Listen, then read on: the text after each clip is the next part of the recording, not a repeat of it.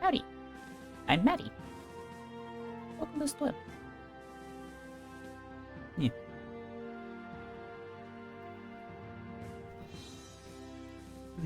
It's a funny thing.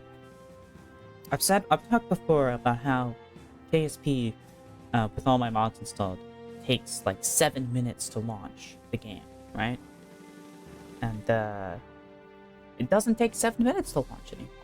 I figured out the problem. And it's RAM was the issue. I think. I don't know. This is the only correlation that I'm aware of. Maybe there's some other correlation that is the actual causation, but I don't know what it is. What I think it is was RAM and my browser. So I use Opera, and every time Opera updates, its RAM limiter gets turned off. And you have to manually turn the RAM limiter back on every update. It's super easy to do. I just forgot to do it the last time Opera updated.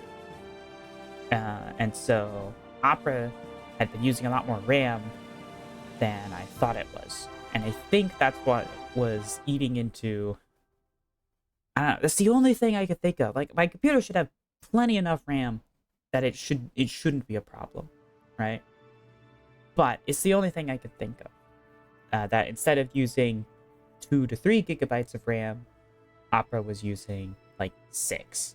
And that's why my loading times were at like 7 minutes. Whereas today, this took only like 2.5 minutes to load. Much better improvement. I had like a 1.5 minute loading time last night booting up this game because I turned the RAM limiter back on for Opera. I think that's what was making it take so long. And I had a potato. I'll come in. Yes, I think that's what the issue was. So now, if the game crashes or anything bad happens, we have to relaunch it. It shouldn't take as long. So that'll be nice. Yeah. And Opera uses so much RAM because I have just a fuck ton of tabs open. It's a me issue. It's not an issue with the browser. It's my fault for having so many tabs open at once and never closing them. But oh well.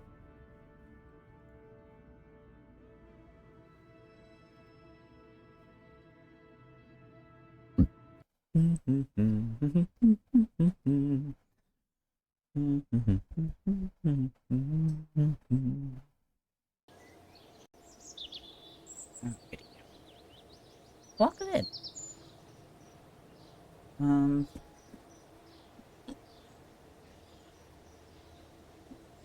Let's see.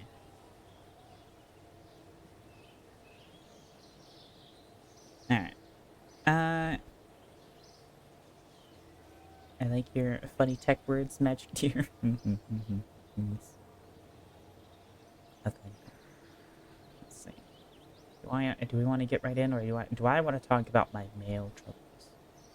I think I'm gonna talk about my mail troubles. I've been having a lot of trouble with the mail, right? So of course I've had 2 separate shipments of ammo not show up when they were marked as delivered, and I've apparently on the 20th I had a car title arrive for me. So a little background on that. When I went So my pistol for Keltec, I had, it had a problem with the trigger mechanism, so I had to send it in for warranty work. So I had to go to the post office to send my pistol to Keltec, and that went flawlessly.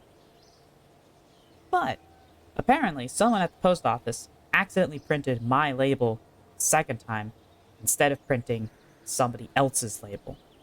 And so someone else who was trying to mail their car title somewhere accidentally got their car title shipped alongside my pistol to Keltec. So Keltec got my pistol and somebody else's car title. I hate the DMV. Yeah, thankfully I don't have to deal with DMV on this one, but somebody else who is having to deal with DMV is very upset now because their car title got sent to Florida instead of wherever the hell it is they were trying to actually send it. Yeah, so that was an issue. Keltec immediately sent it right back to me because they're not supposed to have it. Frankly, I'm not supposed to have it, but they didn't know where else to send it, so they sent it back to me.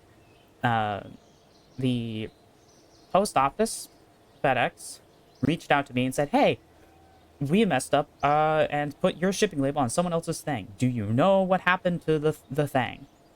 And so, yeah, so I let them know that it was being sent back to me, and I would bring it to the post office as soon as I got it. Apparently, it was delivered to my apartment complex on the 20th, and I didn't know because I didn't get a notification. Normally, when something is delivered, I get a notification from my apartment complex. But I did not get a notification. I emailed Keltec because it had been a while. I said, "Hey, do you have a tracking number for this?" And said, "Yeah, sure, here you go." And I saw it had already been delivered. And there was a photo attached that showed it in the concierge lockers that we have in our apartment complex. Like, I can visually tell it's here in one of those locker boxes, but it's not in mine. So what I think happened is the delivery person put the wrong apartment number in when they delivered it. And so now it's in one of the other locker boxes, if it hasn't already been just yoinked by whoever found it and then, like, thrown in the trash or something. Which hopefully it wasn't, because, that's somebody's car title. Or, hopefully it wasn't sent back to Keltec. Again, that'd be something. But yeah, so, yeah. I was talking with the apartment complex people this morning to see if they could just pop all the lockers open and check. But they didn't want to do that because that would send a notification out to everybody when they opened all the lockers saying that their mail had been opened. Of course, they didn't want people to think that someone was stealing everyone's mail. But yeah, so that's something that I am having to deal with. Even though it's really not my problem, but I can, it's something I've been roped into having to deal with. And also answers the question, what may have happened to my ammo? It's possible that they were in fact delivered and just put in the wrong fucking box. Instead of... I was about to say my apartment number on stream. I really shouldn't do that. But instead of whatever my apartment number was, they put it like one digit over or something, And somebody else got my ammo and they didn't feel like returning it. Or maybe it was just lost or delivered to a completely different address. I don't fucking know. But I know that the ammo I didn't get pictures for. This car title, I have a picture showing that it is here, so I know it was delivered. But yeah. But of course this has me a little spooked that, maybe... What if my handgun gets this same treatment? So I don't know. I might contact Keltec and ask if they can just send when they do send my handgun back, they'll just send it to the post office for me to pick up, because I feel like that would be much safer. Because I have not had good luck with the mail. Yeah. Well, the ATF, they love dealing with postal workers. Yeah. Well, yeah. Hopefully all situations resolve themselves. Alright. Let's get into funny little green dudes in space. And we're gonna start with the... we're gonna just terminate. But this guy... right here.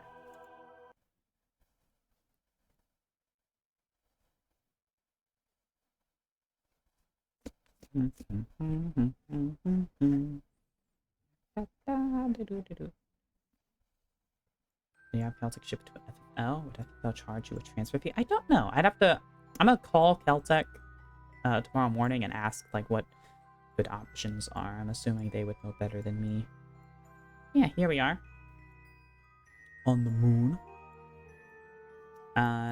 This is ATF probe Examiner 2 landed on the surface of the moon with a camera pointed at Kerbal. They have taken the first photo of Kerbal from the surface of the moon using this little probe.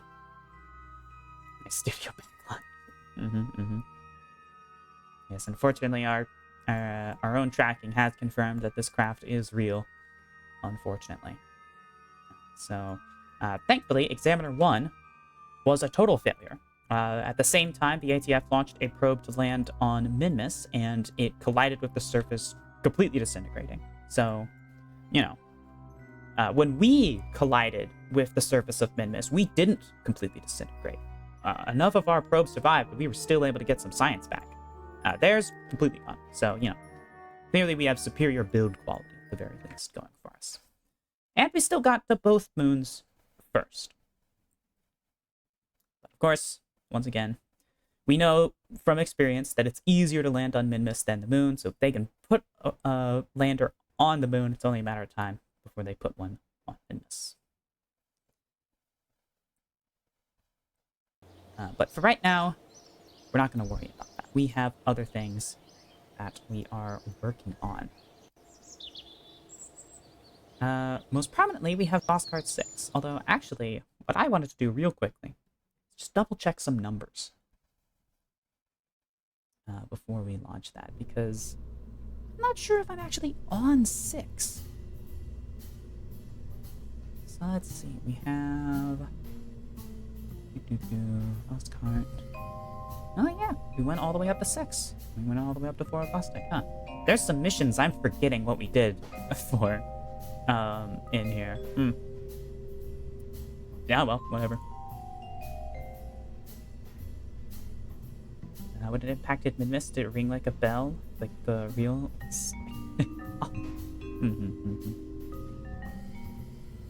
No, we believe Minmus is mostly mint ice cream. Of course, we've yet to retrieve any samples. We haven't been able to taste test it yet, but it looks pretty minty.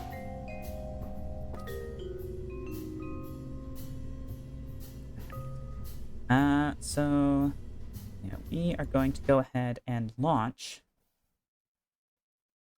Vostart 6. Voskart 6. Yeah, if I can pronounce it correctly. But before we do, we need to check that our target is overhead and talk about what exactly it is that we're retrieving with this mission. So, yeah, here we go. We have Thompton's pod. Now, Thompton here is an interesting case. Now, we have sent up 2 rescue missions. Well, we've sent up 4 rescue missions previously. Our first 2 rescue missions were using Vostag capsules, and we were unable to make successful rendezvous.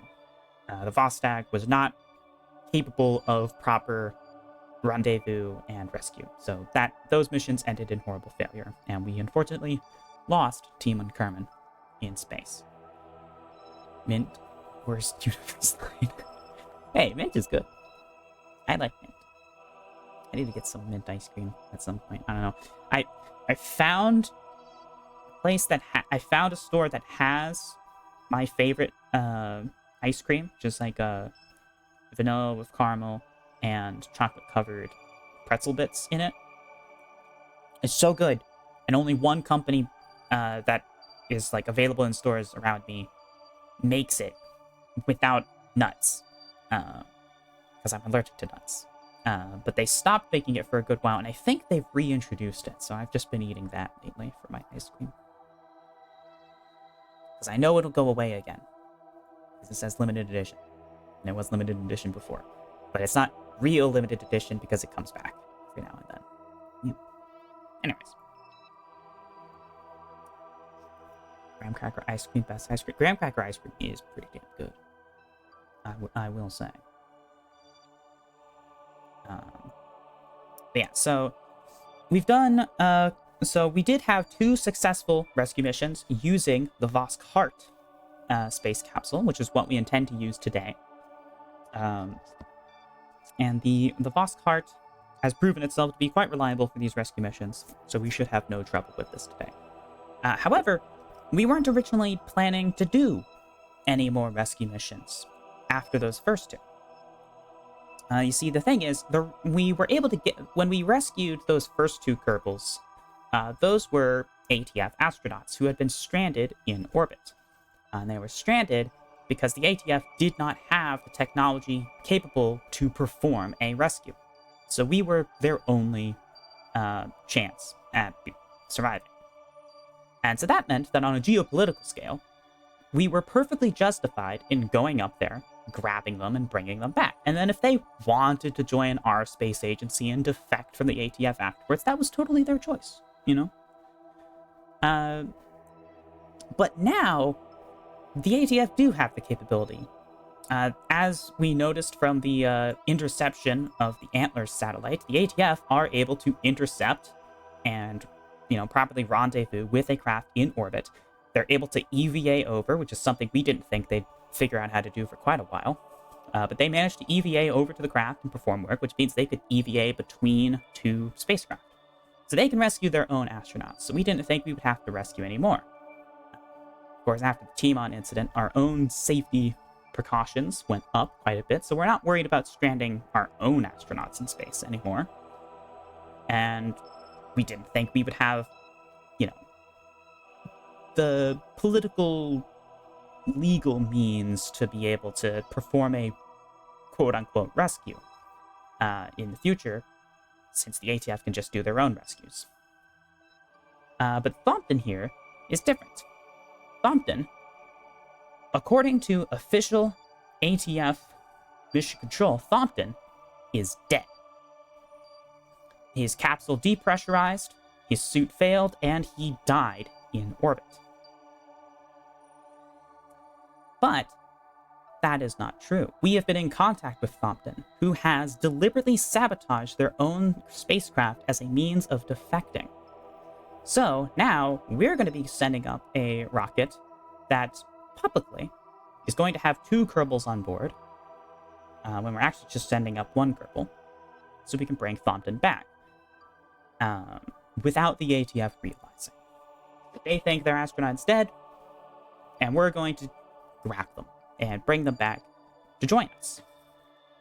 So that's why this mission is happening, even though the ATF can perform their own rescues, because they're not going to rescue someone who isn't alive. So they believe. But of course, for now, we just need to wait for them to get into a more opportune location for this rescue to take place. It is still a rescue in order to, prevent the ATF from deorbiting the craft remotely. They did have to disable the ship's, ability to move itself. Let's move a little bit further forward. That should be good, I think. Probably, yeah. Okay.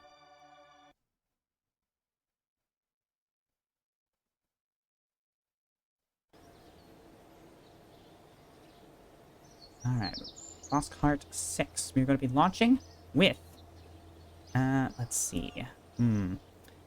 Now, I know we need Ellie here to, we need Ellie here to build up some practice in flight.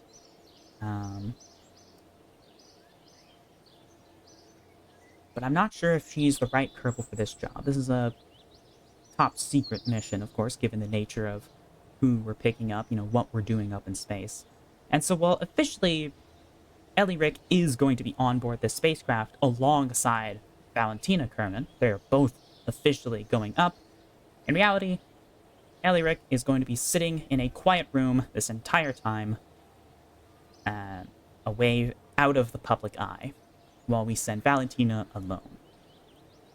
Of course, the ATF are able to track our spacecraft, so we want them to think that we have a full crew on board and we're unable to take anyone else with us. We're just sending is if any espionage shenanigans are going on, all that we're doing is just investigating their craft, seeing what went wrong with it, what we can learn from it. That's it. That's the only espionage we're doing today. At least what we want them to think. So we're gonna launch with just Valentina in the cockpit.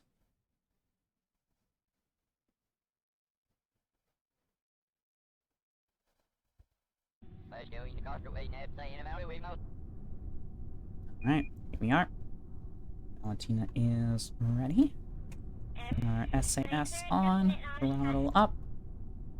And this is a pretty routine flight for us at this point. Although I do realize I don't have the enlarged wings on this one, but that's fine. We've gotten into nice orbits with the Vostok without that for the majority of its service career. So, let's launch in 3, 2, 1.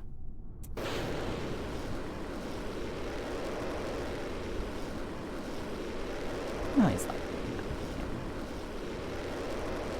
he's like a proper camera mounted on the ground watching it go up.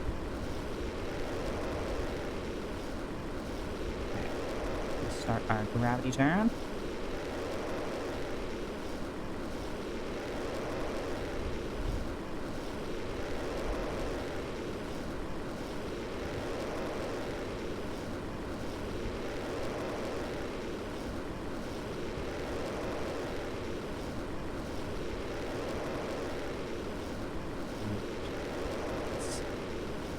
Switch to smart ass here.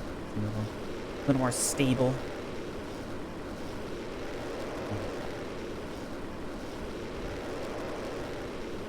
Should be good.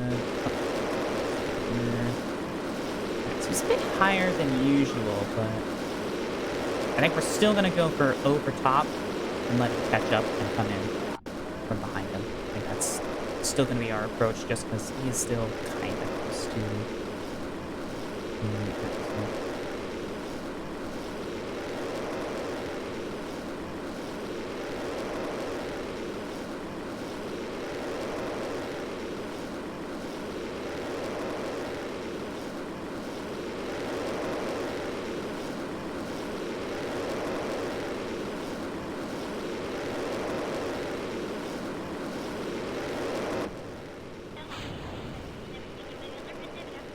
Okay, at 100, I think that's good for now.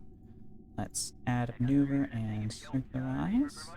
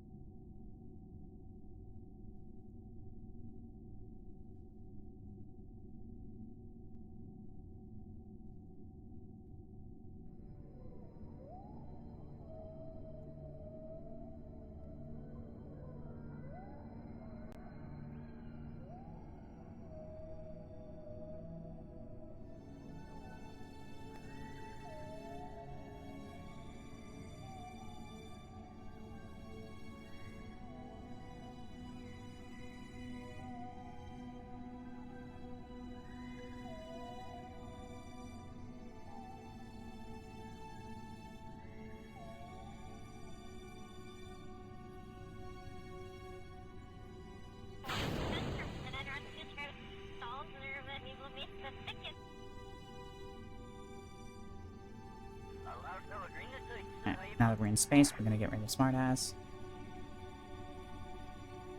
We have a 1 minute burn, so I'm gonna start at 30 seconds, which is pretty close. Although, actually, we're gonna have to stage in the middle of this. I forgot about that. So, burn now.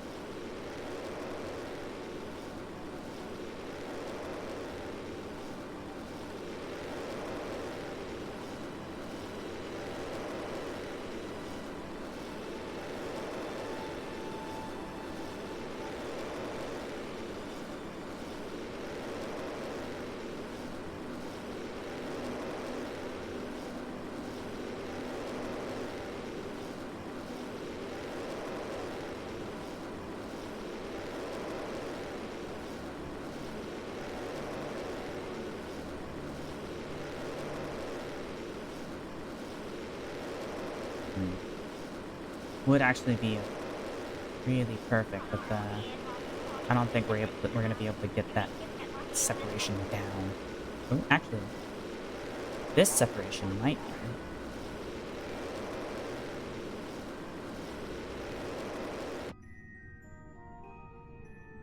Gonna pass into the atmosphere. Actually, no, we're not. Okay, let's burn retrograde because we kind of need to because we have to deorbit the booster.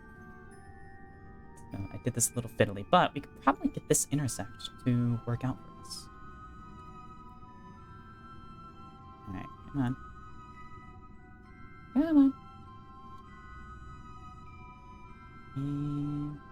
Second. Come on. You can do it. SAS is a little underpowered for this. Perfect. Now we're going to stage.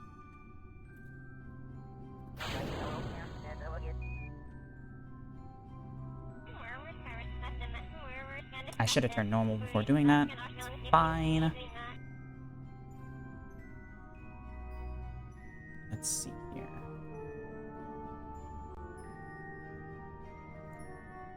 Let me edit my maneuver node.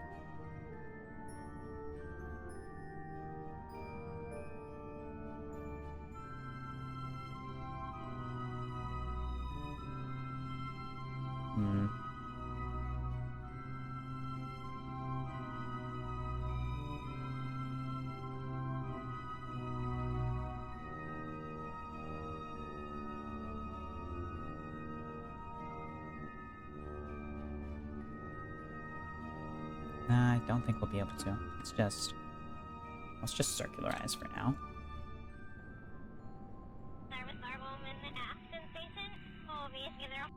Okay. Let's turn off our debris tracker, clear things up a little bit for us. Let's also turn off our satellites.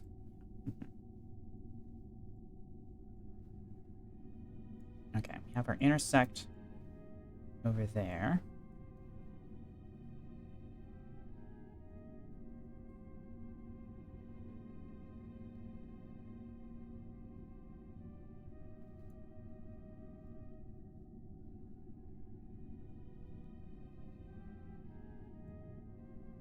I get just this to stick. Yep.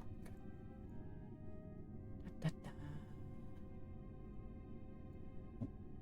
One stick.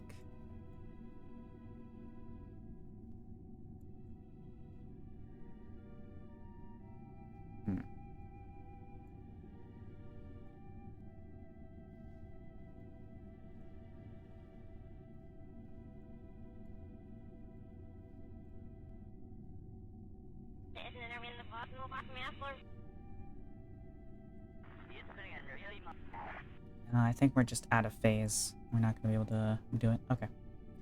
Our orbits are too close together, and we're out of phase. So we're gonna have to just make our orbit higher and then bring it down low. So let's go ahead and just burn.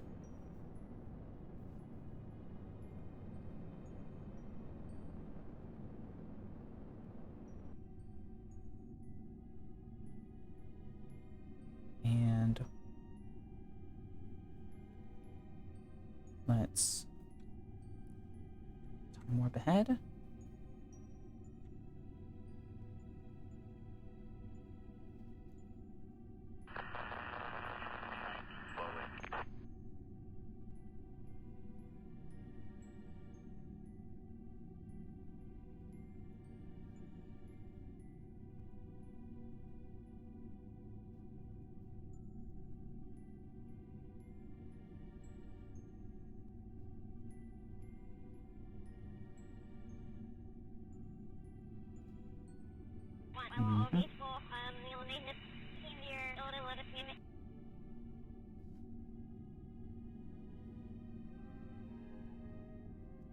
So we didn't let them. I waited too long. So now they're ahead of us, which means we're gonna have to orb around a bunch in order to pick them up again. That's unfortunate.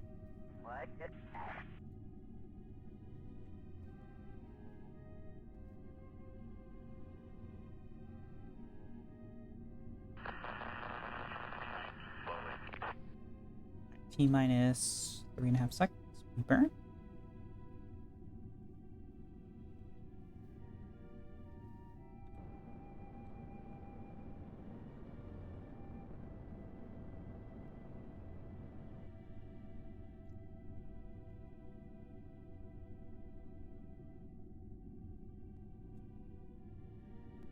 Okay, and now add a maneuver to bring us back down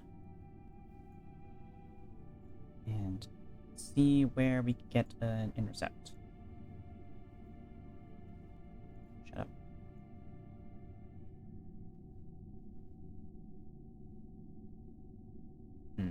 Yeah, no. We're gonna have to go around a bunch of times because I was a fool. Okay, so in the future for intercepts like this, instead of waiting for them to be like here, I should wait for them to be like here. Honestly, I should just give myself more room than I think I'll ever need, and then that way we can let them catch up to us more easily. As it stands, we're gonna have to just go around a bunch until they're behind us again. It's unfortunate.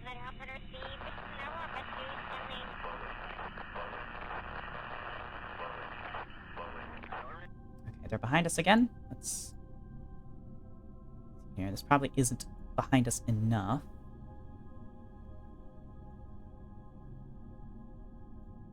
Oh. This. Oh, hold on. There we go. 10.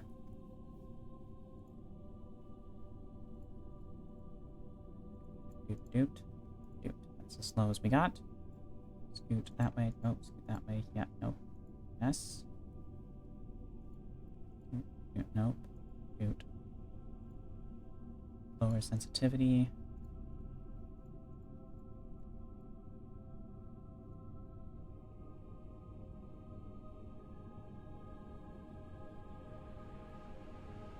Lower sensitivity again.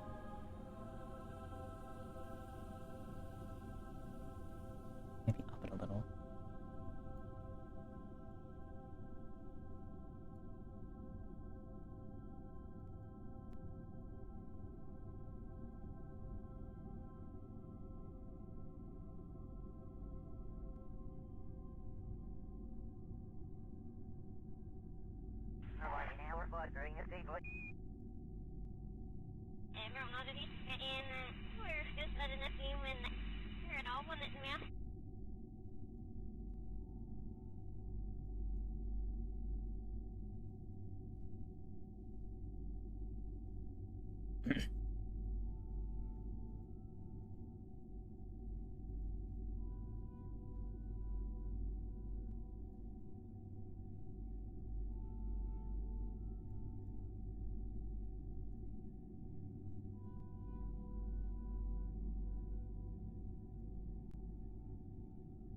Just massaging our encounter down to as close of a separation as we can get.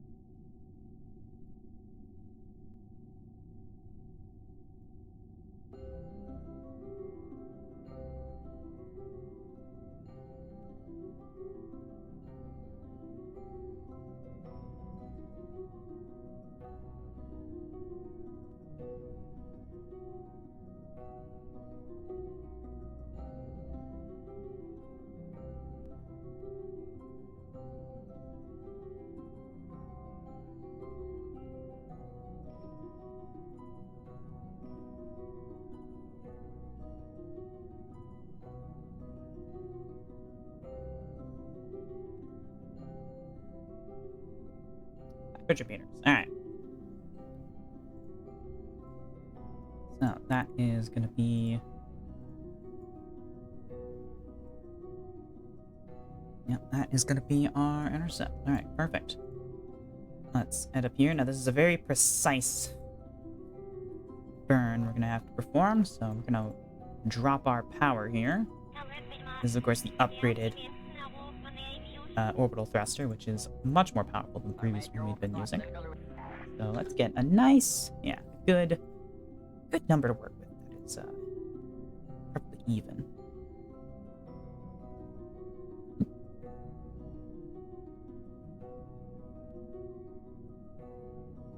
Okay, perfect.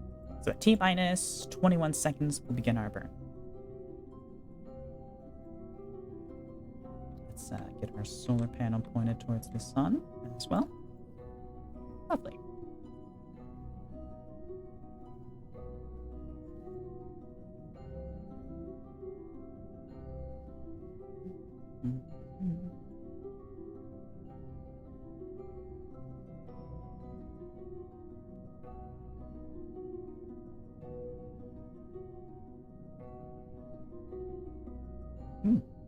That's a planet I haven't heard of. Kerbal. Interesting. Sorry, heard of that one. Alright.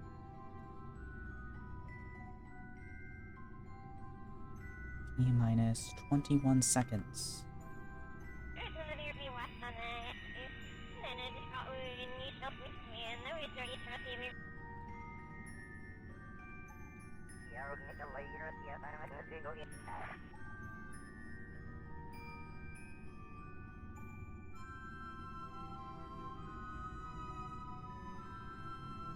Looking at the second intercept, not the first.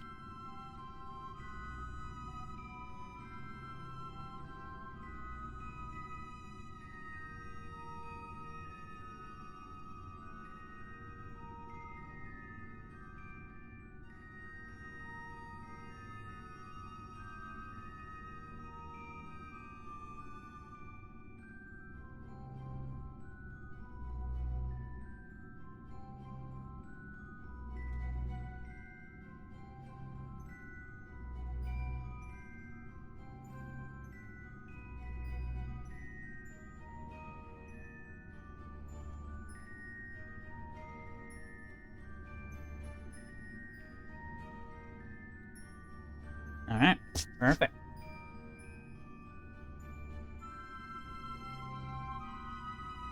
So now we just wait till we get there.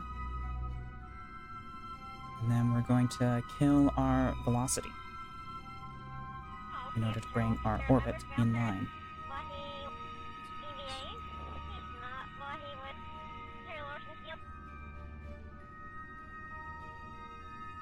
Ooh.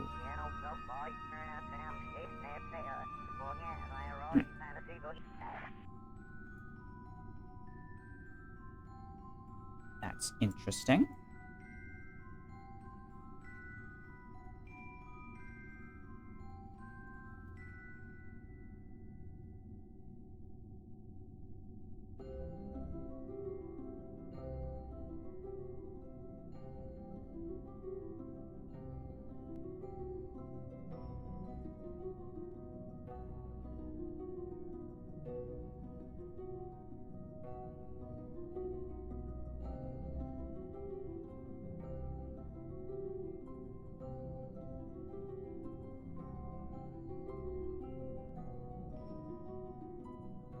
Okay, well, we want our orbit to be as close as possible.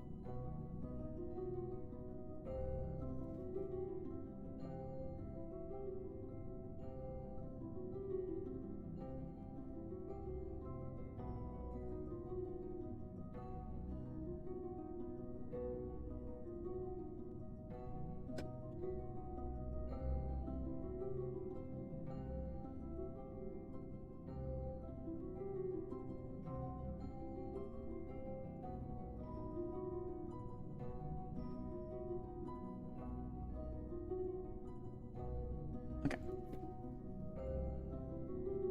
Rotate around again.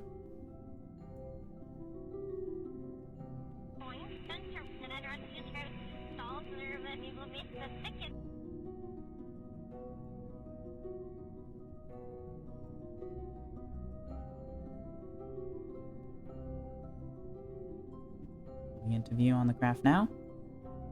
I'm gonna do a flyby first, and then come in for rendezvous on the second pass.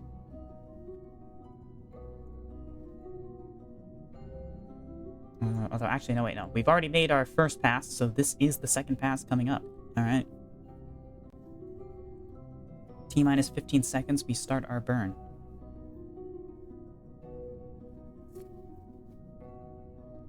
Hey, dear. Howdy, Padfoot. Welcome in. Hope you're having a good one.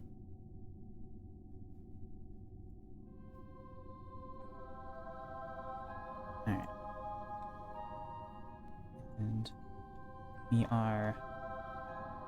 Yeah, we're not in view of any of the ATF's ground stations.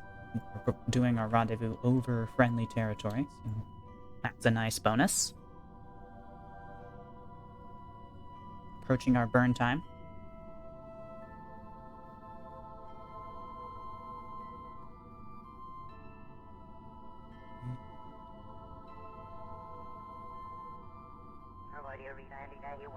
Mark.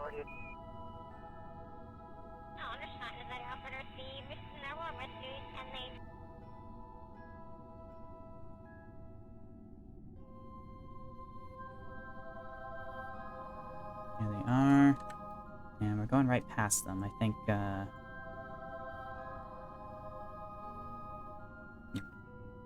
Oh, keep that burning. Keep that burning. Don't quit. It's fine. It's fine. Trust the burn. Okay, now... Pause real quick. Double check the diagram. Hold up. Okay. Post pull time.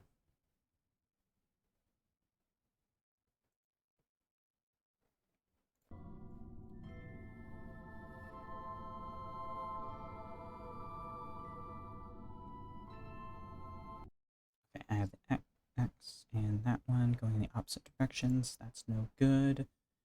Zoom flight. Target. Burn.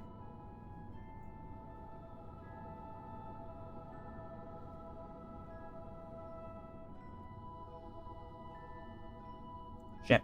Too fast.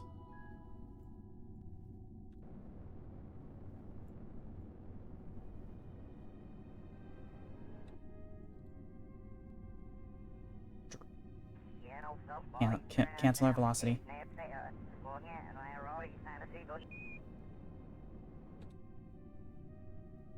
Okay. We're good now. Right. I keep forgetting it. Retrograde, when you're in target mode, is your velocity relative to the target. Makes things so much easier. Meowdy. Hi, Duggan. Welcome in. Okay, so we need to go towards target now.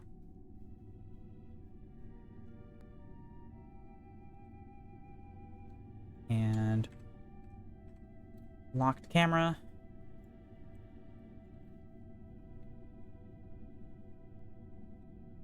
RCS.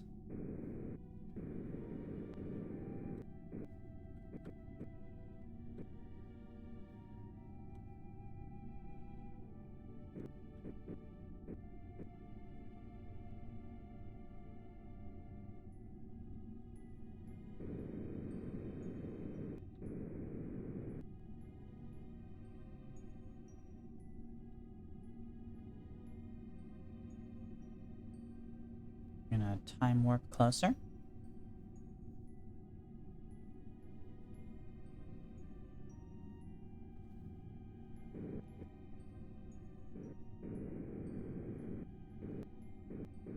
Do some RCS course correction. Time warp closer again.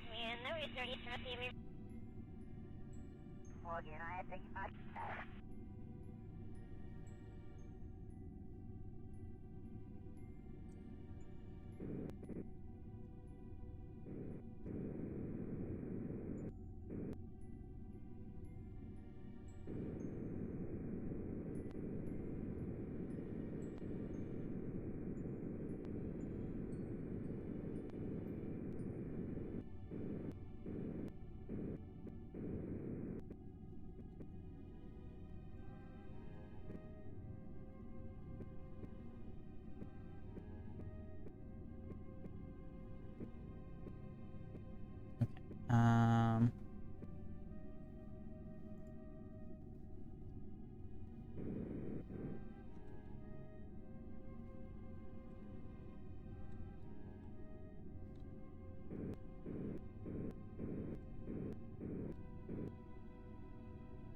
There we go.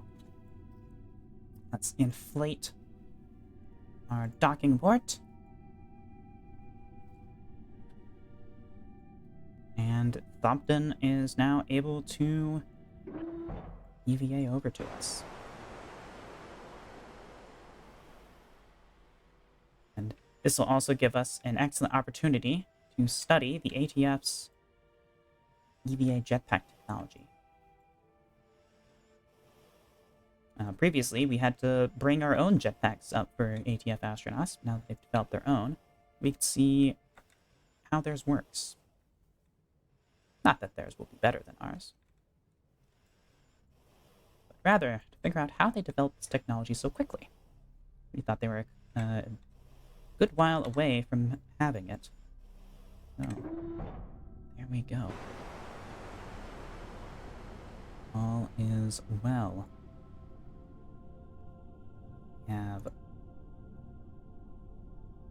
Right.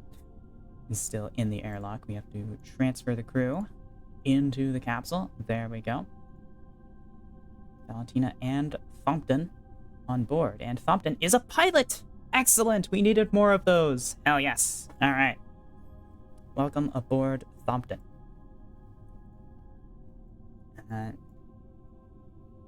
Now, we are going to go ahead and send Valentina over real quick to investigate the craft. Yep.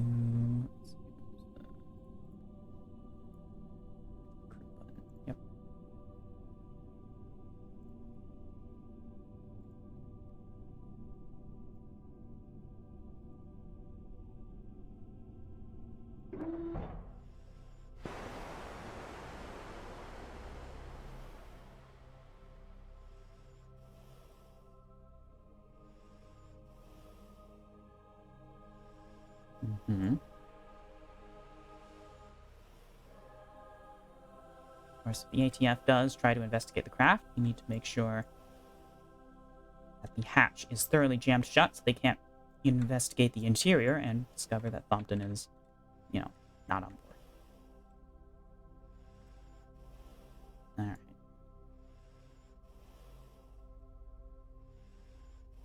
Just gonna... that jammed shut. Alright.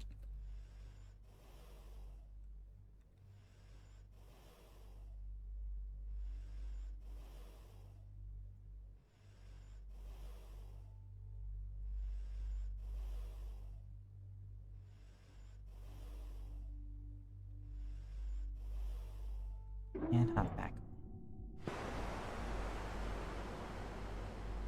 Transfer into the capsule and retract the airlock.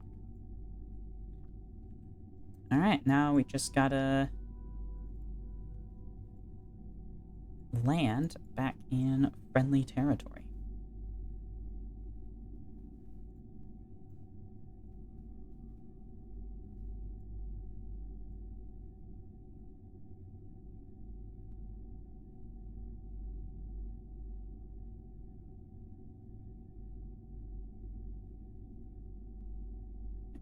Put us right over friendly land. Alright.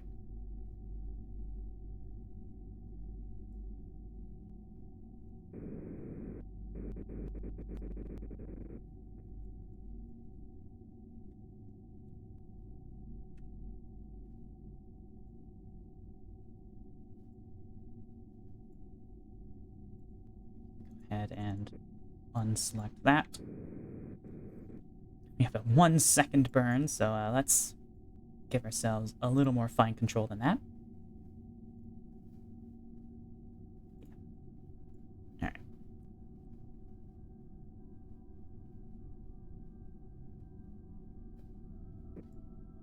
Not actually warping ahead that much.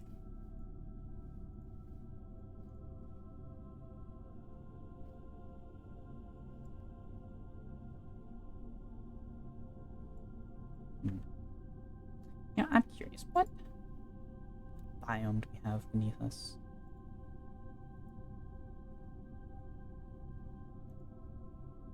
Badlands.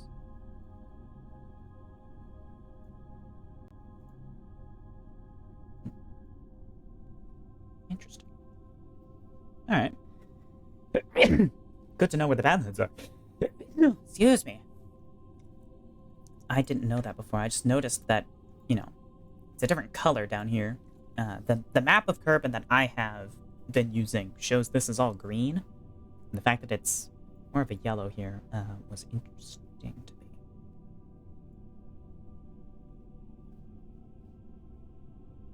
Alright. Good to know.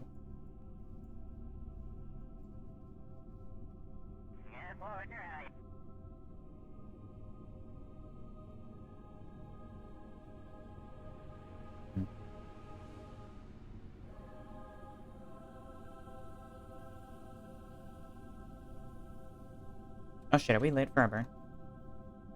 We are.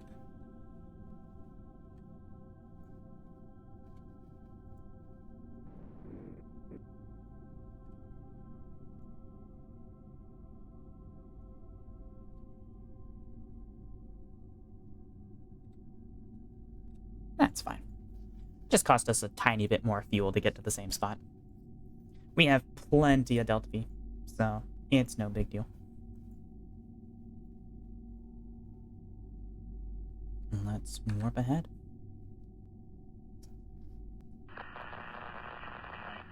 It does bother me when the cameras are flipped like this. We have the, you know, the seats swapped from where I would like them to be. You know, because on the actual capsule we have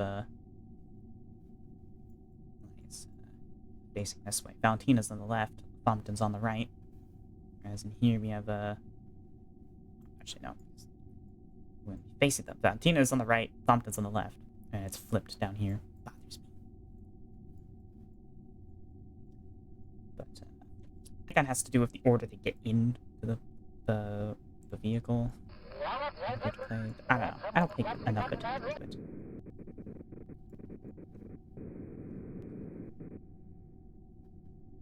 Right, disable our RCS now.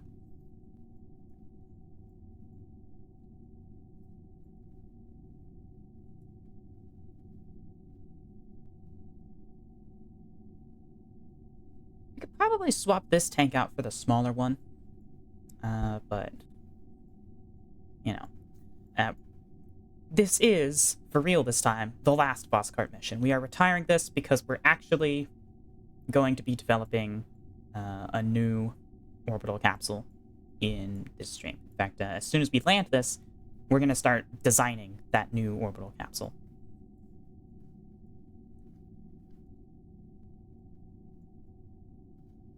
Alright, this is going to be a nighttime landing.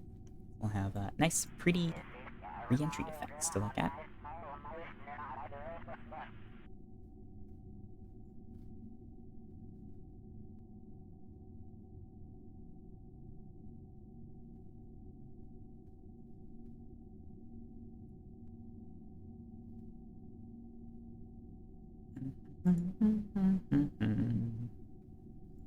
Oh, shoot. Whoops, kind of forgot about that.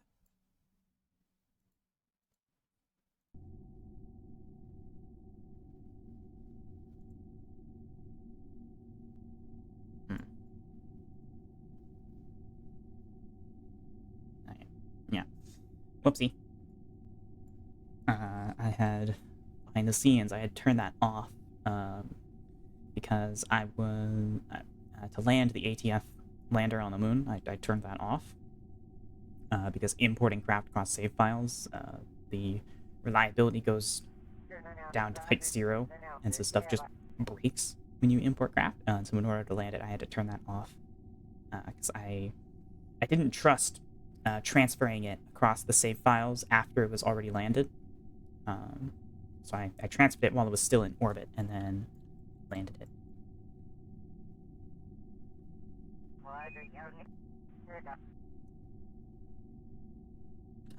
so I had to turn that off, and I forgot to turn it back on. So I am sorry.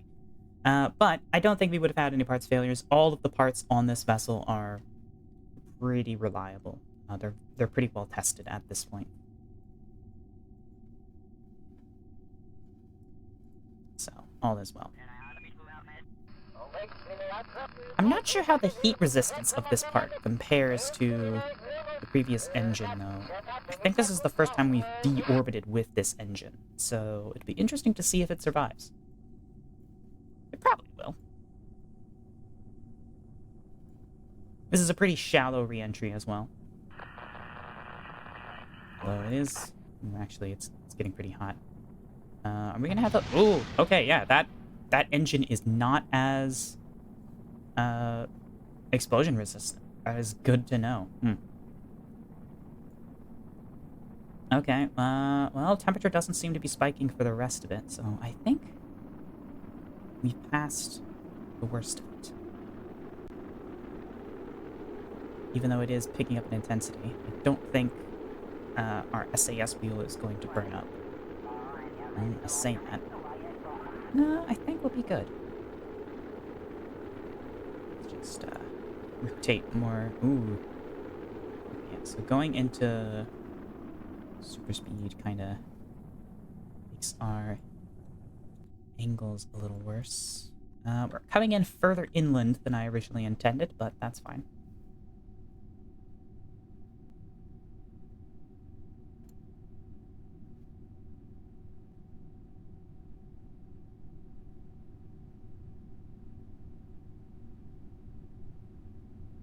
We might land within the city limits, which is something we don't really want to do.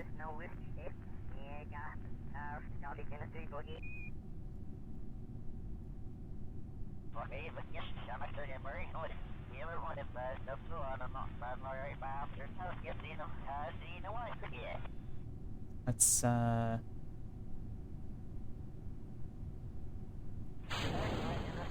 deploy our chute.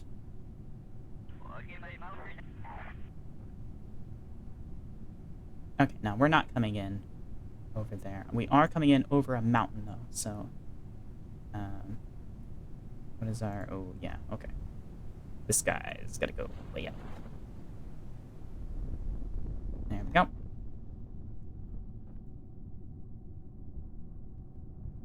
Okay.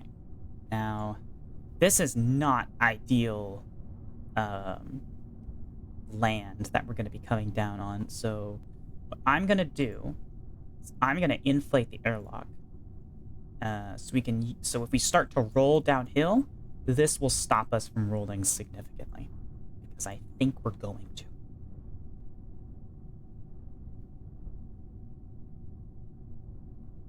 Yeah, I think we're coming down on a pretty big slope. We're gonna roll.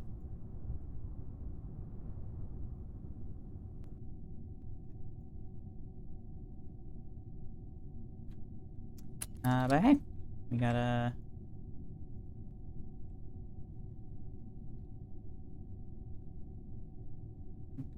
pretty good view.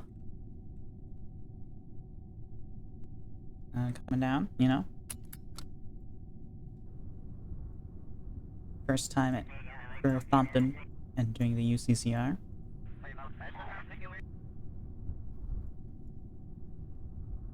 Let's bring her down.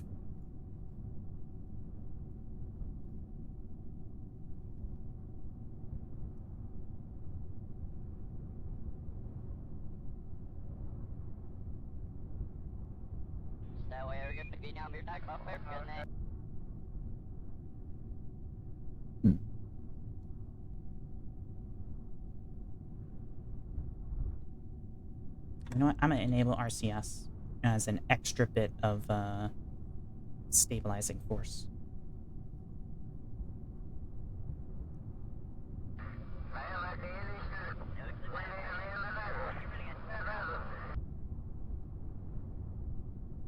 Approaching the ground. Kill time warp. Oh. Froze.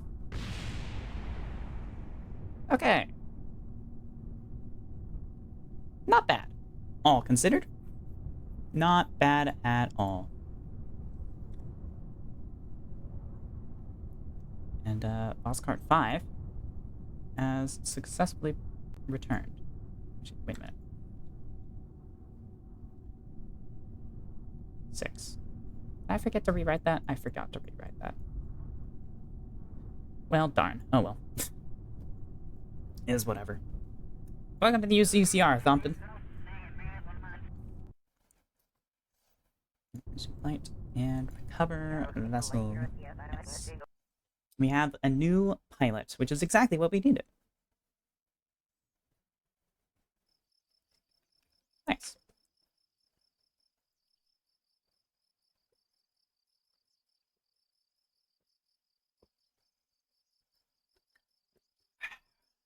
Alrighty. So first of all, let's see, is there anything in here that probably need for our Soyuz we're gonna be building? Probably not.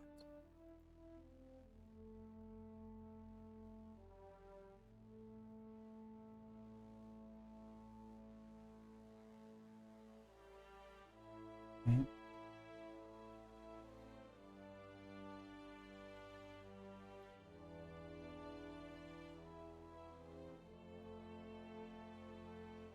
I don't know why I'm even looking at all of those. Definitely nothing in there that we need for this Soyuz. Alright. No, I think we have all of the parts that we're going to need for it. So, that's good.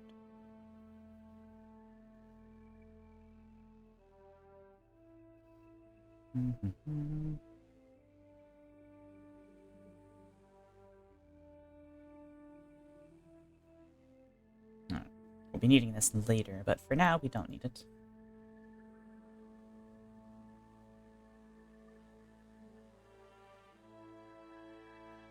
Okay. Don't think there's anything we're missing, so alright, let's build a Soyuz. Whee! I wanted to do this last time, but we got a little busy with the spaceplane side project, so yeah. Alright, we're going to go for new. And let's grab our capsule. Yes. So, which of these are we going to do?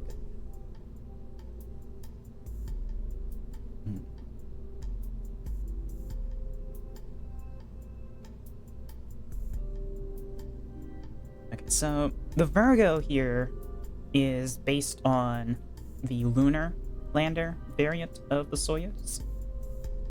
And Andres here is based on the later, more general purpose Soyuz.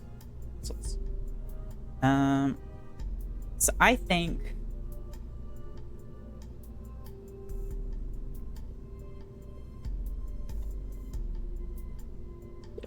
let's see. Is there anything else significantly different?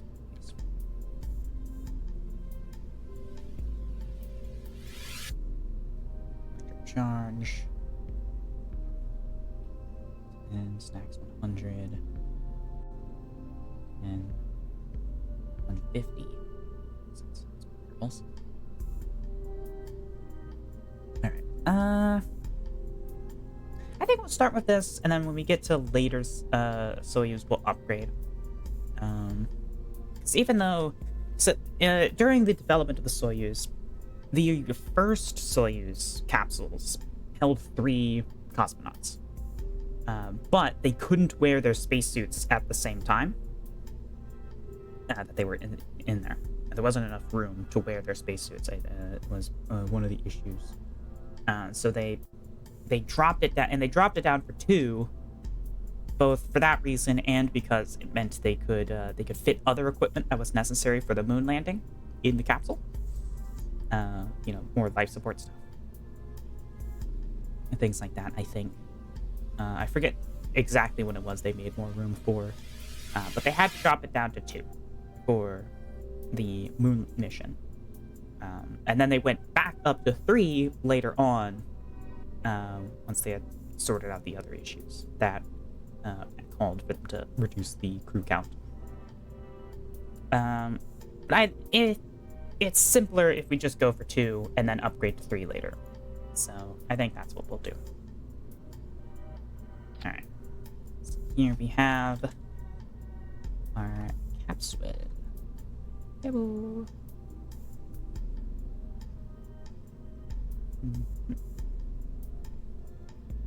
Alright, there's no color options on this. Anything? Doesn't look like. No. Alright. So there we have it. I wish you could see the IVA in the VAB as well. It'd be nice to be able to preview that. But, you know. It's a funky... I don't know what spacecraft this is from. I'll have to look into it. But alright, let's see. So we have this guy, which has its own coupler, it looks like. I don't know what side that coupler is on.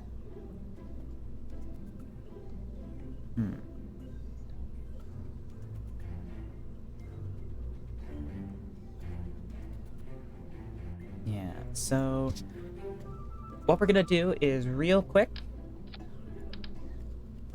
we're gonna run a simulation to see which side of the craft that the coupler is on.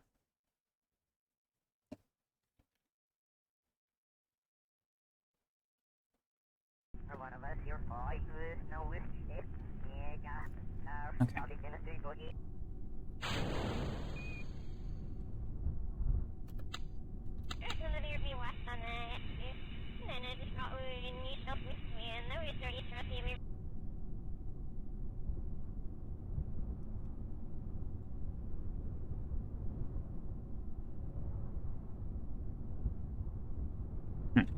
Okay.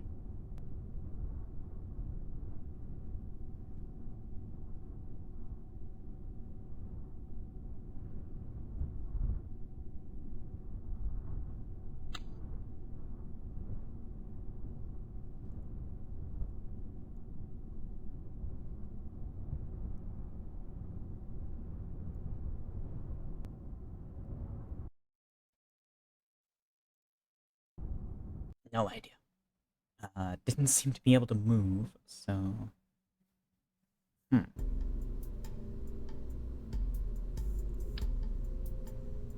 don't know. Let's add...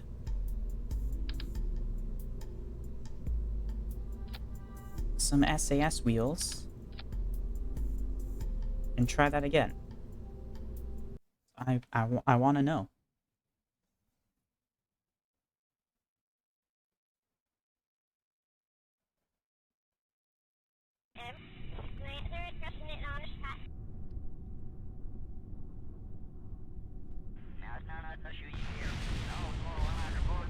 Okay, well, that...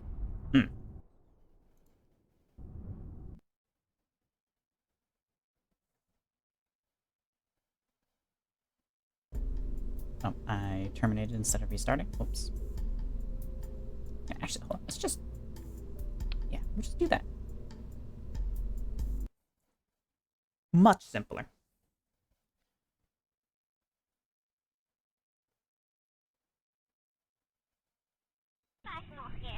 And I also want to see if I right click on it, can I see the decouple option on here?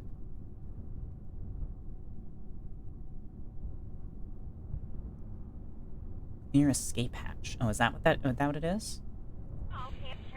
Yes. It's the top.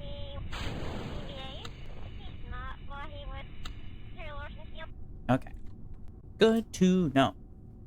So we are going to terminate simulation.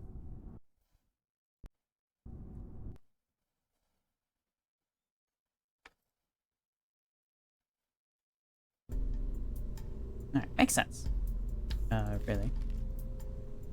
The crew hatch is this on the top here, so you want to make sure that you can always get to that, because there's no other crew hatch on the side of this capsule. But of course, we want a parachute on top of there first. So let's grab one of them. Use our inline parachute, of course.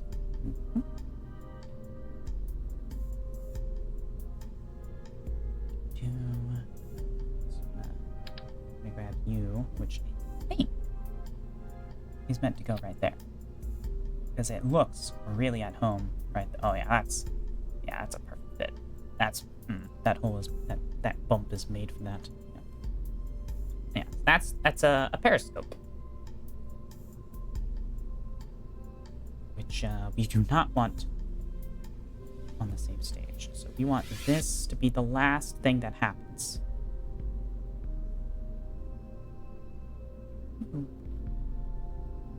I suppose we don't really need to detach the periscope either. We're not playing with deadly reentry. I don't think that's going to cause issues, so I'll retract it for now. And we're not going to have it set to detonate on there.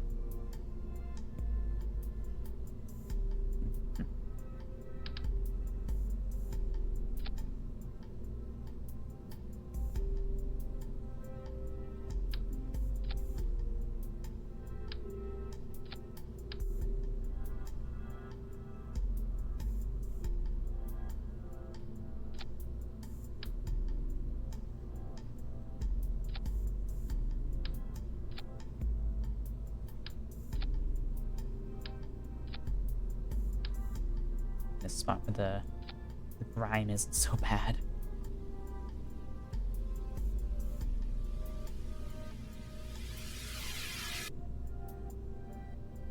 I would like flag on the capsule.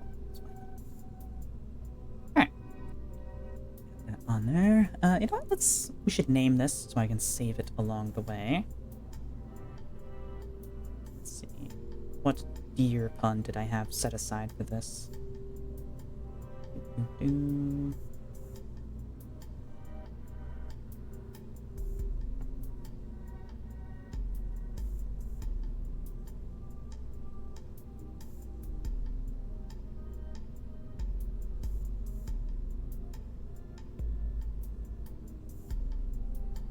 Yes.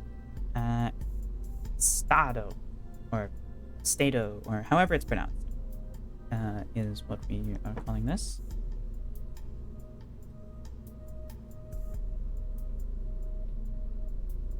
That is Russian for herd, which sort of fits the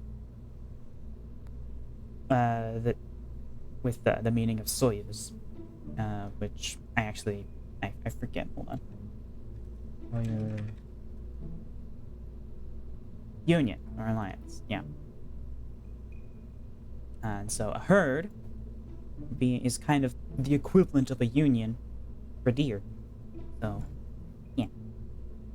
Stado is the name of this craft. It will be Stado 1 specifically. I already save it as just Stado, no number. I did not. Perfect. Okay. Now then, so we have our parachute, which does have a decoupler on it. I don't know how that works.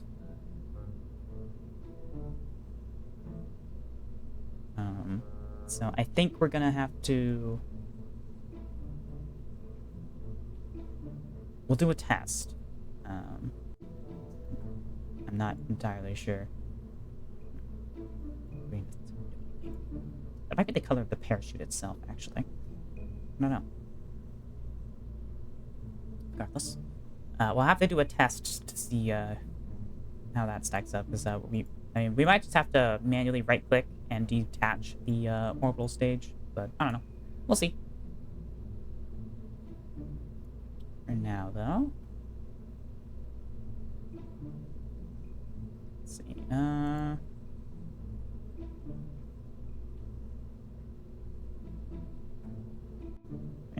Here we go. This is where the orbital modules go. So let's see here.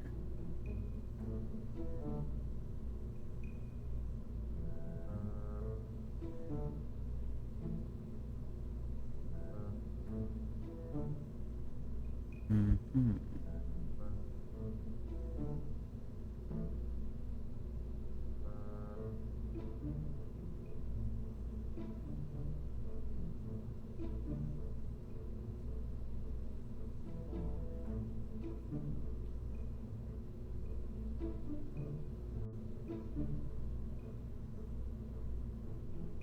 So this one's the Virgo.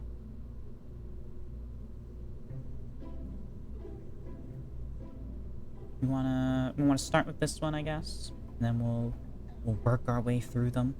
Yeah. Over time, they all have the same cost, and I think the same stats. Oh no, this one has more reaction. Interesting.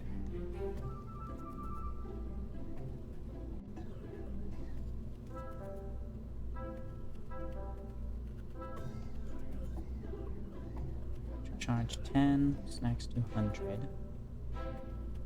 And 200.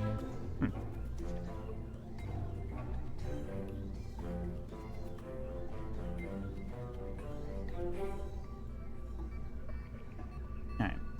Well, they're all just like different IDA alternatives, basically. But we're gonna go with this one because it's the oldest. Bonk.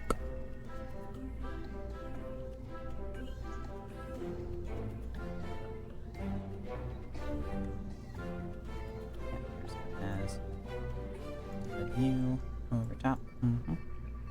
And we got this nice big 1 meter opening on the top, which we are going to put a docking port. The whole purpose of this new module is that it's going to have docking capabilities. So we need to do that.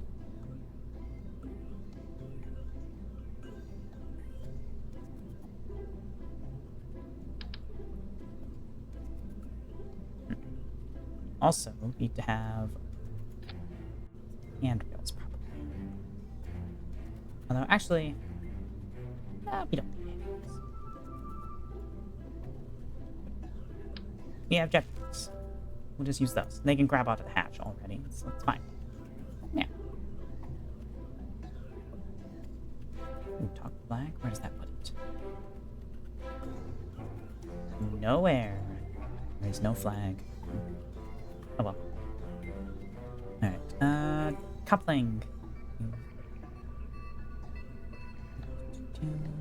Yes. Big docking ports.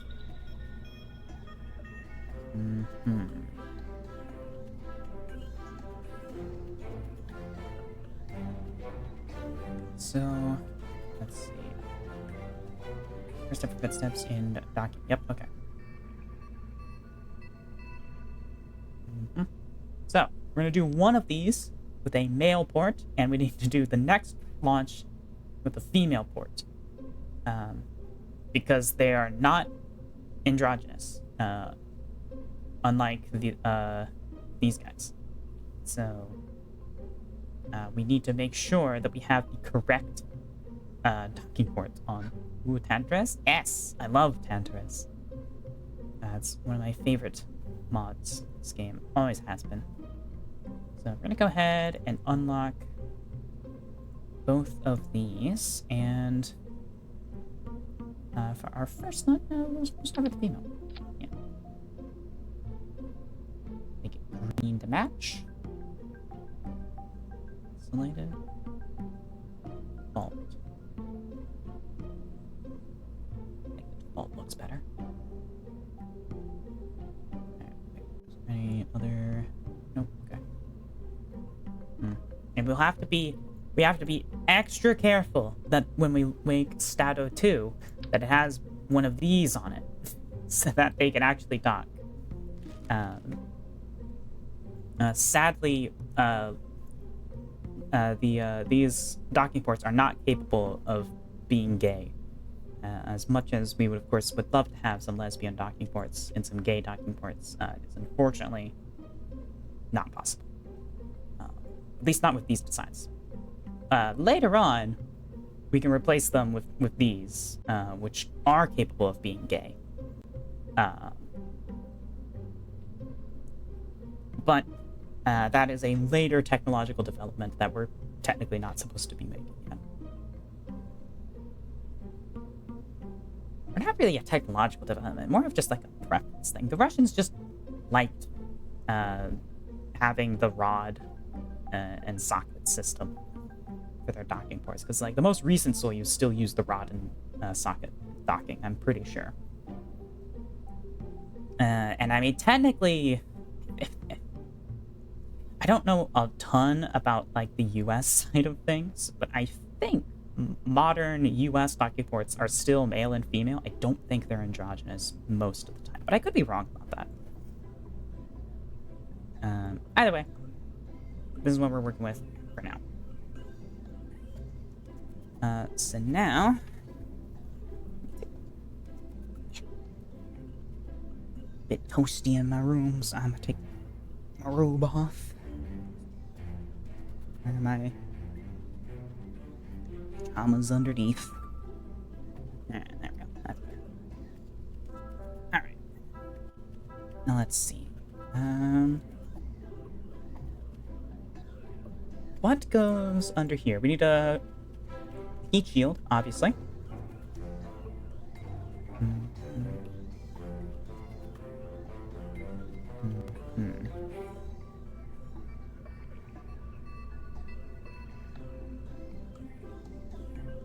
This is the heat shield intended for this. Yep.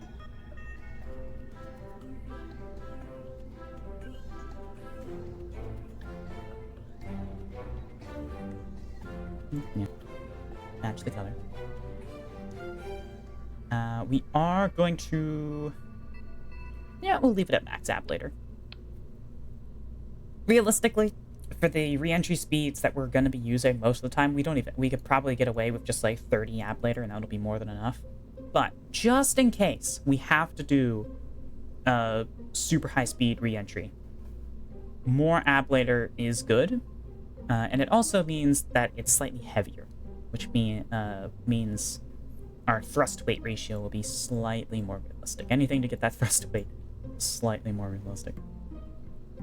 The ISS uses APAS-95, a Russian-designed docking adapter. It has two types, active and passive. The difference is just buffering. Ah, I see. Okay.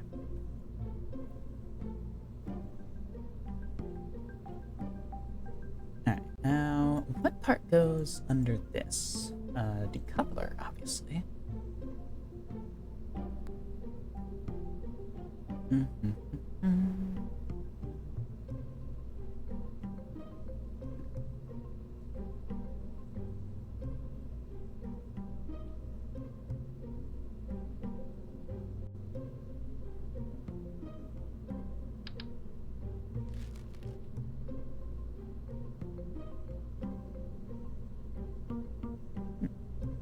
Well, this one seems to be the one that is specifically intended for the job, but I mean,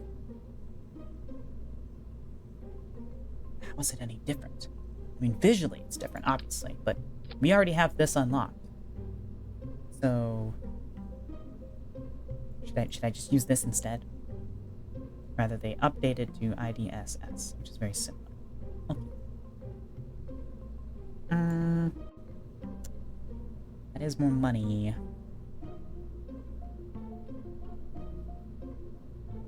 So, yeah, you know what? We're gonna ignore this guy, and we're gonna use this one. Look, it's even available in green. Wowee, yeah. So we're just gonna use that, and we're gonna ignore this one. Yeah. We're not going for total one-to-one recreations, so we don't really care.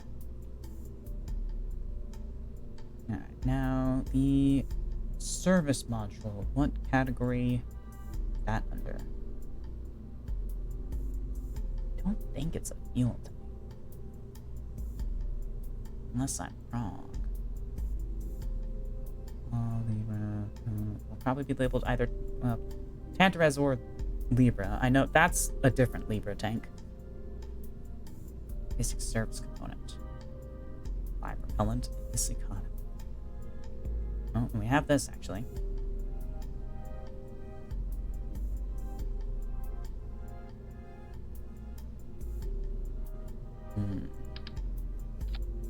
That's obviously not right.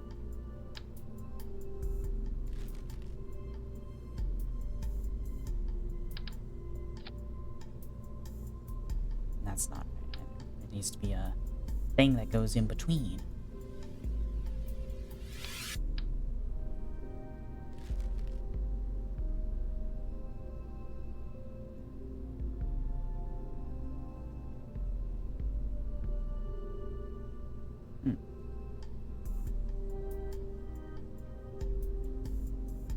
Hold on, let me just look up a picture real quick. So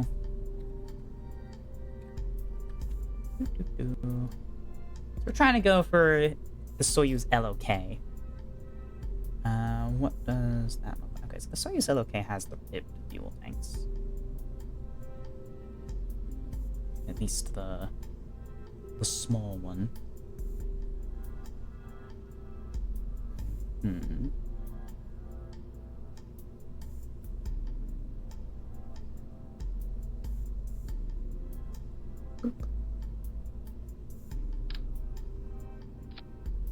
Alright.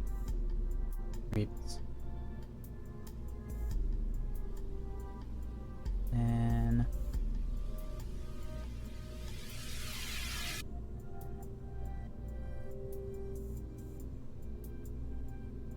alright, let's get the proportions right. Let's grab our engine.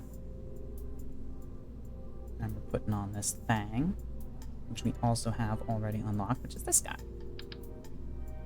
Bonk. Which is a notable downgrade in the thrust compared to this dude, but oh well. 314, ISB 310. Okay, so then, you know, technically this is more efficient, you know? So, you know, hey, it's got that going for it. I don't know how you get the thing. I'm pretty sure it's a part in Tantarez, but I don't know how you get the thing that like wraps around two of these orbs that I think is a radiator. I don't know. Very like Tantarez, but it always feels just better than all the stock parts. Yeah. Let's see. So we want about that spacing. Yeah. So we need something to go in there, and I don't know if there's a specific part that's supposed to go there. In Tantarez. See, Tantarez actually includes a bunch of prefab parts to show you like how to recreate all of the various like it comes with recreations of all those spacecraft that it like has parts for. The problem is that they're all outdated. The included craft files were built using an earlier version of the mod, and they don't work anymore. So I can't actually check what the official recommended construction guide is. But again, I don't need to go for one-to-one exactly the same.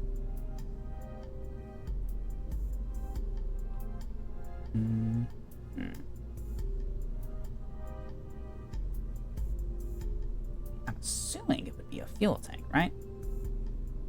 It's super nice putting together things like NAS and Tantarez to resupply my stations.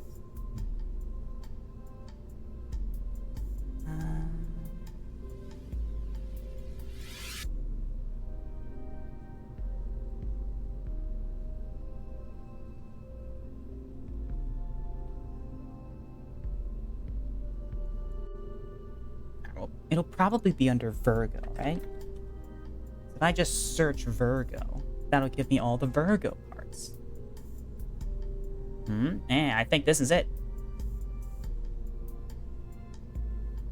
Yeah, that's the part that's supposed to go on the craft, I believe. Yeah, so let's spending quite substantial R&D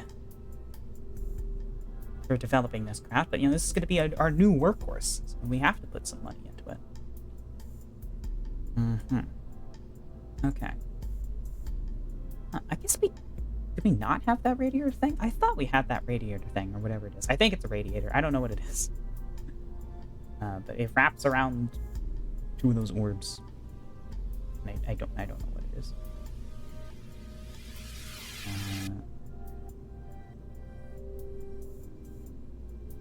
What sort of antennas did this thing have?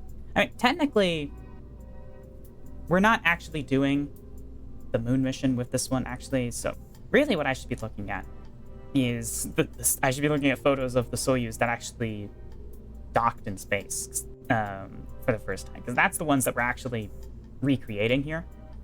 So I should probably be looking at photos of that one instead of the LOK. So yeah, let me do that. Which ones were that? 4 and 5. Yeah. Let's just look at pictures of things. Soyuz 4 had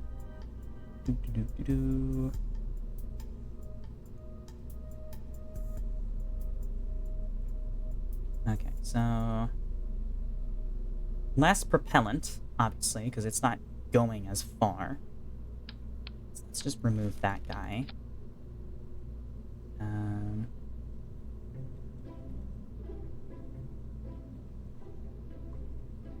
Oh, that's gonna bring everything that has Tantarez, isn't it? Yeah.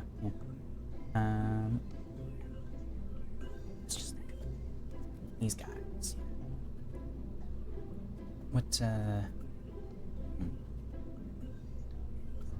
think, like, this combination of these, like, thing is, these ones don't have engines built into them. This one does. It's kind of a weird thing like that. And really, I want to build reliability with this engine. So I think we're gonna bring it, even though technically it's not the right option for these early missions. I think we're just gonna roll with it. Roll with the orbs. Because otherwise we're only gonna be using this on our moon ones. Anyways. And I don't know, should I only use these on the moon ones?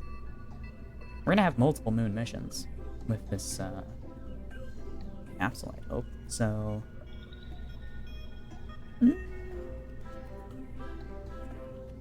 I don't know. I already paid for this tank, so we're gonna keep this tank. We're not ditching that. All right, let's get our solar panels in this thing. All right, yeah, these are the ones with antennas. We want the ones that fold up with a curve.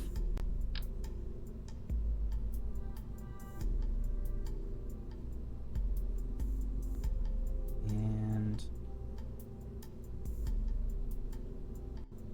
probably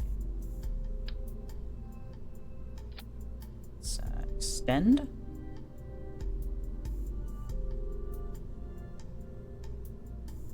Here's our antenna.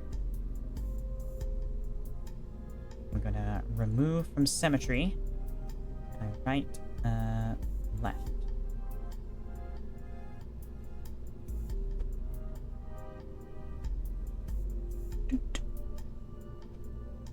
There we go. Actually, should I have to be flipped around so that the capsule is the hatch is on top, or nah, I like that.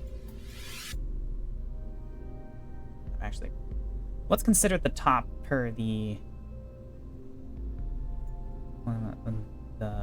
instruments? I don't know. Does it matter? Probably not. Doesn't really matter. Whatever direction is up will be up. Actually, I can check right now, actually. Okay.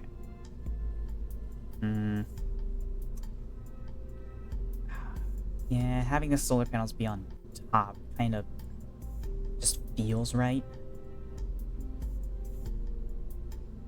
Yeah, okay.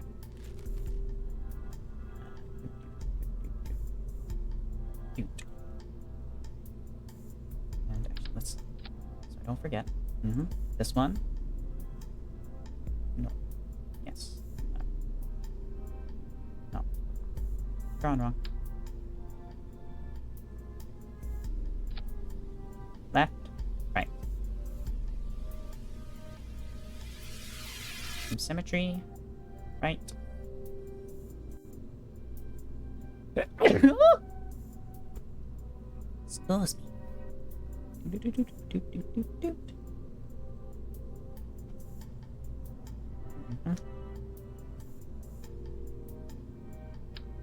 Move that. Lovely.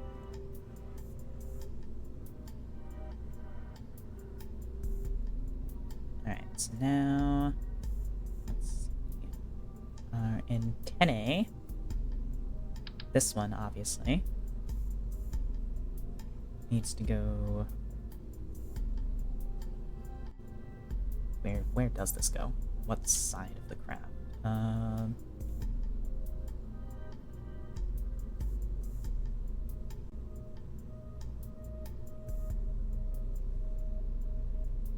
mean, photos show it being on the side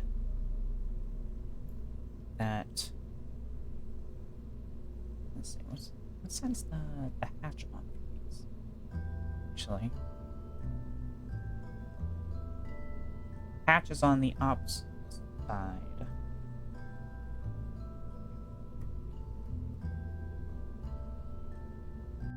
Okay. Although that doesn't really work given these windows. It's based on the. Okay, alright, but back to looking at pictures of the yellow K. Where is it? Oh, it doesn't have one of these. Ah. Yellow K has different antenna attachments. Alright. Interesting. Well, I already bought the yellow K module, so we're going to use the yellow K module. We're going to stick this guy right. I mean, here makes the most sense in terms of it not being in the way, but it's off to the side. That just feels wrong. That's not going to obstruct the door, I don't think. Let's do a simulation and test.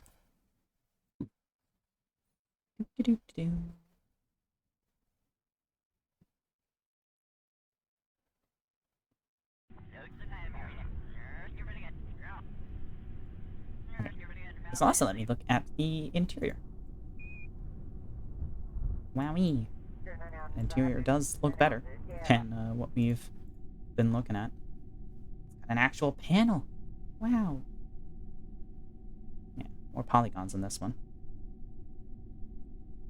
Oh yeah, that's because this was reworked with Tantarez IVA. There's a mod that replaces the some of the IVAs in Tantarez, and this is one of the capsules that mod works on. The IVAs in Tantarez are very bare bones. It's kind of the weak point of the mod. And this mod fixes that. It's not available on CCAN. You have to manually install this mod, but it's on the KSP forums. So.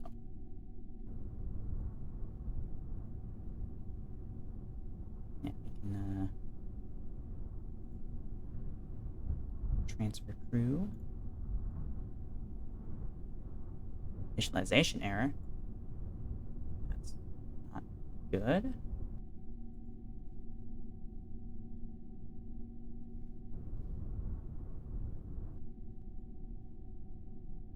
Everything seems fine to me. JSI callback animator. Monitor initialization error. Print screen. Let me take a screenshot of that. I'll analyze it after the fact. Does that go away ever? I'd hope it go away.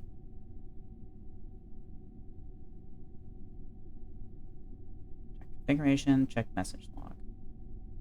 It's not going away.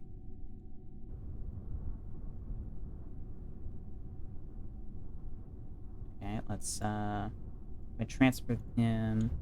Actually, no. Let's Crew hatch.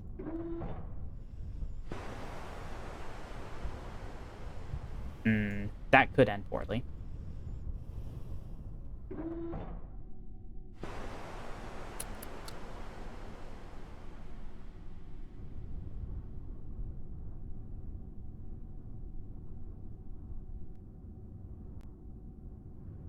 Oh, the errors do disappear after a bit. Okay, that's good to know. But yeah, I'll have to figure out what's causing that. I mean, it says the mod names, but I'll have to figure out why those mods are not behaving properly. Let's see, payload.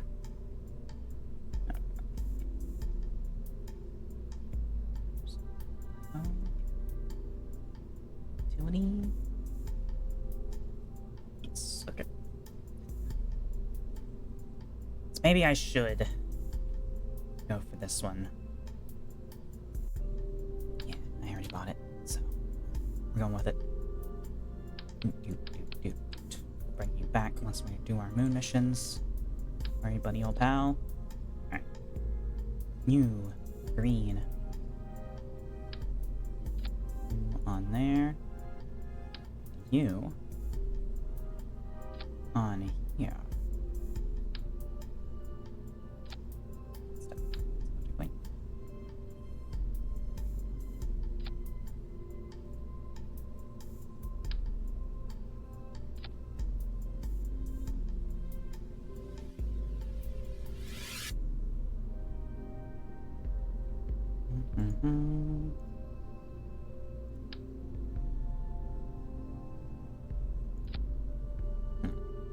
That seems to be more accurate to the photos.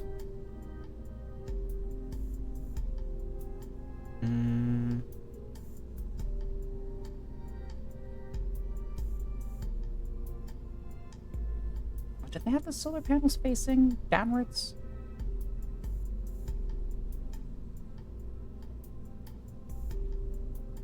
Yes.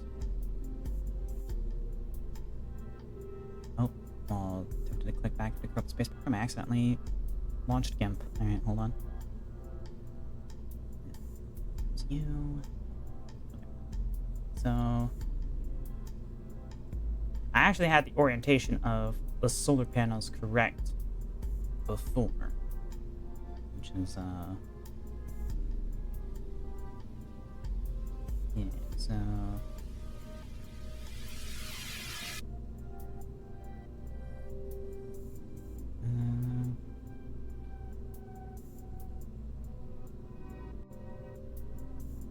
but yeah, I think this looks better.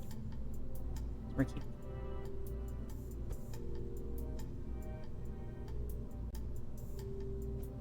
Like there. Alright, you look fine. Though.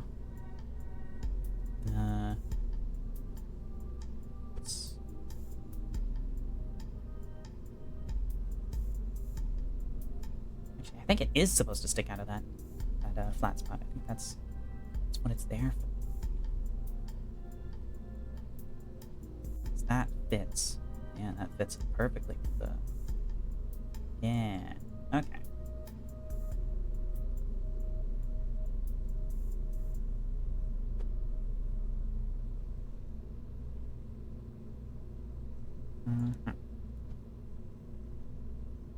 Perfect.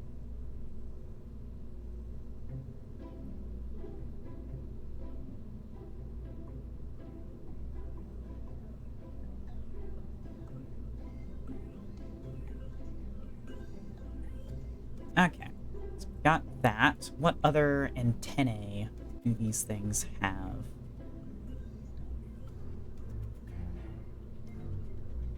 Let's see.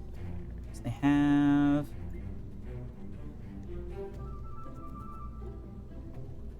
And one of these ones with like the orb on it. Yeah, one of these. Sticking out on the bottom.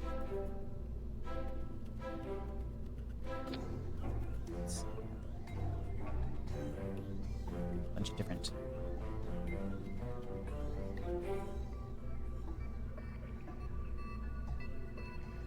void levels here. Let's extend you.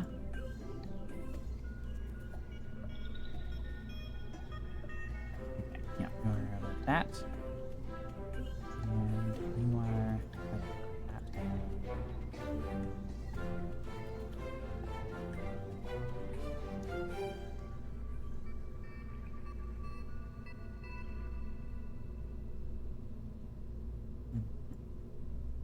What side is this on? I suppose it doesn't really matter.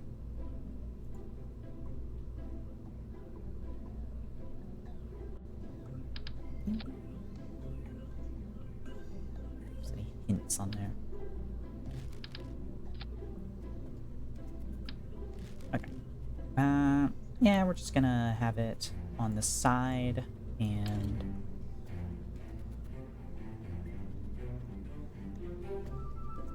points rearwards, so boop boop boop.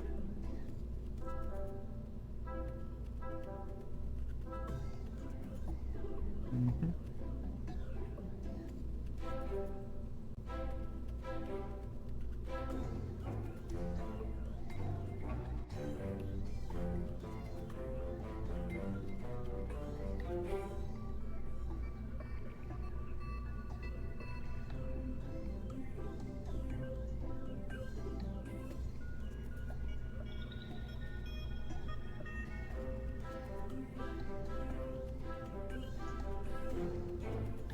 Yeah, I think that's probably the best way to do it. Mm-hmm.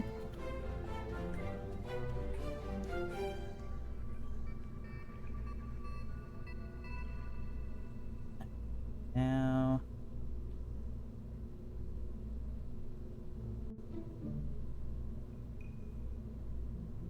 looks like there's another one of those, but longer and forward pointing.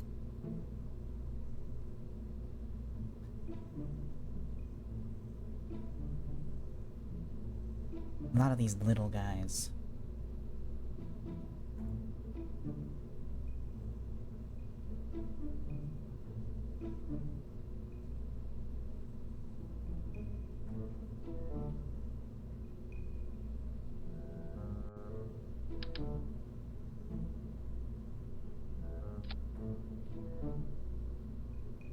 It's on the opposite side. Mount it up here. It's mounted like right up the edge.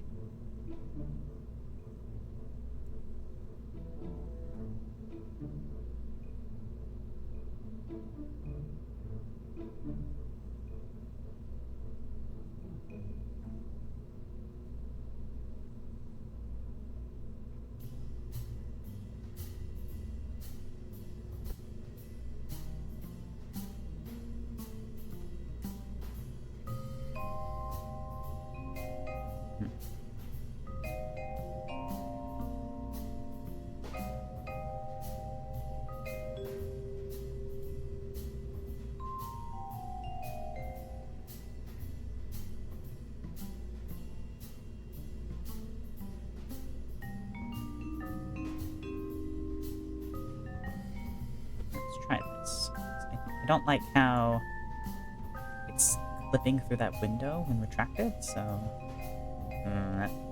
that sticks out pretty far. I don't know about that. Okay. I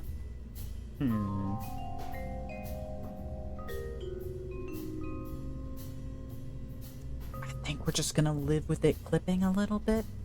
It's a bit unfortunate. Alternatively, I could rotate this so it's just not clipping. And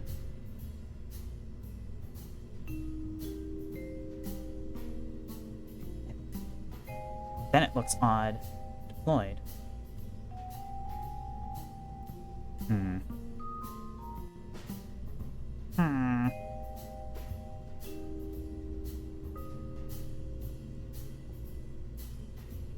I don't know.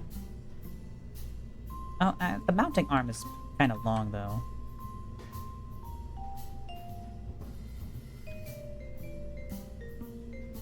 Let's see here. So Do-do-do.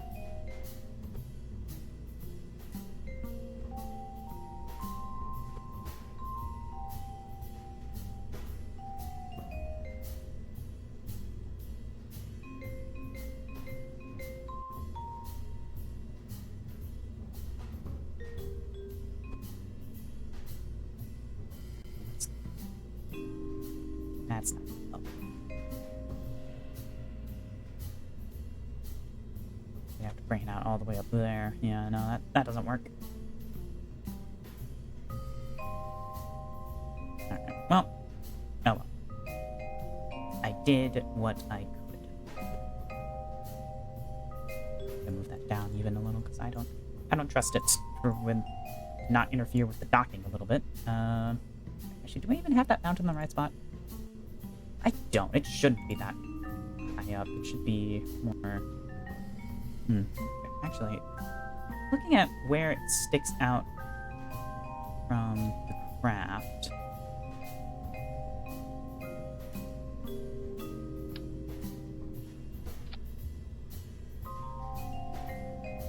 Maybe more like... there. These even... I don't think so. They don't line up. Center. Let's just put it there. And we're gonna have to rotate you. Oh, yeah, that doesn't... That's not clipping through. Extend. There's no option to make it point in the correct direction.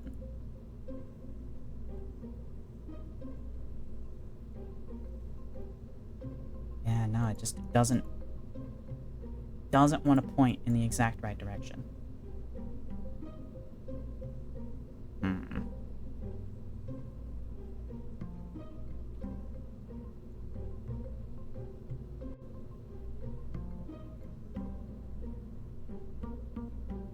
That's the closest we got. It's just a shame.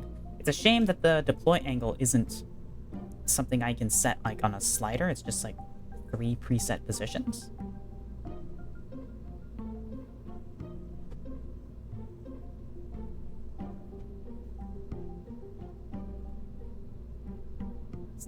It's rough.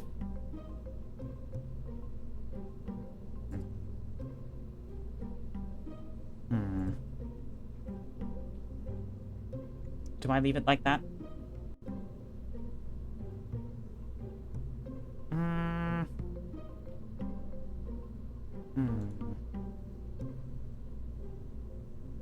Oh, nice waste of points there. I don't know. I'm gonna leave it like that for now. Yeah, okay. There are other tinier antennas also on these early Soyuz crafts, but I don't want to replicate all of them. There's so many tiny details on these spacecraft, and we really only need 1 antenna on any of these, and we've already put 3 on this thing. And as far as the game is concerned, functionally, adding more doesn't make a difference. At least I don't think it does. Maybe it does. I don't know. But yeah, there's like some of these on there too, but we're not gonna.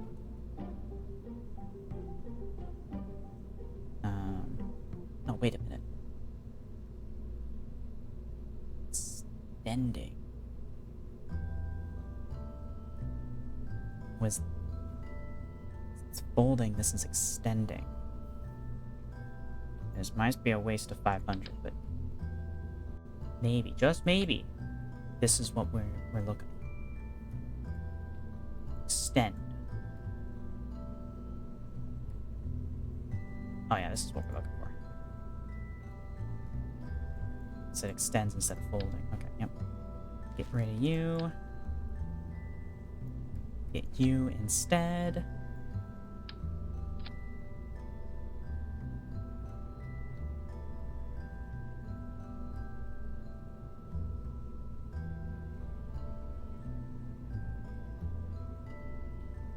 I'll just look there.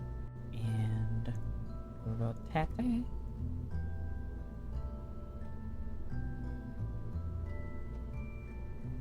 retract.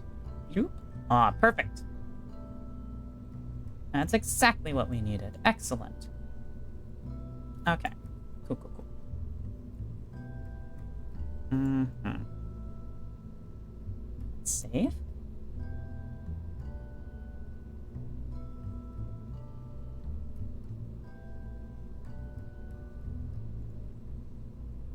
Just curious, how does this fuel tank compare to our standard workhorse?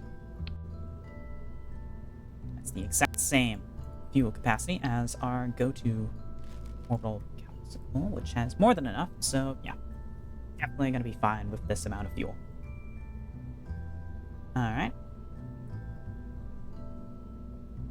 We do have to add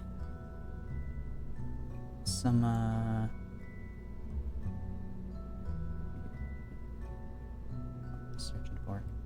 searching for nothing right now. We need... How does this work? Like, need some... bit of a gap there for the fairing. Yeah, we will need this for our launch escape system.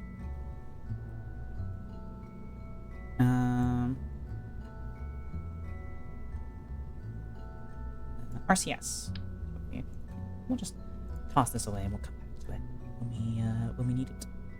Get our RCS installed.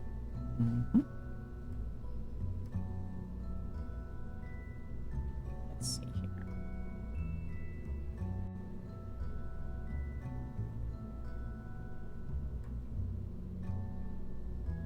$260, 0.25. 0.25, 260.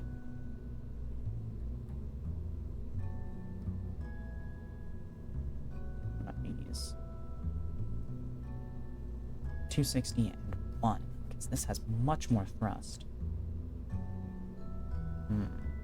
Might be a good idea to upgrade, so we have more thrust capabilities.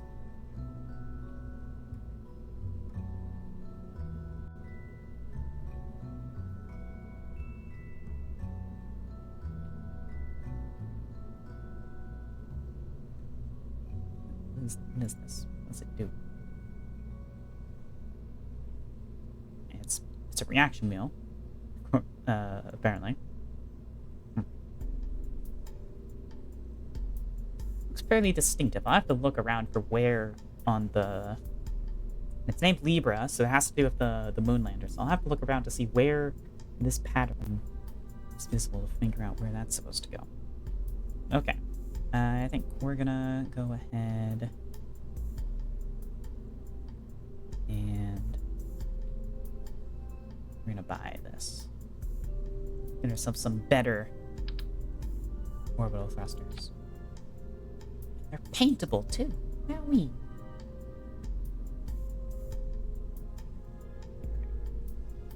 So let's look at our center of mass overlay.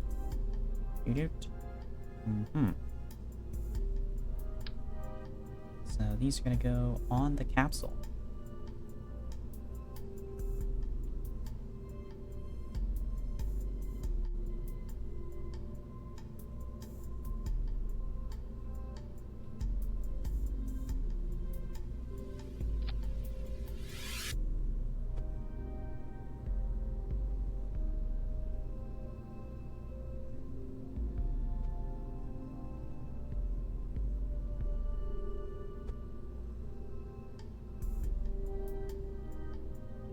You moved when I did that. I don't want you to do that. There we go.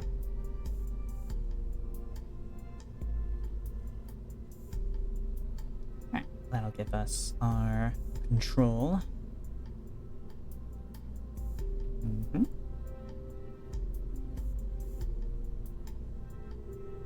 Alright, what else do we need? Batteries. What's our batteries looking like on this thing? Electric charge 10. Electric charge 10. Yeah, we're gonna need some batteries. Okay. These are tiny batteries. We want a big battery. Yes.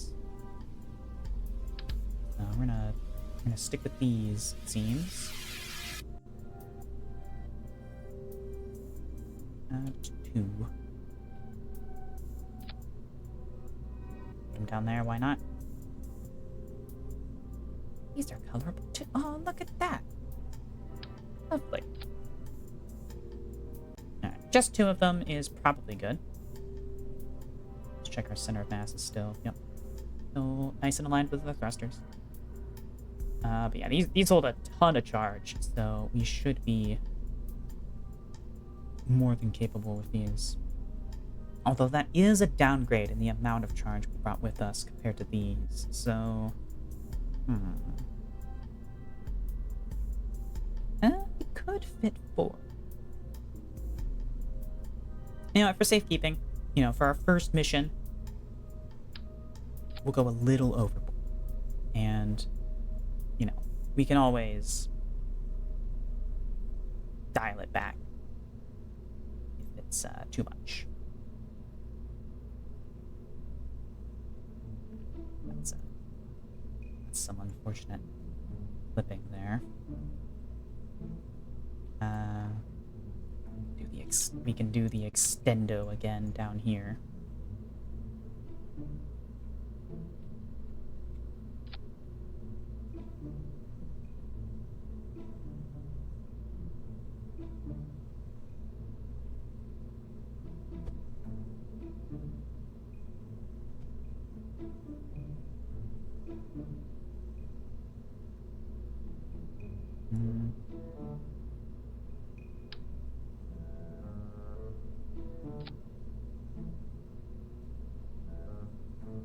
Yeah.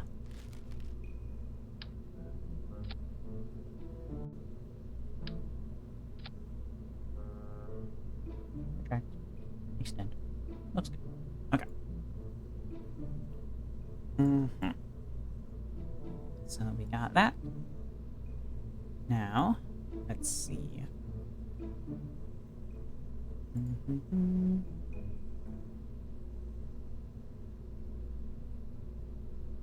See, I know some capsules have like an option to toggle, like in the IVA type. I wonder if no, these don't. Okay. Maybe that might be part of the issue that we were having. I don't know. We do now have the flag on the same side of the craft twice, which is a little awkward looking. So we're gonna move this around.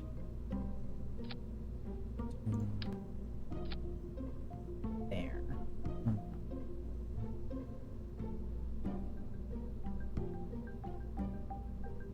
So it's at least partially opposite side of the craft where that flag is located. I'm gonna just go ahead and throw it on right there.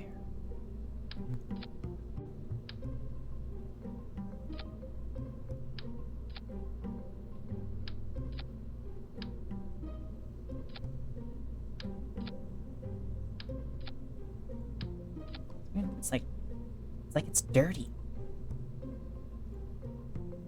You know? It's weird.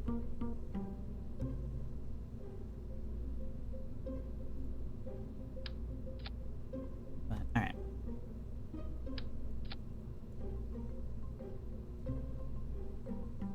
Whatever.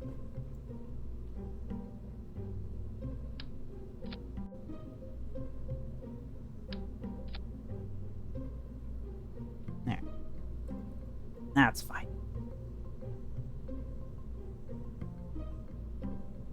Alright, so I think that's our orbital module done. We've got parachutes, we've got batteries, we got solar panels, we got a thruster, we got fuel. RCS fuel is covered because these RCS thrusters use regular fuel, which is a pretty nice thing. You don't have to pack separate RCS. So I think this is all good for Stato 1. So now we need to put it on a rocket.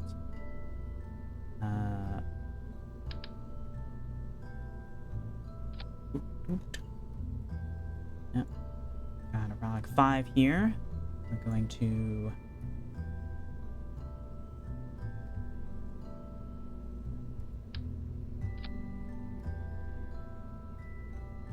which we're not going to be using as it stands, because of course it is not set up for a payload of this width. Let's subtract all of these.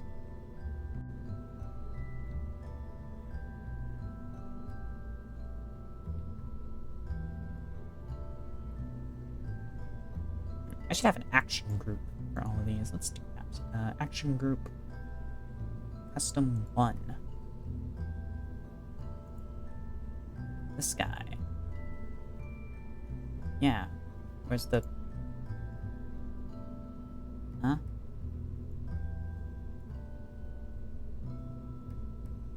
Oh, really? Can't deploy these with an action group? Aw. Well, that sucks. Oh, wait. Access groups. Ah! Yeah. Just in the wrong one. Okay. So, we're going to toggle.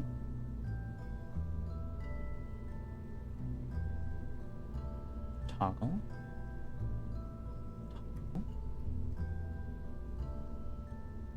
Toggle. Toggle. And toggle. That will, so custom 1 is going to extend everything once we're in orbit.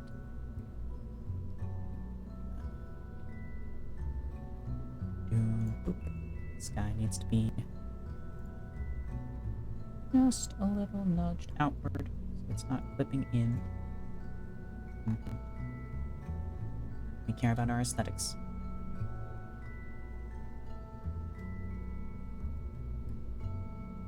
Alright. So, let's see. We need a decoupler.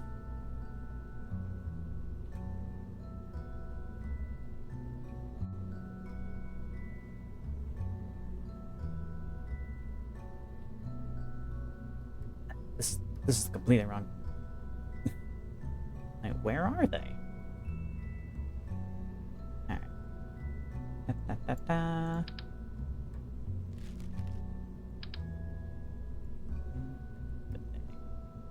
just gonna do a standard 1 meter.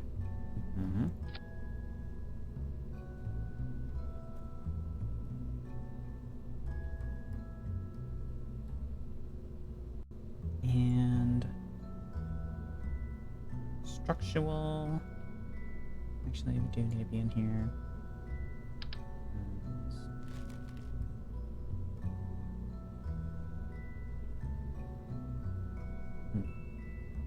Be nice to have like a structural version of like the crosshatch decouplers. You know, like one of these is like a purely structural element. Wait a minute. Oh, I'm a fool. It's a decoupler. We need it to be functioning as a decoupler. I'm talking about I need a structural one of these to put under my decouplers. Use it as a... Yeah. Okay. So we have that. Which creates some space between our fairing and our payload. So let's grab a fairing now.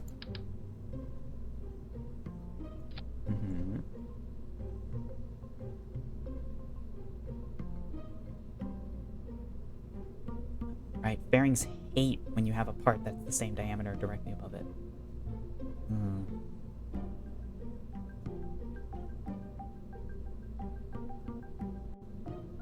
Yeah, they hate that. Okay. Well, that's okay. We can solve this very easily. Ah, fuck, it's not... I can't resize it. Damn it. Why must you make things difficult for me, KSP?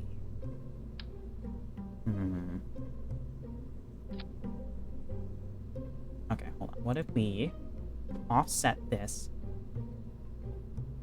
down just a little bit?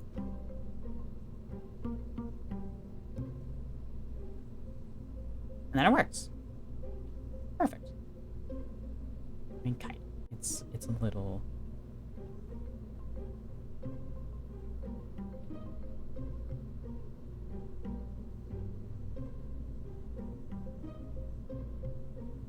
little fidangly.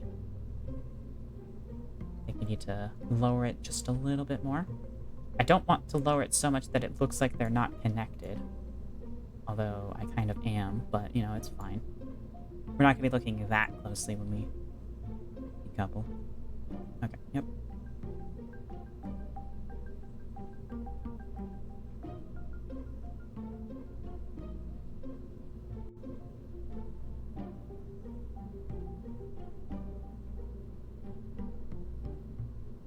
Do we stay the same width, or do we go inwards once we're past the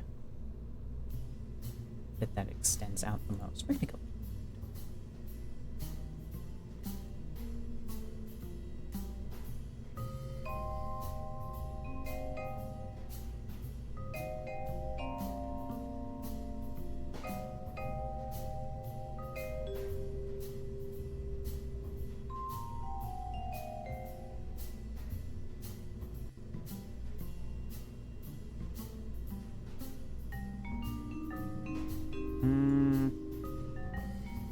Nah, we're not doing that.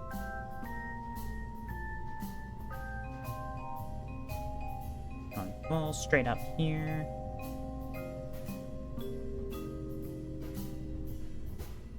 And then we'll cap it off. Yeah.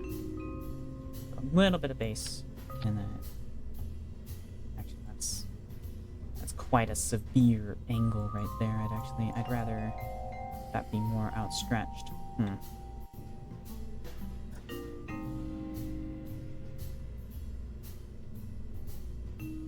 Okay, let's delete this fairing. What I'm gonna do is bring this out like here.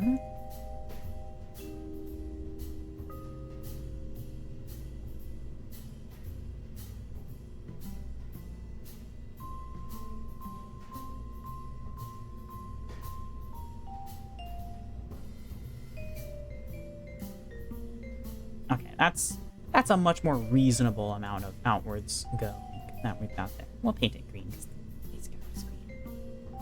Alright, now this does mean that we have this floaty bit here, which is not great, but we're going to use an advanced technique here. We're going to grab our struts, and we're going to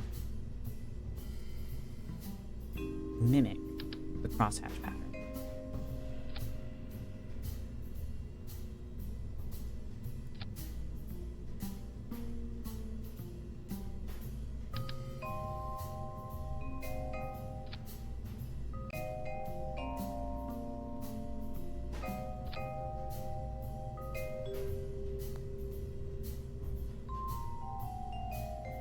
Now, it looks like they're connected.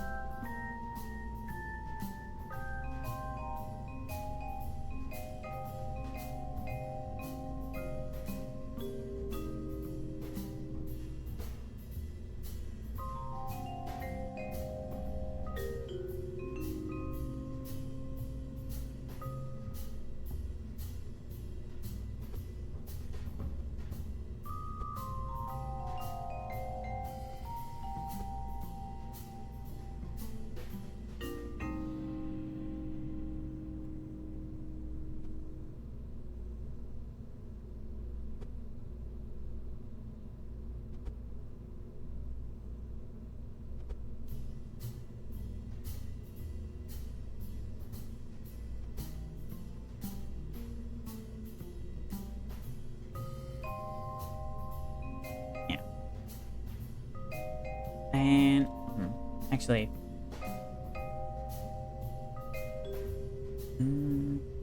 more accurately, I would be twice as many of these, and yeah, it's fine. We're not going to be looking too closely at this section of the thing. It doesn't matter. Okay. So now we do need to add our launch escape system in for this, though. So let's go ahead and grab that. It's under utility. Launch escape tower. And move you right there.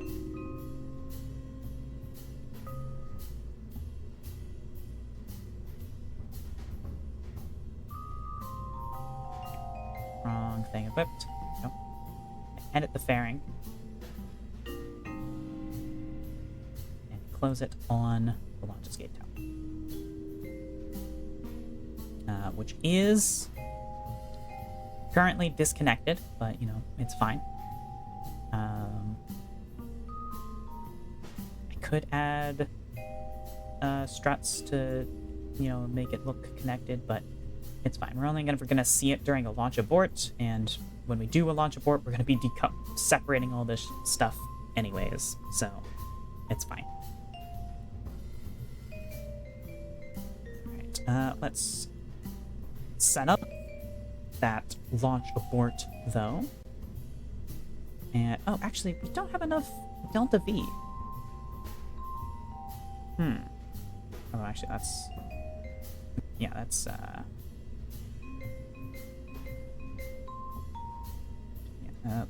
let's configure our staging first. So we got doot.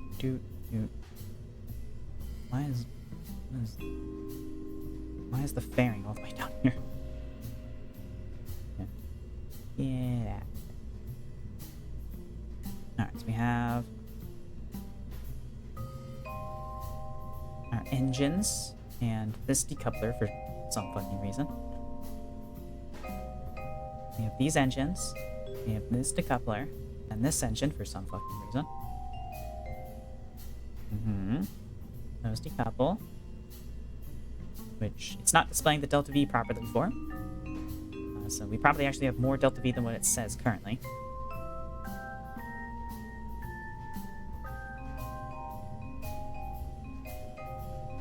And that's not right. And this happens. We open the fairing, then we decouple. Then with that decoupling, we want to activate this engine. Yep. And then we have this decoupler.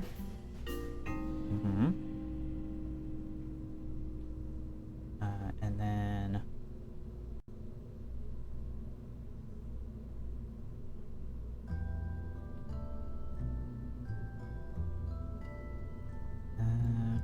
we want this guy.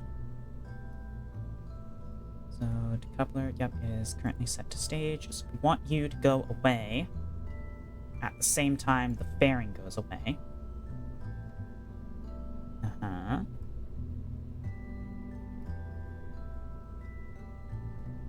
Attaches. This will happen. Yep. What? Yeah, that's the periscope. And that's the periscope goes last. Really, I don't think we're gonna want to even... Yeah, let's just disable the staging on that, because I don't think we're gonna get rid of it. It's such a negligible amount of weight hanging off the side of the craft. I don't think it's that big of a deal for our re-entry. This, though, we will need to have decoupled so we can jettison the parachute after it has been used, not before. So, yeah, okay. I think that is our correct order of operations. We're going to save. And...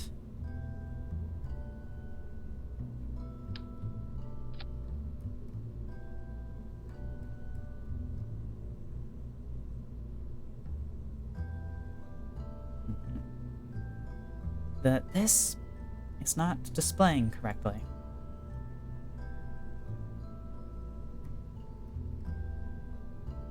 Oh, now it's displaying. Okay, there we go. Alright, we have enough Delta V to get into orbit. Lovely. This is with reduced fuel in these tanks, so if we want, we could increase our Delta V doing that. Which would allow us to fly a bit higher, but the orbital module gives us so much Delta V once we're in Delta V once we're in vacuum that I don't think we're going to have an issue. So I'm going to leave these tanks partially empty as it is, because I think that's just a good amount. for what we're sending into orbit. Yes. Okay. Yeah, let's set up that abort action group now. Ooh, Matilda, the first deer in space. Howdy, Future Bar. Oh, welcome. Yes. My happy little cow. Alright, abort. We want this doodad to fire. So, activate engine. We want this doodad to... Not that. Not the strut. The... Yeah, no. Okay. This guy, yep. We are going to deploy. We're going to... not decouple that. We're going to decouple this. Yes. And we're going to shut down all of the engines.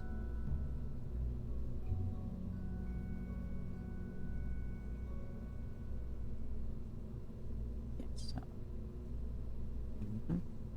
Okay.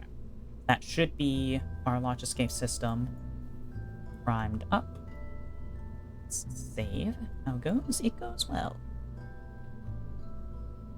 We're designing our Soyuz. Let's do a quick simulation to test the launch escape system. Make sure it's all functioning.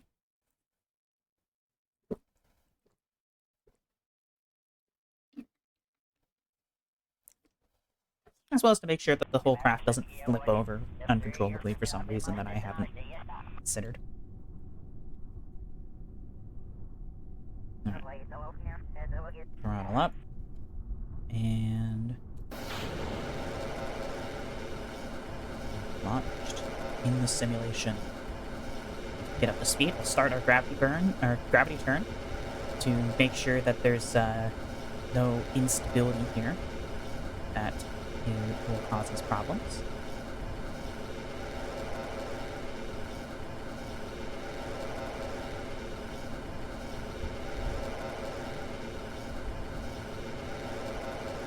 Okay. Seems to be flying just fine. Let's get over to that 45-degree angle to see if it starts to tip over near that. Nope, she holds it just fine. All right. We're going to now test the launch abort.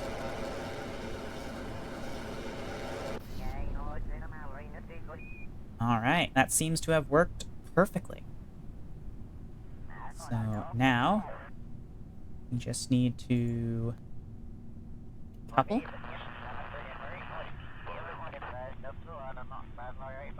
And deploy the parachute.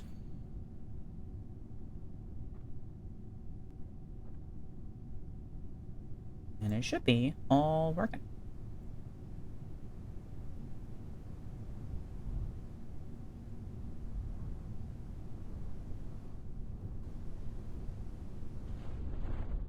Yep. Also, I wanna have a look at this. Deploy periscope.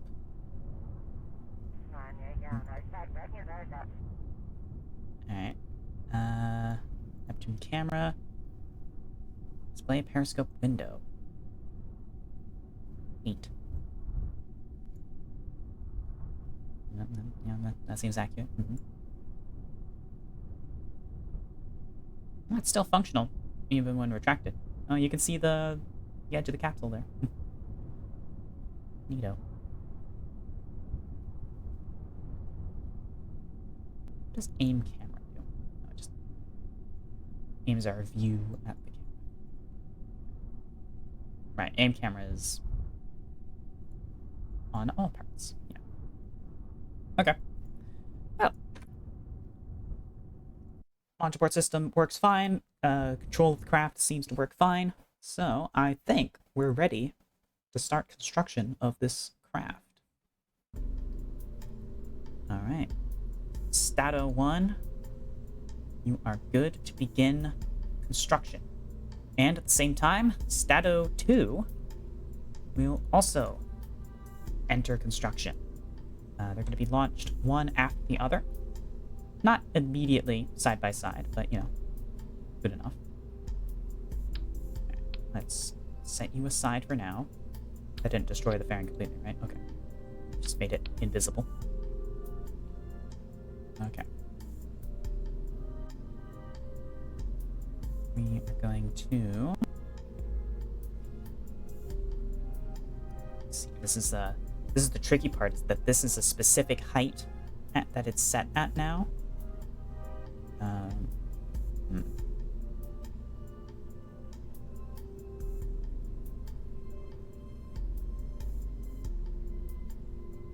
Alright.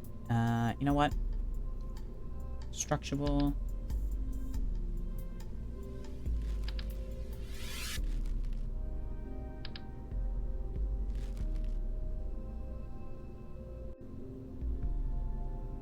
Let's...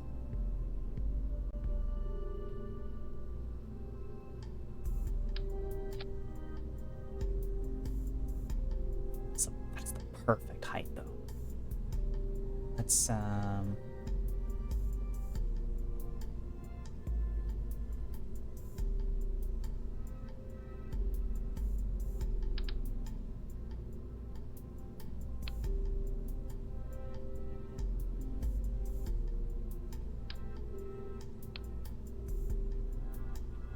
and coupler.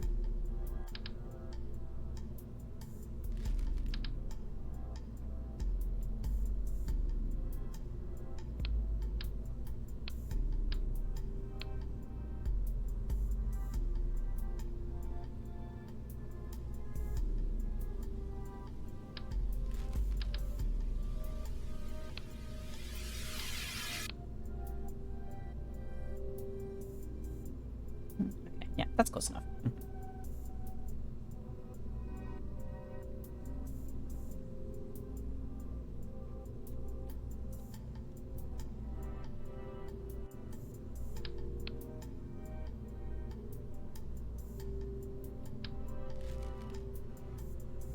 I should grab this by the decoupler.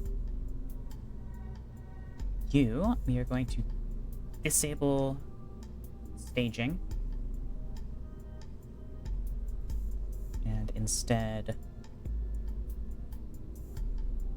And we're going to take that off. Put you on, put you on, put you on. Yeah. This not only makes it physically connected, but it also means that we have a consistent height, which will make attaching it to the other docking port at the correct height much more consistent. Let me just double check that is gonna... Yep, okay. That'll make things more consistent for us. Very nice. And you know what? This guy, we're gonna do Pro Game Remove. We're gonna attach it right there. And now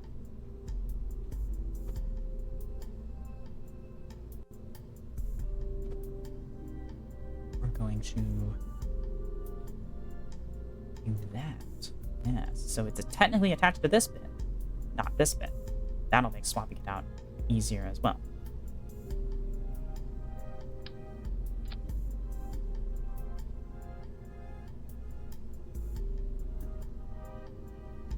Double check that the action groups did not get affected by this. Yep, launch escape systems in there.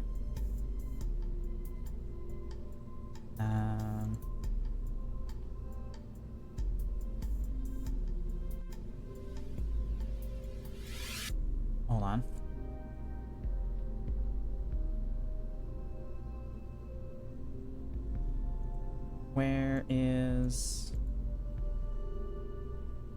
Where's my custom action groups? What? Where are they gone? Where'd they go? Huh? Hello?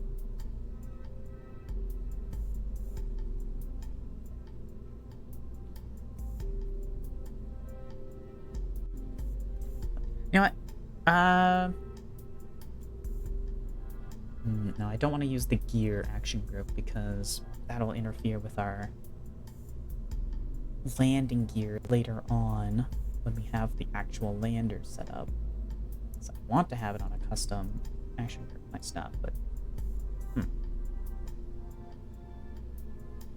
let's leave because we've made changes. We're gonna remove craft from the build list and re-enter it to the build list with the correct changes. So I'm going to scrap. Back to the vehicle assembly building.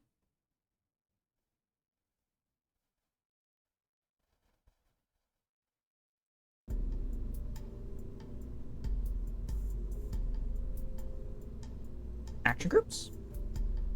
Where are they?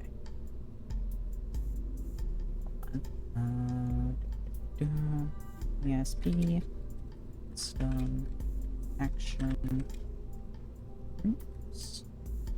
Missing.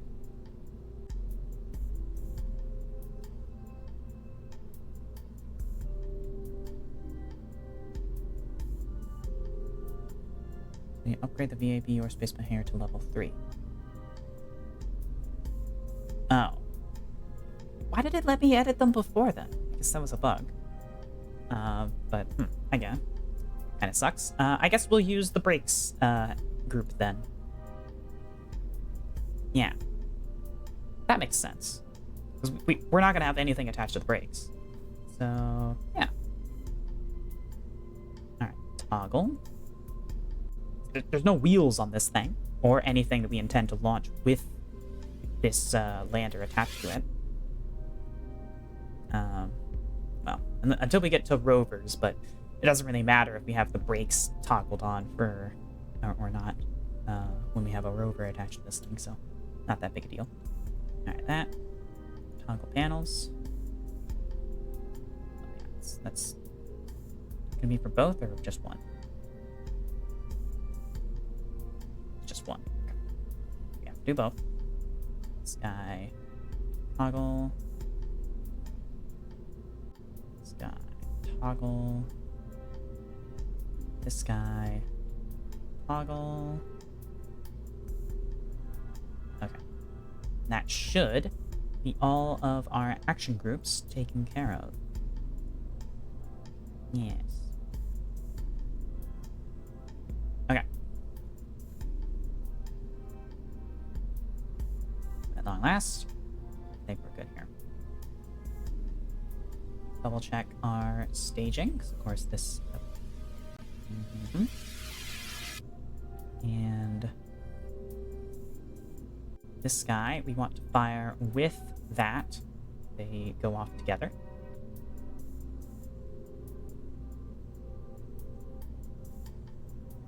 Okay, perfect. That looks good.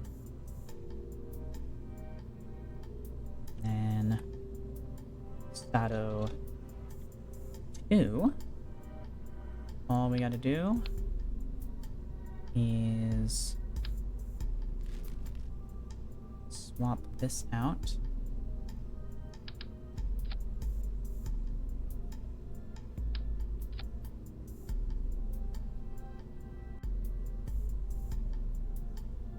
And we're golden. That is Stato 2. Save.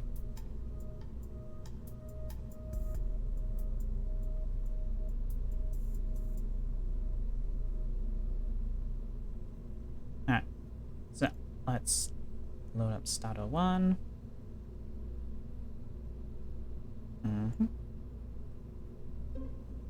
Add that to the build queue. Open up Stato 2. I guess I could have just started with Stato 2 and just like reordered them afterwards, but yeah, we'll add that to the build list as well. Which is gonna take, a few days longer than Stato 1, but it's fine. They'll both be ready around the same time, and it doesn't matter if they're launched a few days apart, actually. We intend for the crews on both craft to remain in orbit for a good long while. We're hoping to get a milestone for both the first crew transfer between two docked spacecraft, as well as the longest orbital duration. That's what we're hoping to get. Fab shell deploy is on. That always looks nicer. So yeah. But we don't have any contracts associated with this. This is just a prestige thing, but you know.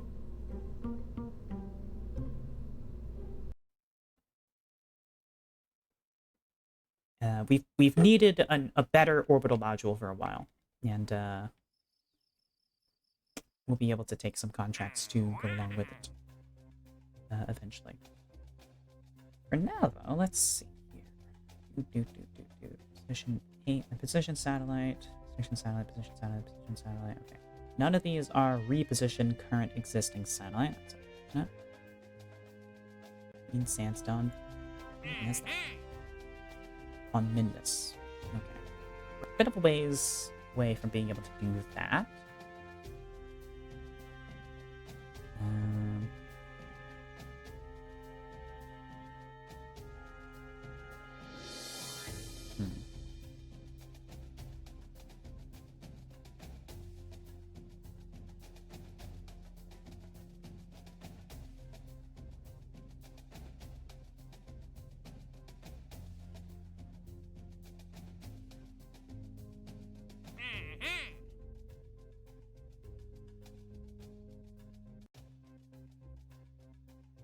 Directly above a zone. I don't like it when they say directly above a zone, because that's really difficult. Let's give a lot of money.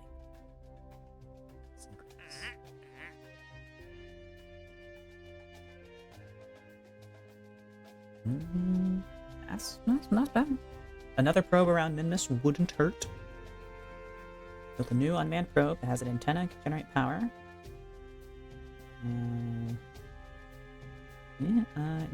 Integral. You know what? Let's have a look at what sort of orbit that mission will require. You know, we've been doing a lot of work on vanity stuff. We need to assess our oh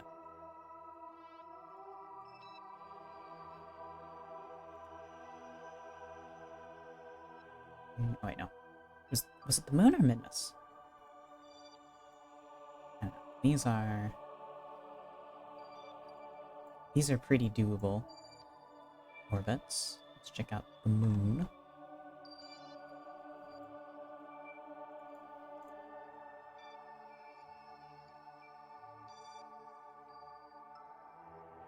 It's also pretty doable.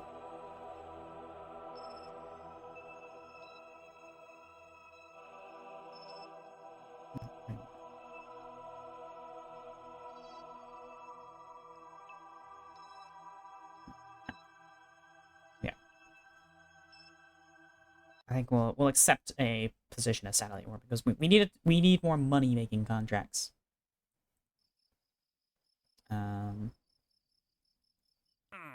Yeah, we only have 2 contracts active right now.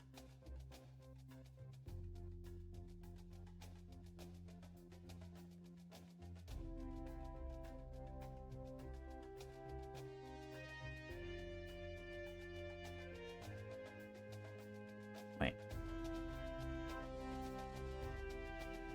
Why hasn't this been done?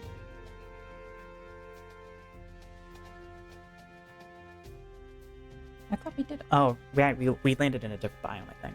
Right? Is that why this hasn't been done? We didn't land in the Midlands? I think so. Either way. Position satellite. Missionary. It's directly above. Nope. Position satellite in synchronous. What does synchronous mean?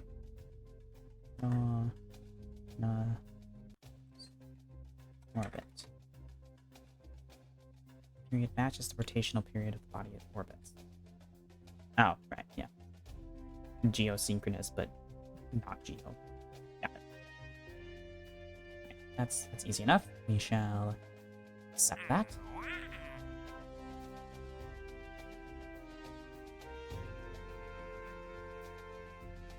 So a satellite in a specific orbit of the moon. Have a mystery view unit on the satellite. Let's move 10 seconds. Yep, okay.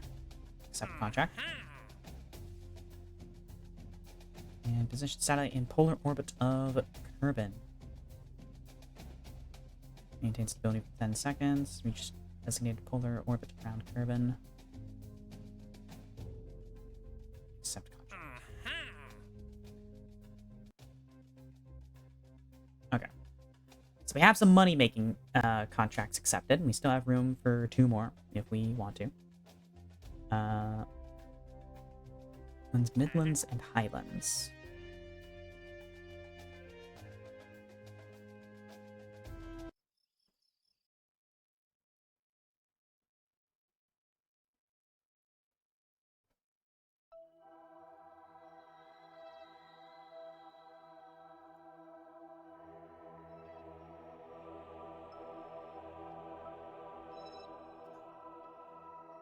It's not in the Midlands or the Highlands. It's in a crater. Okay. Well, we'll send another probe to the moon.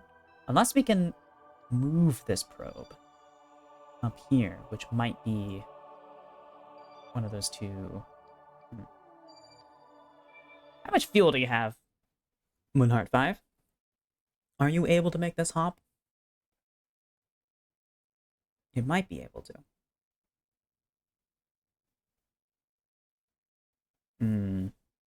That much fuel left. You need to cover that much distance.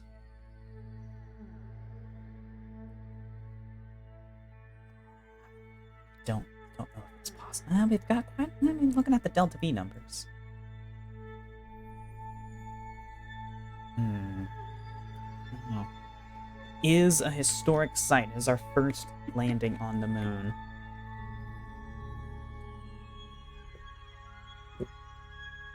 You know what? We'll leave it be. We'll send another through. Okay.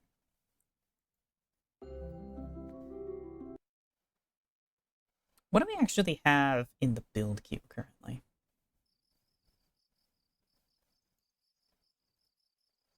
The Latu and the Statos. Okay. Today is my 5-year followversity. Wow, nice. You know what? We're gonna bump the Statos up on the schedule. The Latu will still finish first, because of just the nature of build times here. But we want these to be built faster. So upgrades available 1. VAB or what? VAB or R&D.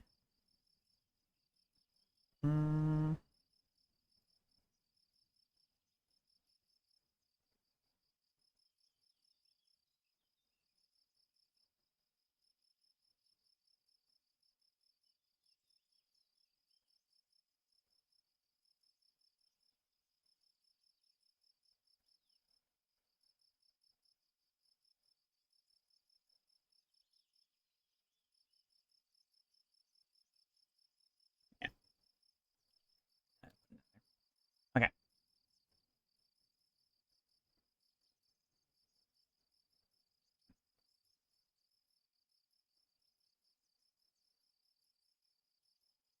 This is KCT construction.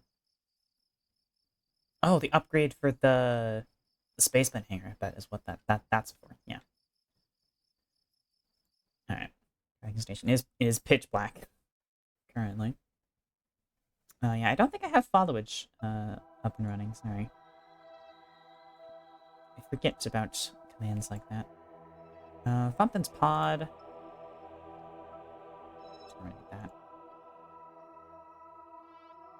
There's my let's see here. That's actually that's a pretty high orbit that wants to go into.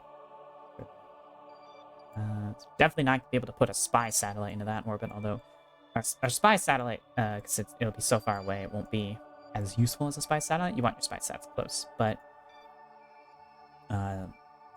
you know, it's not going to be the most, I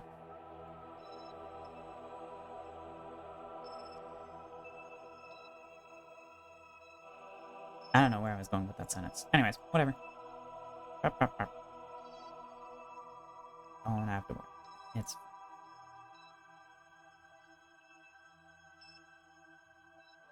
I'm gonna hide those. I don't have any reason to see those when I'm in the tracking station. Not really. Okay. What was I gonna look at in here? Nothing. I was just gonna time warp ahead. Yeah. Mm-hmm.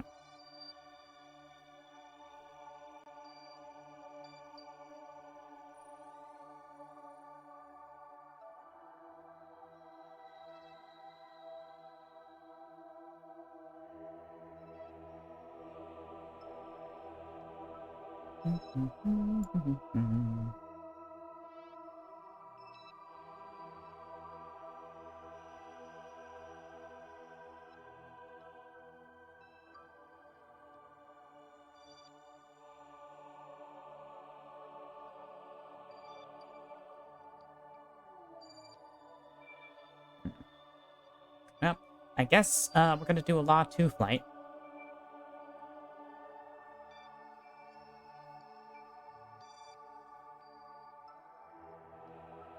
As our next launch.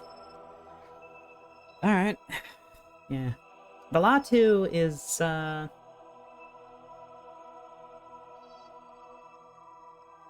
it's a predicament of a it's a thing, ain't it?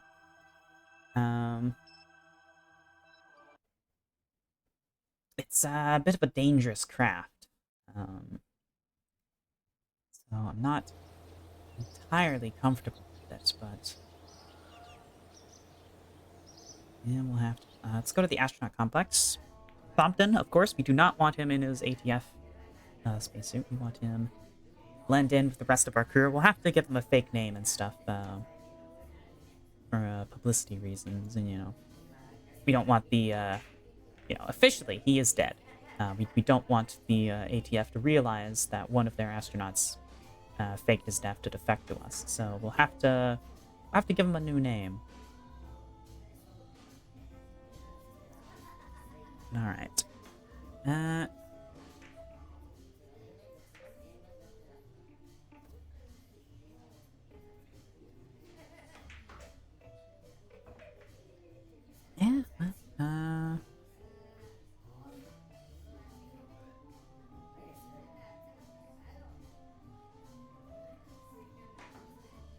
Did they orbit around Kerbal only 2 for Valentina? That can't be right. She's flown on more missions than just 2.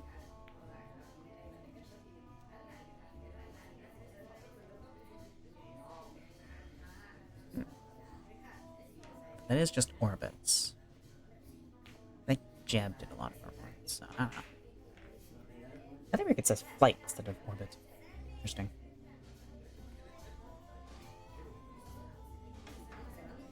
It doesn't tell us how many flights he had.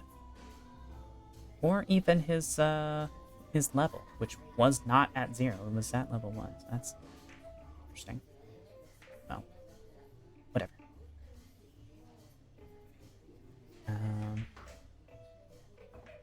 For now, we will send... We'll send... should we send... No, we're not going to send Elric. Her first flight is not going to be on this dev drop. So I guess we'll send Thompson, because I don't want to risk veteran Valentina. So, yeah. And those are our only 3 pilots we have. So, yep, Thompson it is.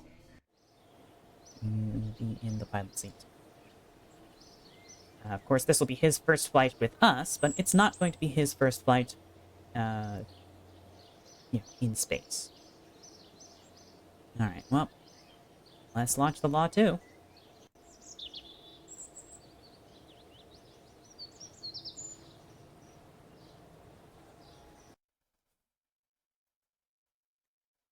Okay.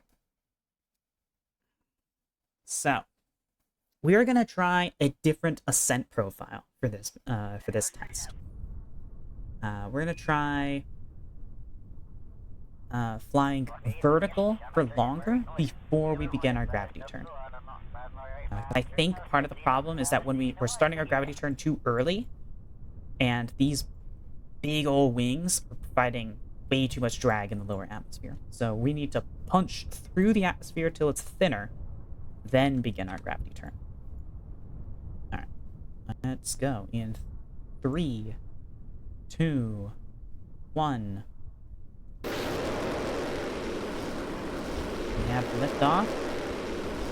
Let's roll the direction we're going to be turning. Once again, this test flight is going to be trying to go towards Cuba.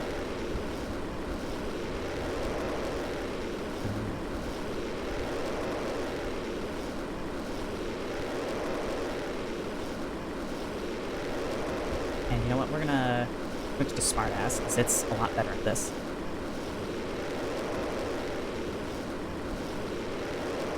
Oh, we got some wobble there. That is not good. That wobble is gonna kill us. Okay, please don't do that.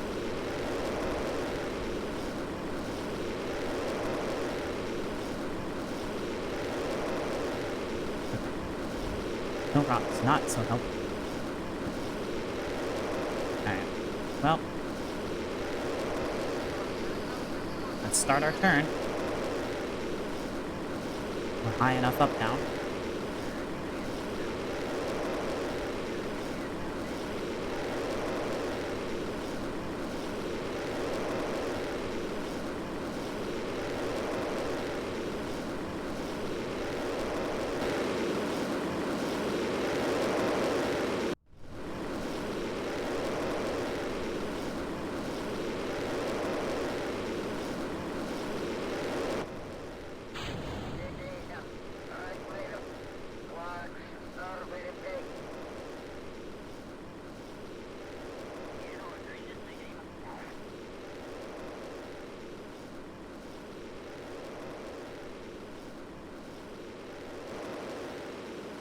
Need more height. What's the thrust to weight on this? Not great. It is a heavier payload than what this launch vehicle normally carries. That could be another part of the problem.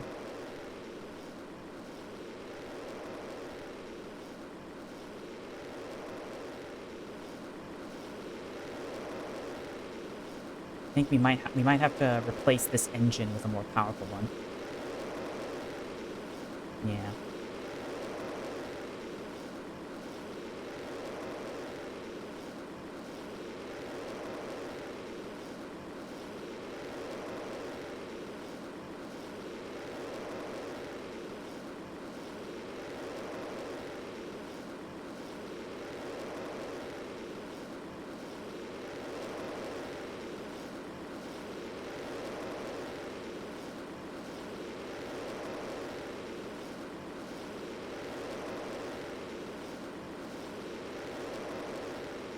Yeah, definitely gonna have to go more powerful.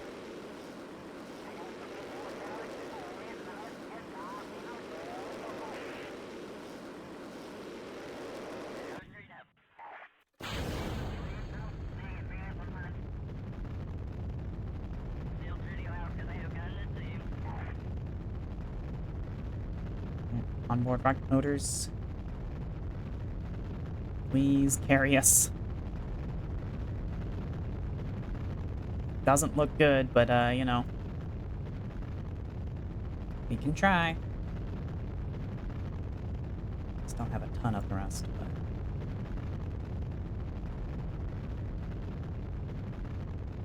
our apoapse is climbing. We've got a much better thrust-to-weight ratio on this, right? Well, no, but we're pretty high up in... Yeah, our time to apoapse, is it going down? No, it's staying steady. I think... Oh, I think we've done it. I think the launch angle was the problem. We've solved it. Yeah. All right, cool.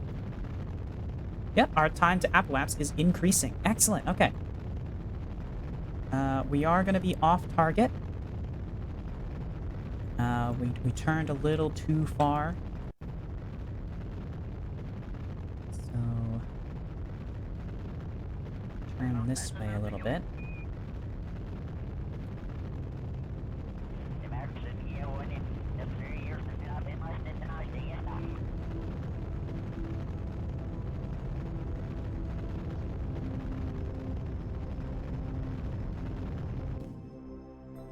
Oh. Engine failures? Or... Oh, no, right. Yeah, oxidizer. We only have so much oxid. We have less oxidizer than we had fuel. Right. Okay. But hey, that's a much better re-entry profile. We got so much closer that time. I think what we need to do is just pack more oxidizer, and we'll be able to make the full journey with the next flight. All right, excellent.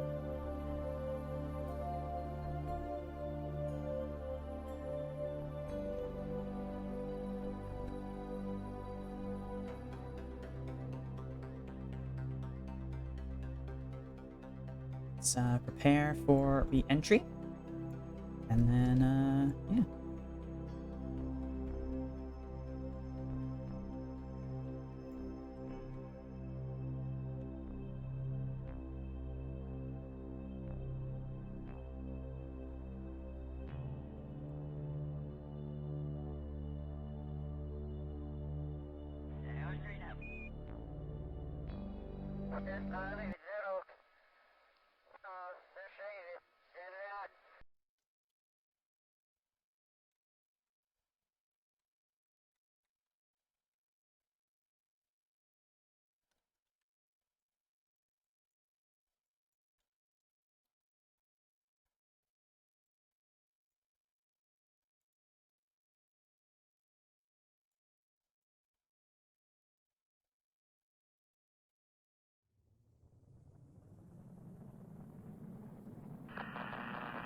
Pull up.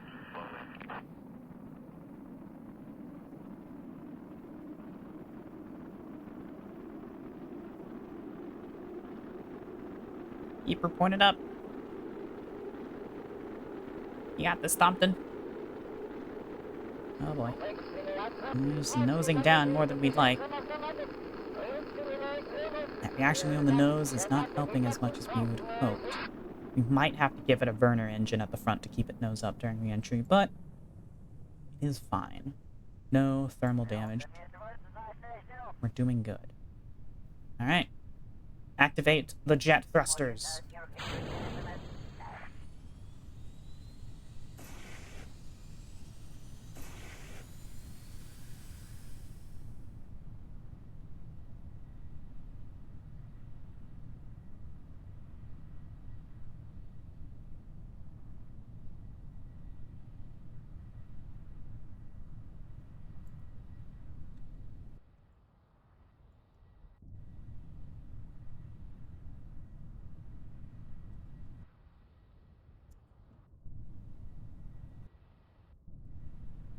I think we're still too high up for the jet to actually do anything. So we're gonna have to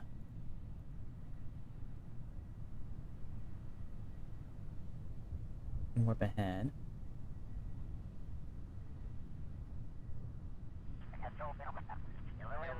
Oh, also our thrust is actually at 0, so...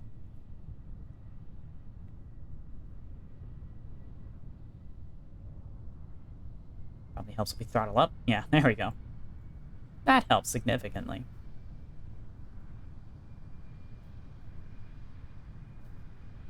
See our thrust coming out of there. And I think on the next model we're gonna swap this engine out for a better one. The afterburner engine.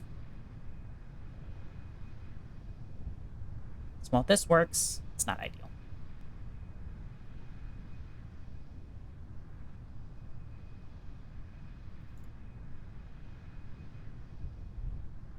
We're gonna switch to Smartass, 'cause it's much better at keeping us steady during time warp.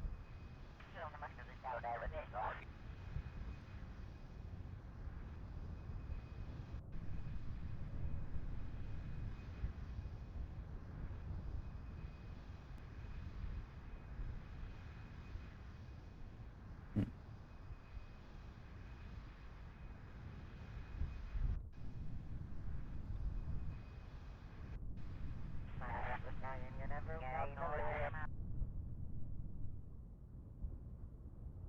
Oh, there's land. That direction. Good hunting! Thank you for the follow. Bay Harbor History Buff. Welcome in. Hope you're having a wonderful time.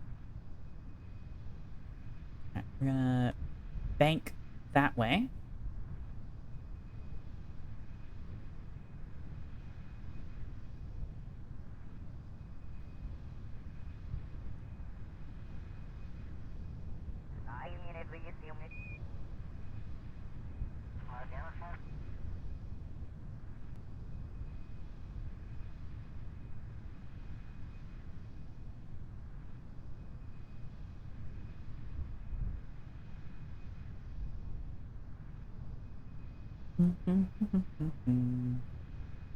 Yeah, the surface ceiling of this thing is around, you know, it kind of fluctuates between 4 and 5,000.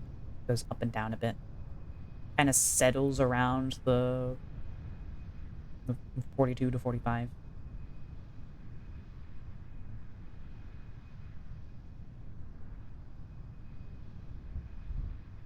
Whoa, whoa, wrong button. Nose up.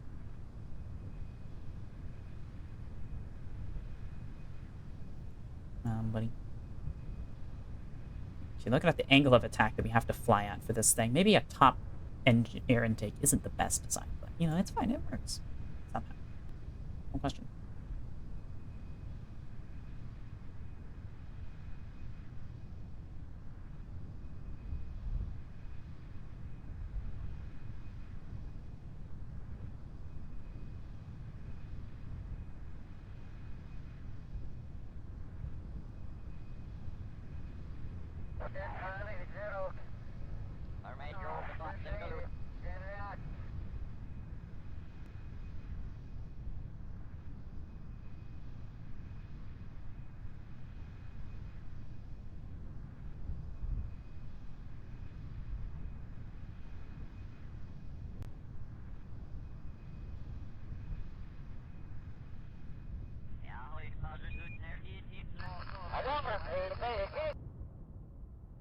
Find a ways before we reach Cuba.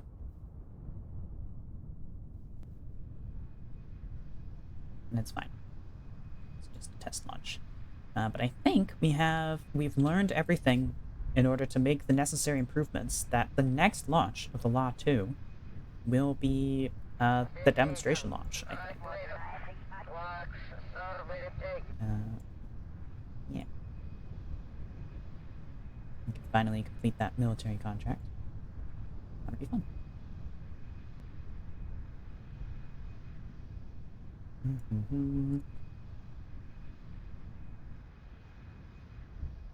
Yeah, we're still entering the atmosphere too early, but I think just putting more oxidizer, we'll be able to come into the atmosphere around here-ish if we have the more oxidizer.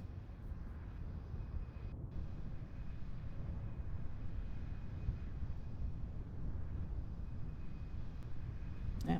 For his first flight with us, Thompson is doing great.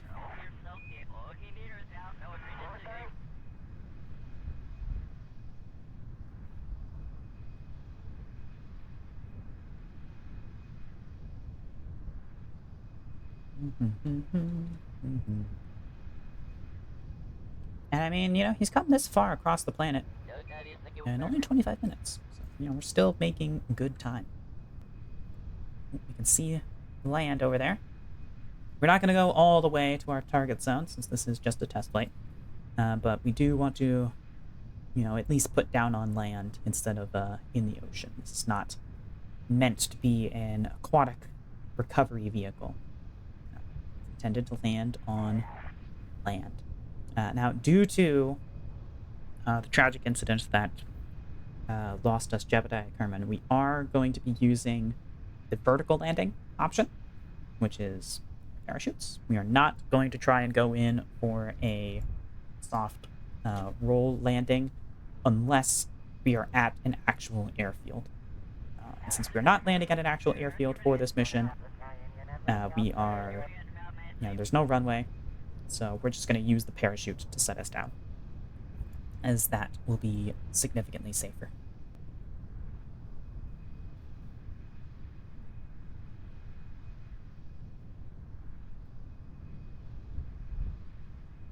Wrong button again. Let's start regaining some altitude.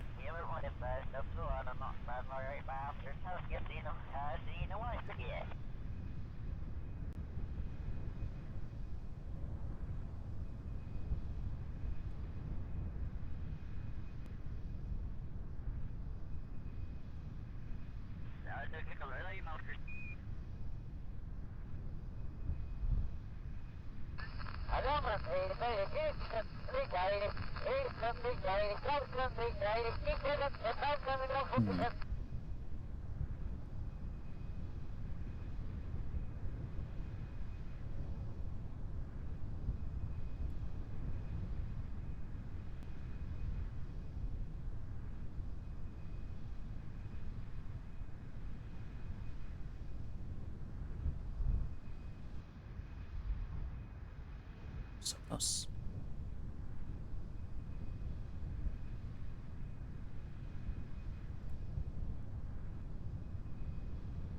Is A-okay? All is going well. Ooh, actually, speaking of status A-okay for the engine there, we haven't tested that other jet engine. That could be a point of failure for the final mission if we do that. So maybe, maybe we stick with this engine for the demonstration to play it safe. Although, no, it's supposed to have the other. So, I don't know. We'll see what its reliability figures look like in the space, in the VAB, and then we'll make our decision.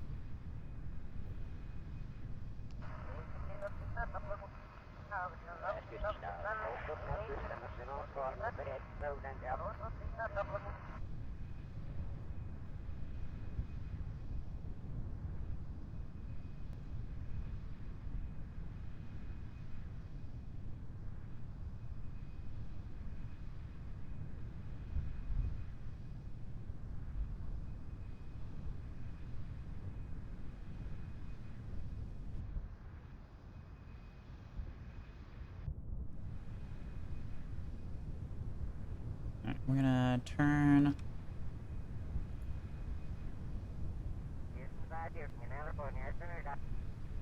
We're gonna turn over this way. We're gonna try and touch down over here.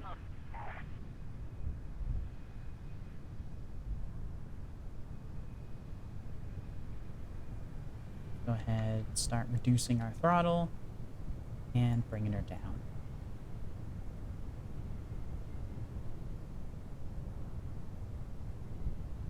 Switch to actual altitude.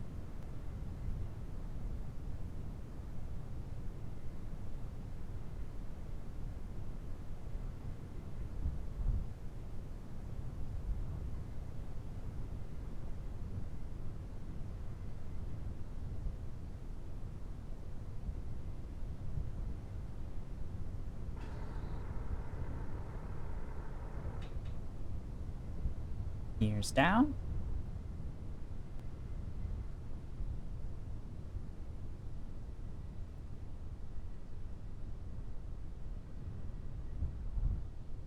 Actually, no. Deploying is a terrible idea because then we don't have any ability to pull up.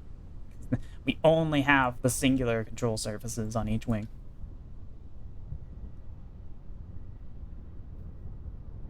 Alright, we're just gonna bleed off our speed.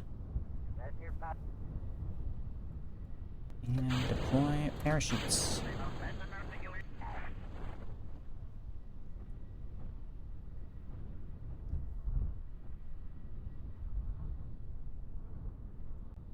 And there we go.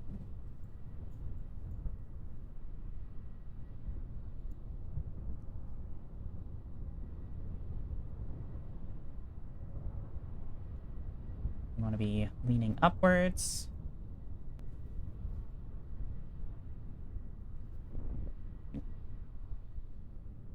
Perfect.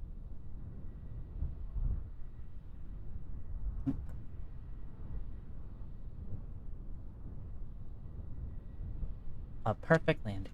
Alright. Excellent work, Thompson. You successfully made it to Cuba.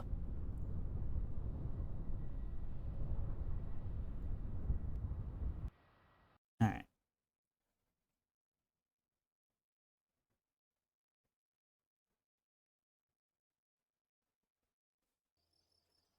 Lovely. So let's head into VAB and let's make those final adjustments. And then I think it'll be ready.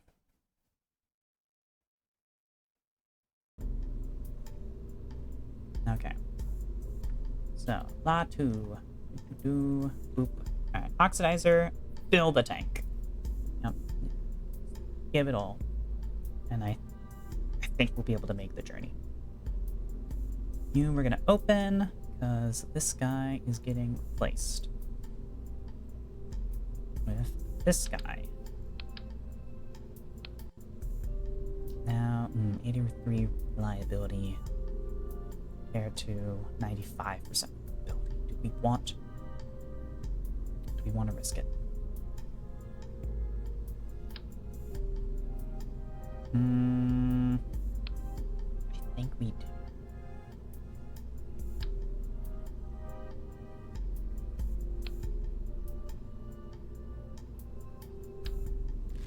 Yeah.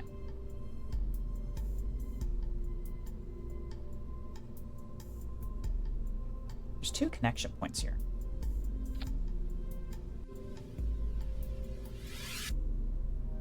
What is it connected to?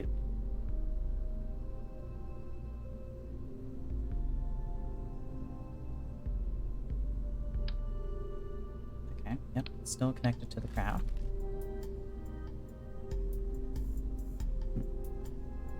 No. There's another connection point. I don't know what it is, but oh well. Whatever, I'm sure it's fine. Yeah, so there we go. Got the craft.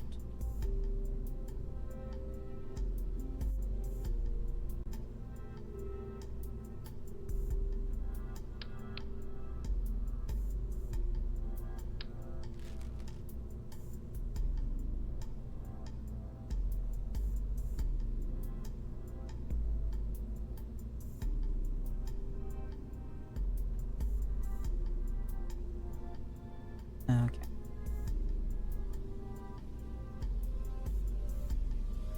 A2B.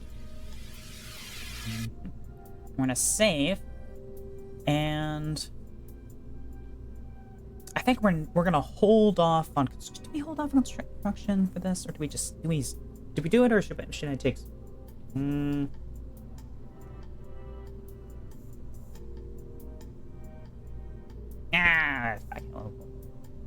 We'll put it on good.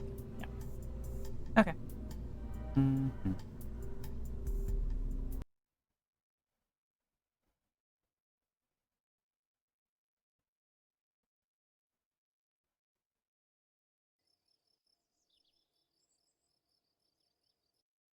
5 days till Stato 1 is ready to launch.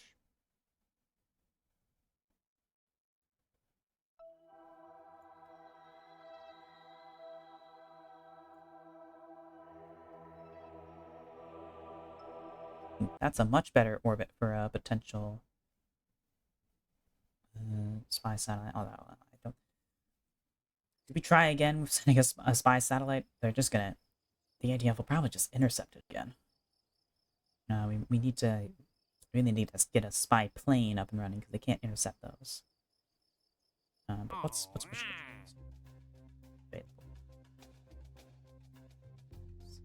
Eve? Nope. Specific orbit of Minmus. Designated orbit. Have a thermometer. Maintain stability. I like that. 9 step there. Oh, this is just readjusting our current satellite. Oh, it's super easy. Yeah. Let's see.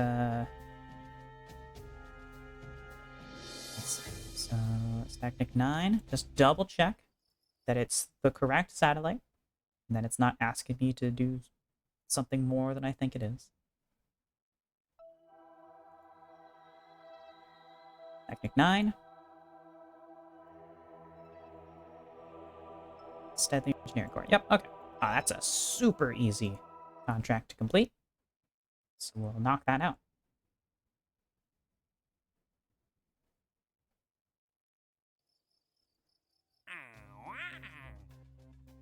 Yep, accept.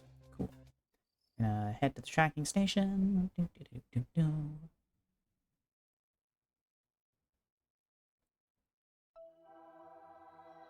That's Technic 9. And fly. And yeah. It looks like we just have to do a quick retrograde burn. And that's it. We only have 4. We only have a tiny bit of Delta V remaining on this thing, but I think we can still make this. Oh yeah.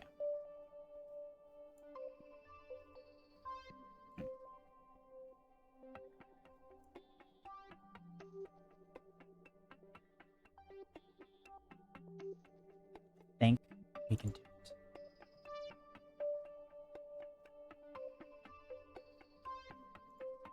I think that'll be within acceptable parameters, I think. Yeah. They're pretty lenient with how close you have to get exactly. So I think with the last of our Delta V, we'll be able to complete this contract.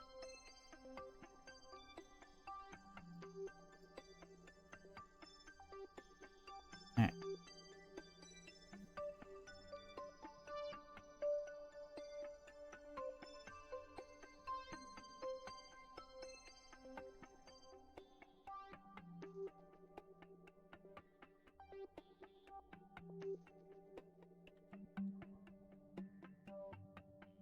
T - 1 second we fire.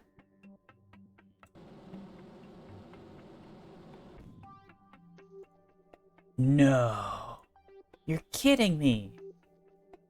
That's not close enough?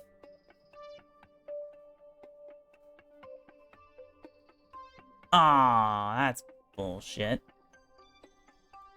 Really? They're right on top of each other. Come on. Well, shit.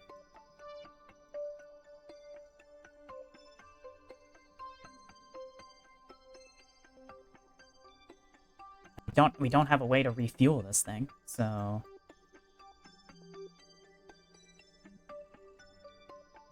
and yeah, that's all she's got. She doesn't have I mean, she's got RCS thrusters, but they use liquid fuel, so we can't RCS our way through this. Yeah, no. She's fucked. Damn it. I should have checked how much Delta V I had. I should have checked. Okay.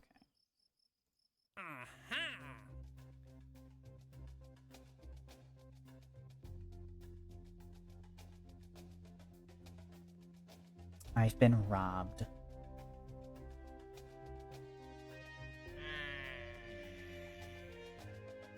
Alright, well.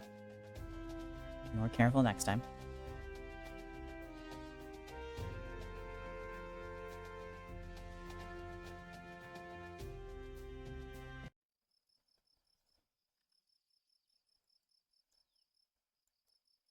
Alright. For now, let's head back to waiting for the Stato launches to be ready.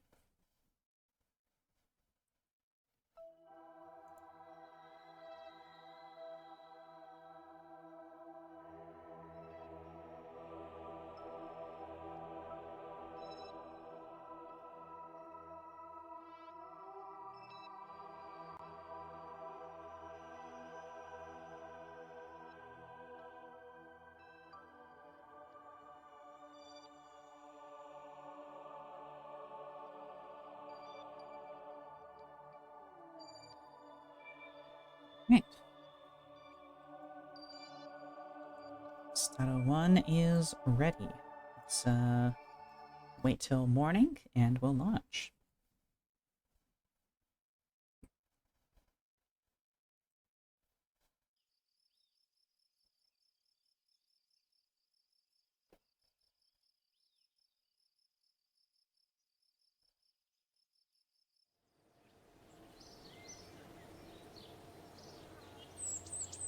Alright. Now, being a brand new spacecraft, there are some risks involved.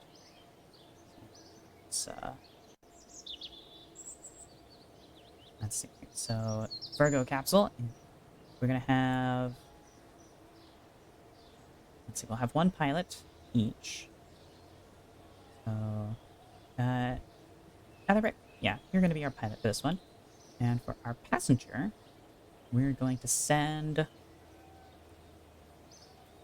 Bob. He needs some more flight experience. Yeah. And let's launch.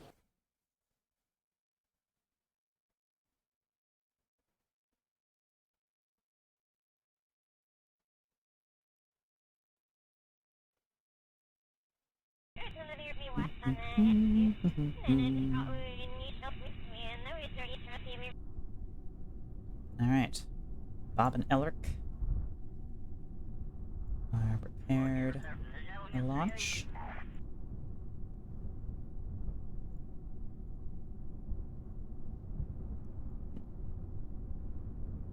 Kind of forgot to check thrust to weight ratios and stuff, but yeah, you know. Throttle up.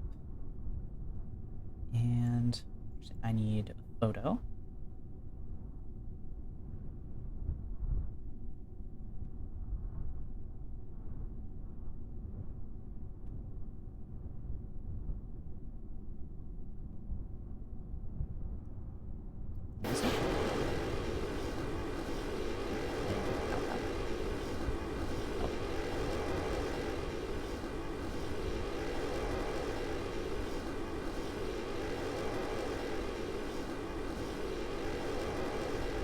Oh, aerodynamics are turned on because that's the same button.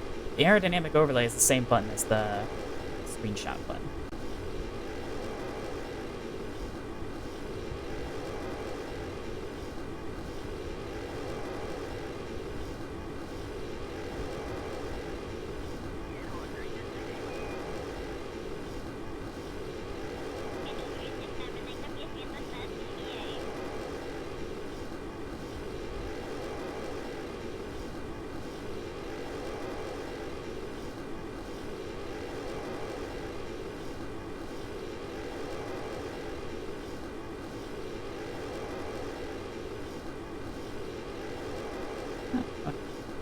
Learning to use those buttons might be useful.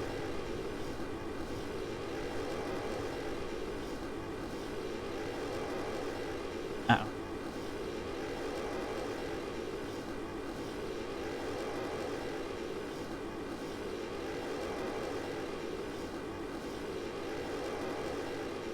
Should probably look at a tutorial on how to use this before I just start pressing random buttons mid-flight with crew on board.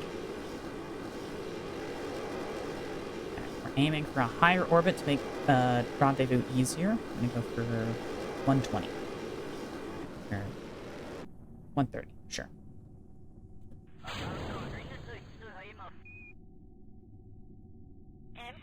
Alright, and check the fairing.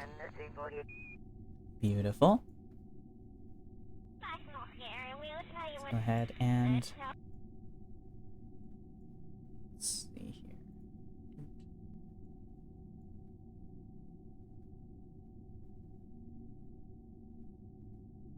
Aim camera. And deploy everything. Yeah, look at that. Nice and fancy.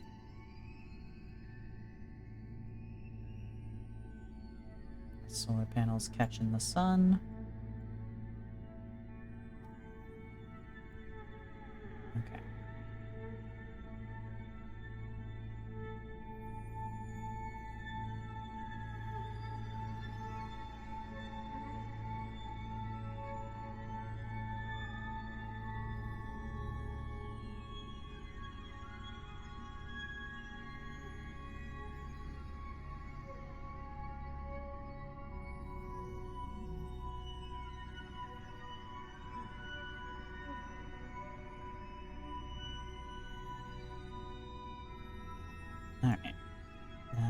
Burn to there.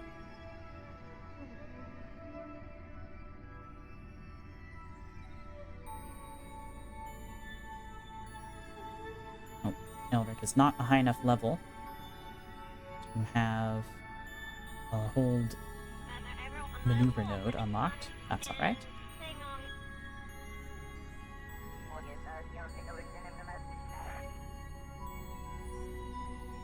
We'll just turn it over manually.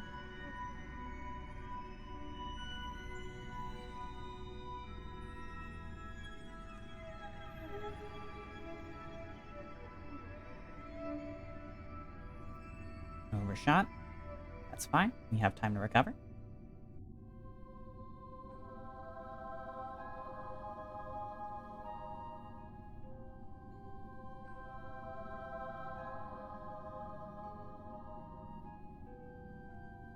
Alright, so 36 seconds.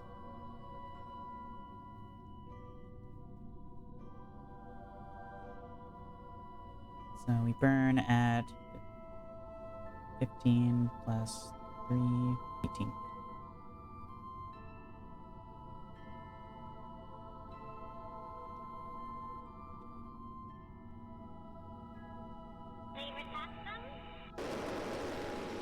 There we go.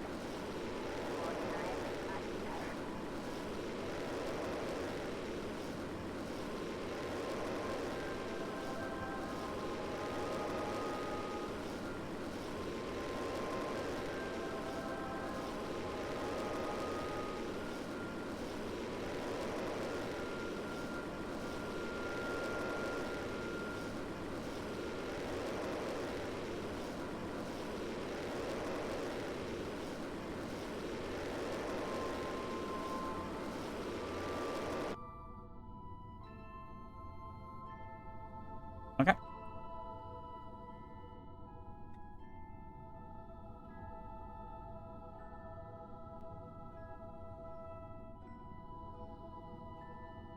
And now, couple.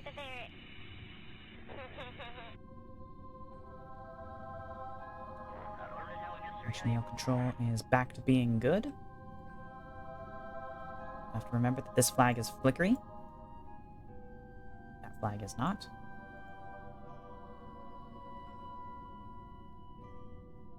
Alright. Wonderful. Let's point prograde again.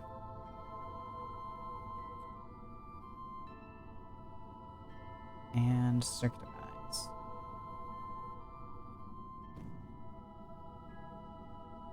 Oh, fuck. Okay. It's fine. It needs maintenance. Neither of these are engineers. Shit.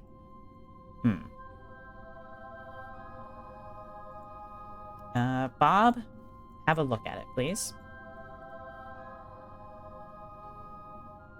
Okay. Transfer through. I'm gonna transfer into here. And EVA.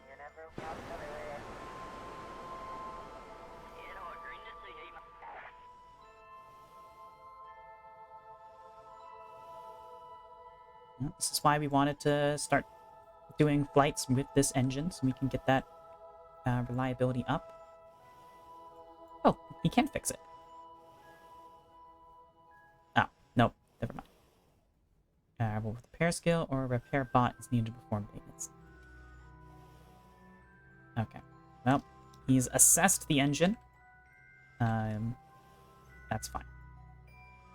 Let's hop back on board.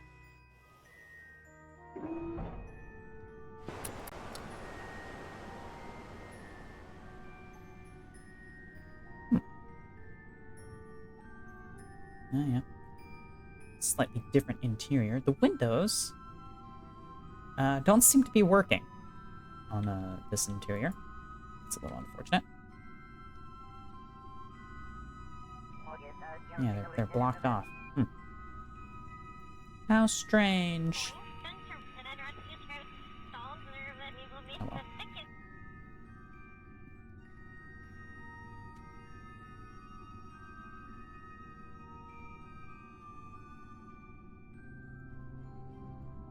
back in here just so the error messages aren't freaking out. Alright. Well.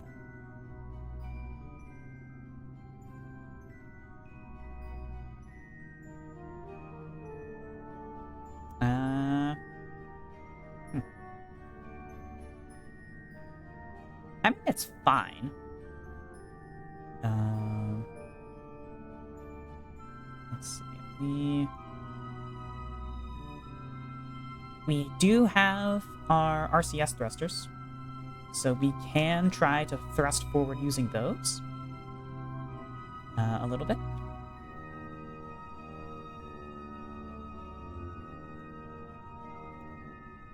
So let's try that. Point of prograde and RCS. Burn, baby.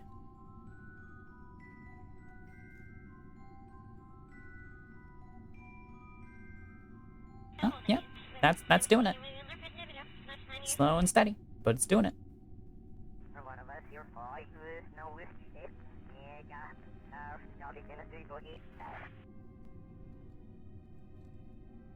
Would you look at that?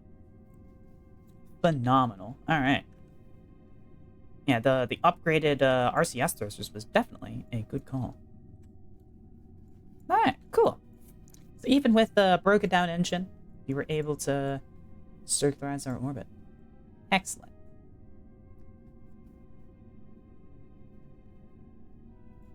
All right. Well, let's head back down to the surface. We're gonna leave Elric and Bob up in orbit. And they will, you know, do their orbital experiments, or whatever. Stato 2 will be ready to launch in 5 hours.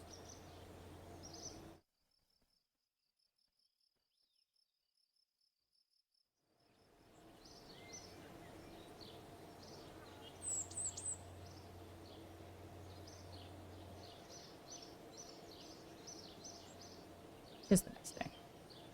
Days on Kerbin are only 6 hours long, I think. Or they're 5 hours. I don't know. Congrats. Tracking station. Let's see where they are overhead.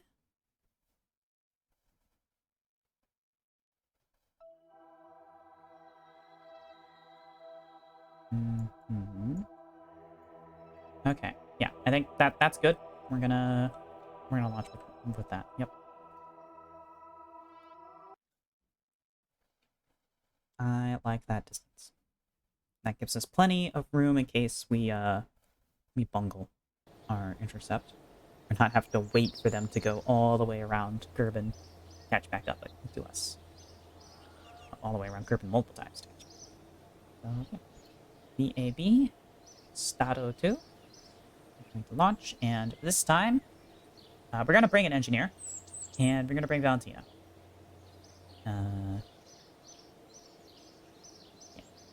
We need another pilot, and we need an engineer to have a look at that engine, see if we can't do our first VA repair. All right, let's launch.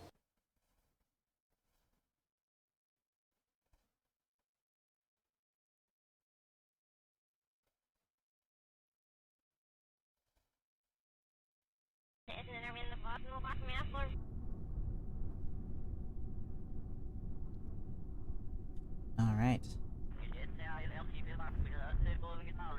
Ready for launch in 3, 2, 1.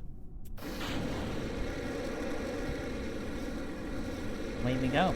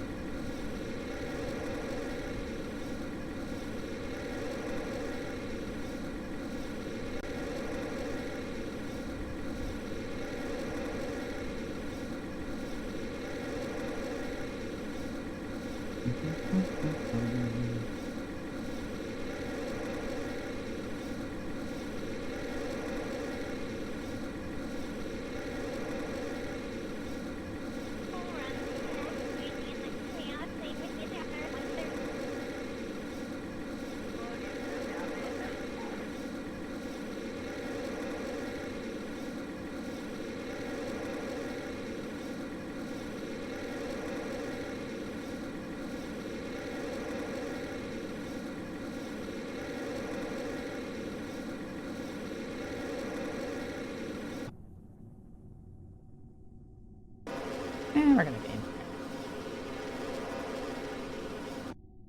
There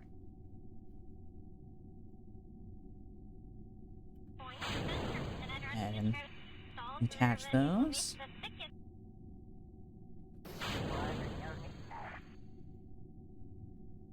Alrighty. And deploy everything.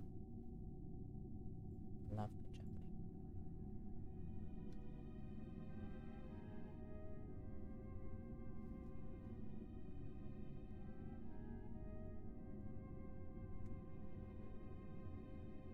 Alright. Shoot, add maneuver.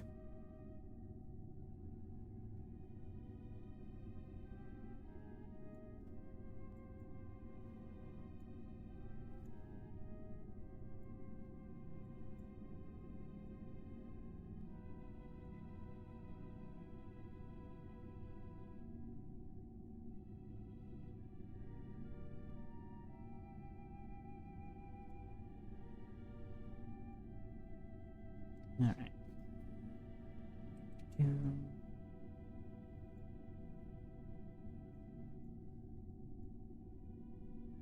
Yeah, less than 50. Oh, actually. We have our staging already happening. By the time it's good. Okay, cool. So in that case, we want this to be fully out of the atmosphere.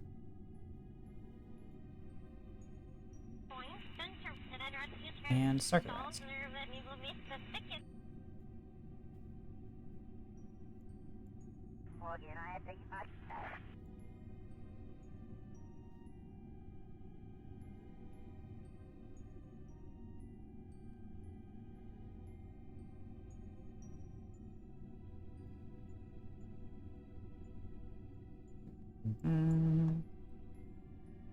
Okay. Let's wait. Why don't we have target? We have Valentina on board. Why can't she point to the target? Was that something that the probe core was doing, giving us the ability to do this whole time? Are our pilots not skilled enough to have that capability already? Damn.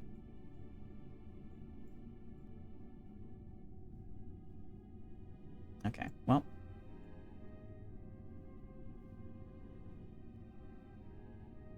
Good to know, at least.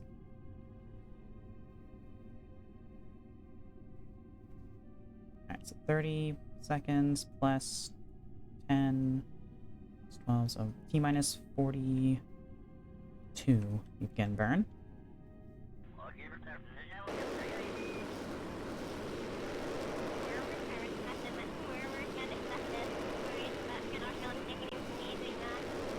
Not that big a deal, we can manually hold on it, just yeah, I guess we'll have to train up our astronauts more, I guess. Yeah, just prograde retrograde hold, yeah. That or we'll have to sneak a probe core into this thing. But that I want to do things more properly.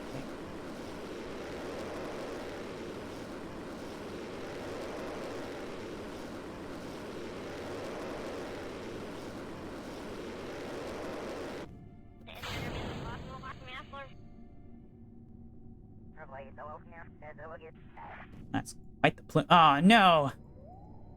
It happened again! Ah, damn it. Okay.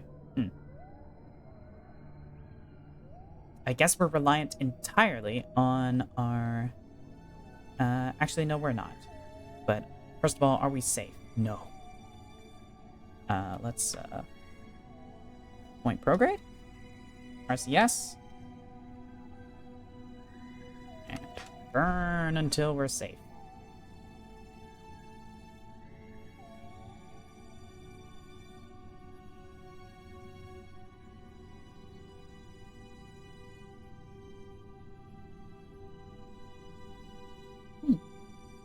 Welcome home, babe.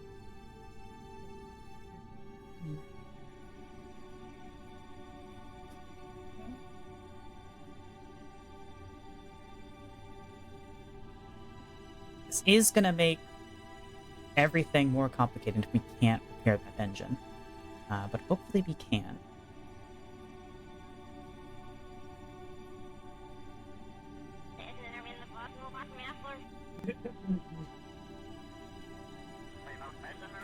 Okay, we're safe.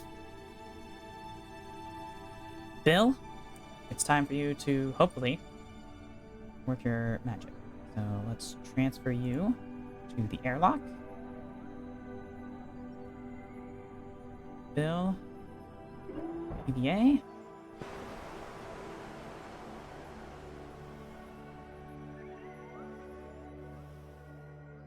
What the fuck's happening? Oh no.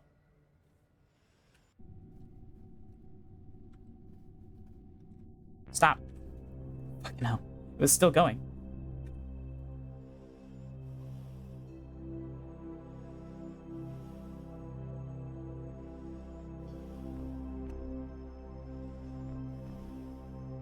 I think because I switched between map view and stuff. That's why I was still going. Okay. Oh. Bill? Please have the repair skill. Need a total of 1 EVA repair kit before made. I didn't. I haven't been packing any EVA repair kits. Okay. Well then.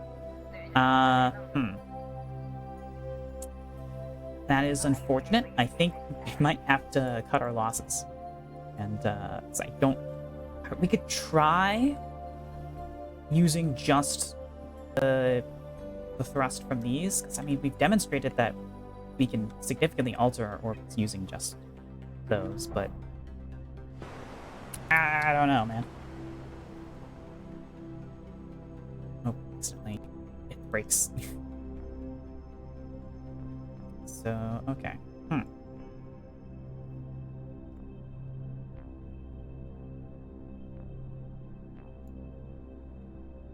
Back into the command capsule. I mean, yeah, we can try.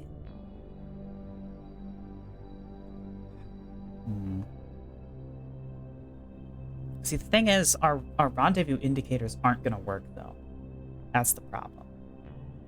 Even if we use these. Also, is this still going? Stop that. Why?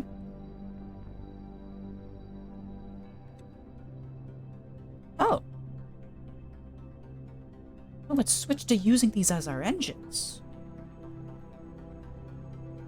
Does that mean that this will work? No, it doesn't. It doesn't see it. Okay. Yeah. So that means, so we're not going to be able to do our rendezvous. So that's unfortunate. We're going to have to deorbit these and try again. Unfortunate. Okay. Well, let's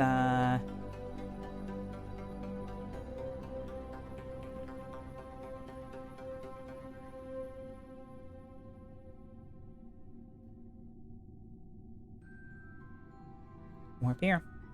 And we'll do our deorbit burns, I guess. That's unfortunate.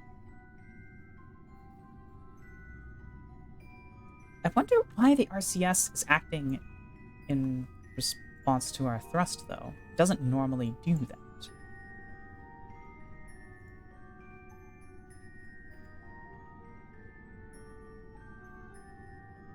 Yeah, why are you doing that, buddy?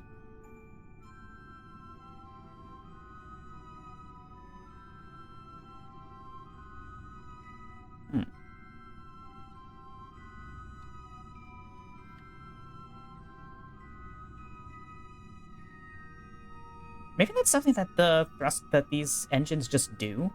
These, maybe. I don't know. I'll have to read the description of them again. Well, for now, we'll make use of it.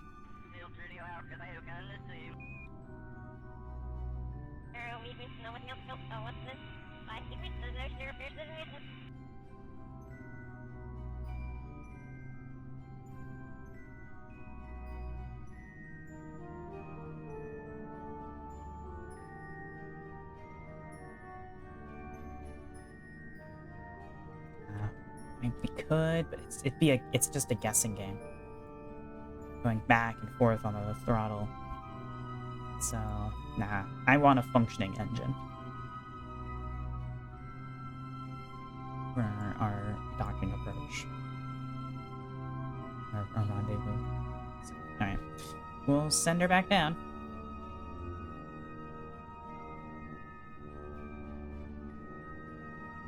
Now, in theory, we only have to just deorbit this one. And then we can pack EVA kits and send up another. We were gonna do a long duration stay anyways.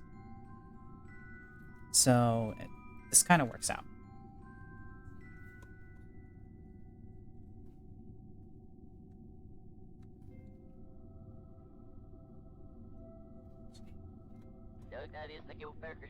Shit.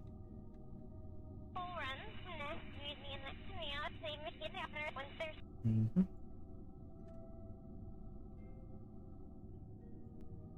Alright.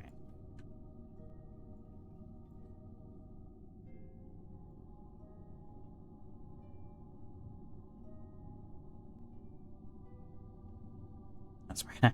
Enter the atmosphere and then skim around and come back through this.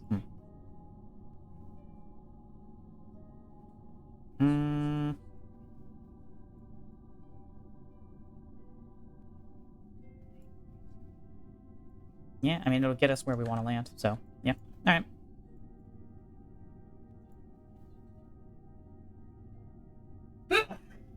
That should...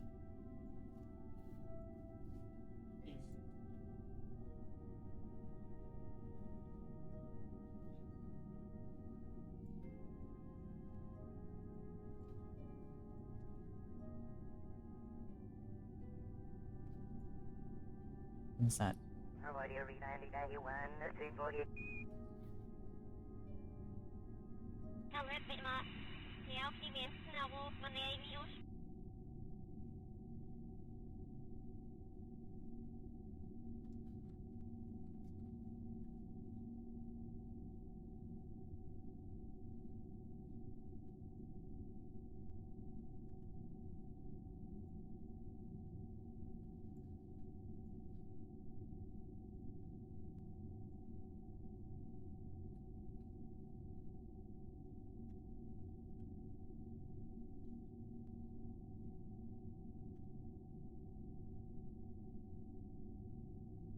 There's no real point in protecting these. We're gonna...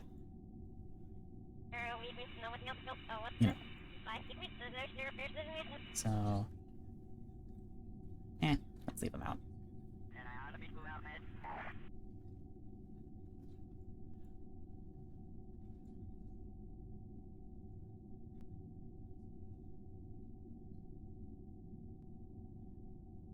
Batteries are getting a little toasty, but it's alright.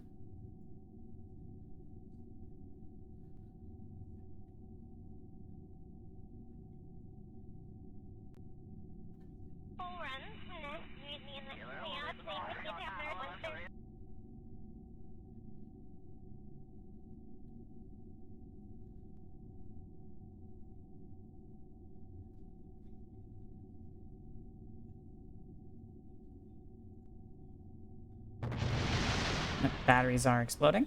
That's fine.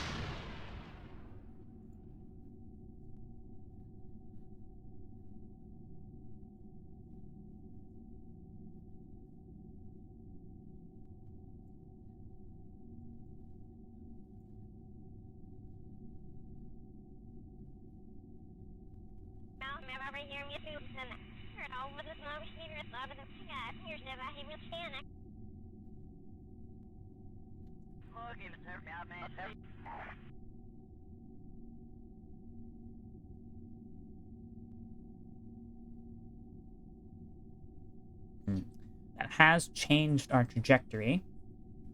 So we'll probably have to do another burn. But that's fine.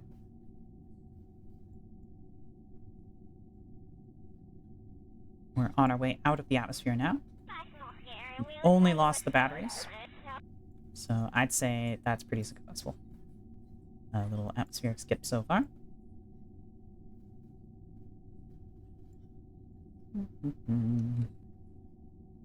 Meow. Hi, kitty. Hello. Meow, meow, meow. Such a good girl.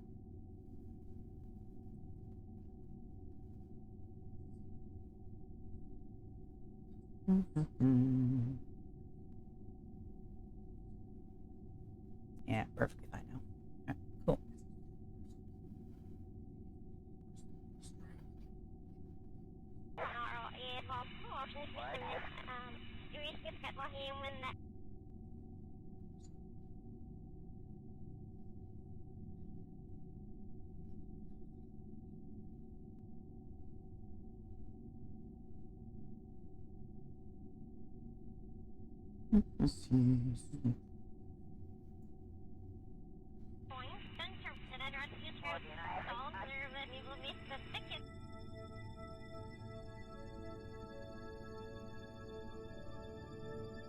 Alright.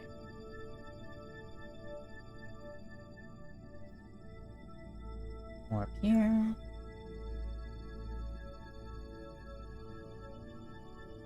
Meow.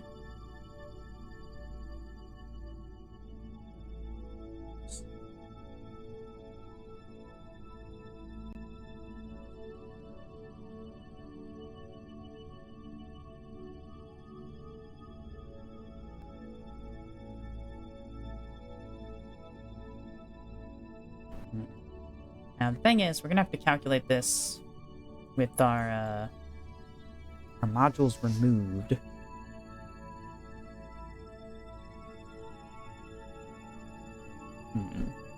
So, alright, well, let's go ahead and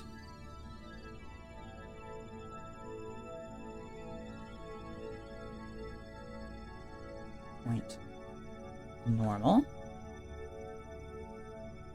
And we'll stage.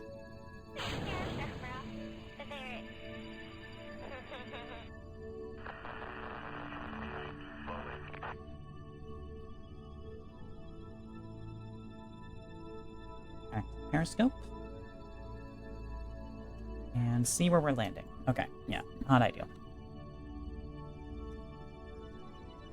Let's bring that back over to where we want. Perfect. Yeah, having the RCS thrusters on the capsule is actually a pretty good thing. I'm glad that worked out like that, yeah.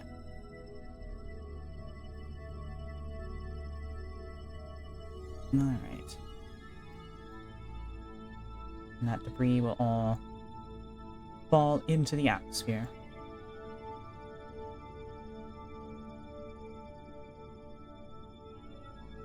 I can't even... Wrong button. There we go.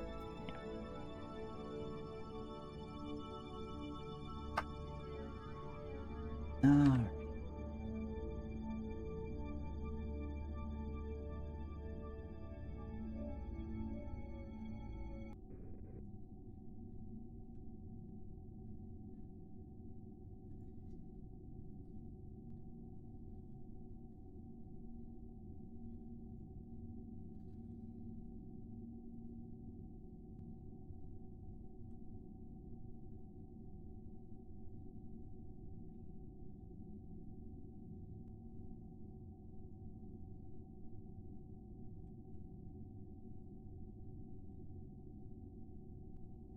Mm-hmm.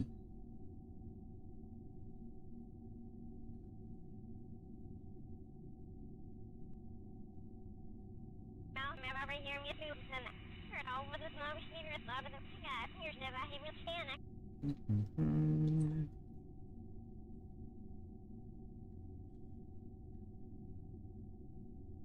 That's a neat view.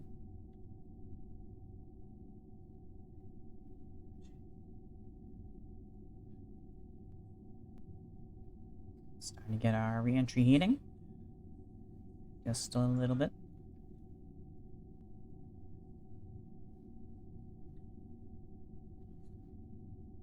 Oh, picking up now. Yeah, you can see it through the window.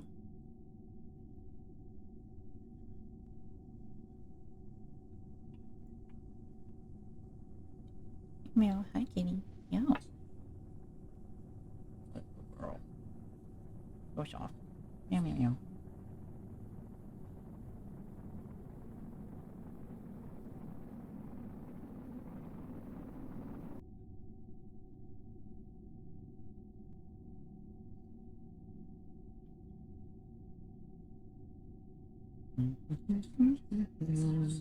Entry's going pretty well.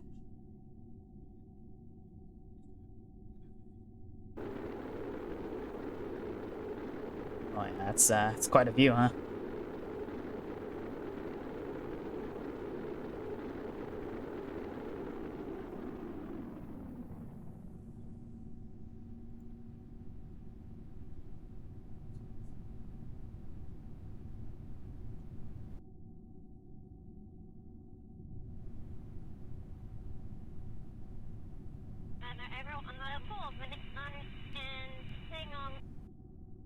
I think we're overshooting. I don't think the planet's gonna rotate fast enough for us to actually land there.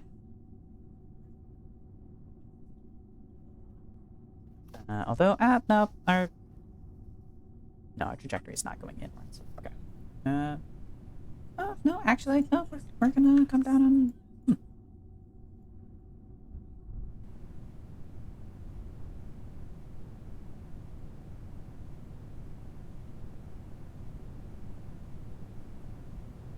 We can thrust up, like the Soyuz could. Of course, the actual Soyuz capsule just had like little solid rocket motors. I think they were just like a little puff at the end.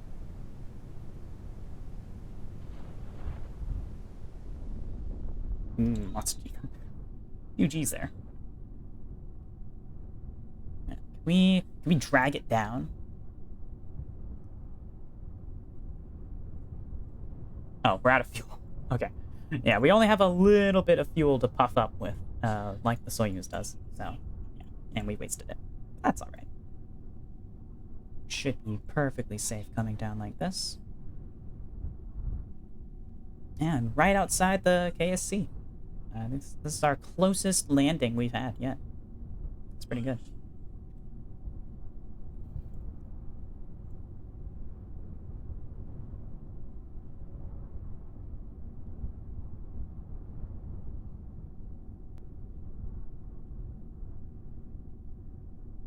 Thunk. Perfect. Alright. So let's cover the vessel. And I guess we'll prep to launch another one.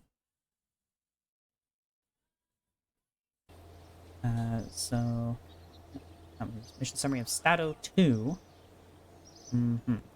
Vehicle assembly building.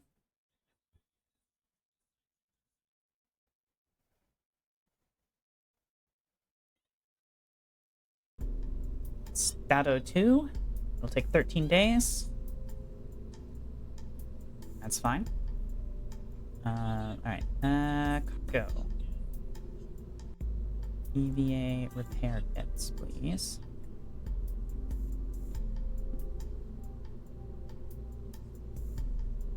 Oh, that's neat.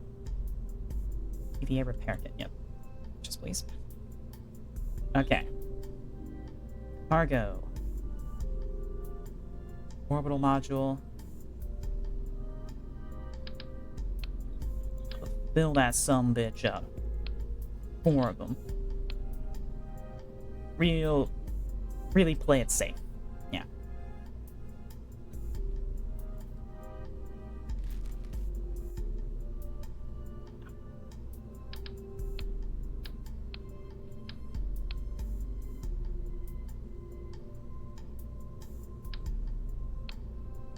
Okay.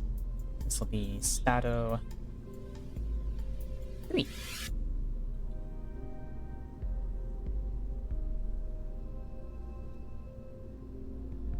build list.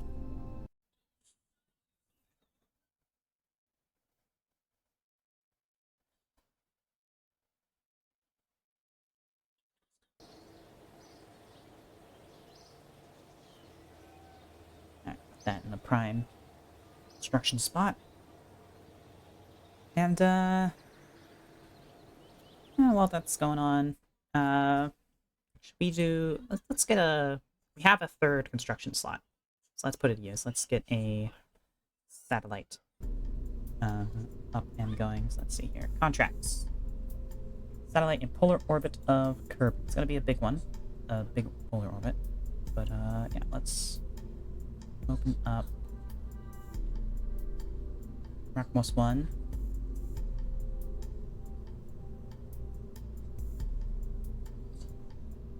Mm-hmm.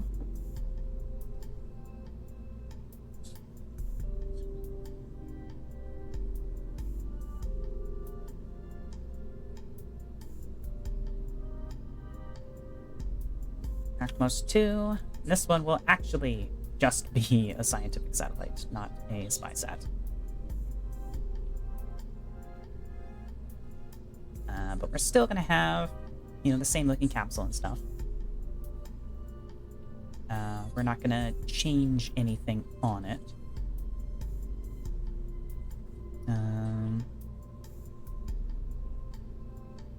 Yeah. Can I swap these solar panels out? Nah. We'll leave it as is. Okay.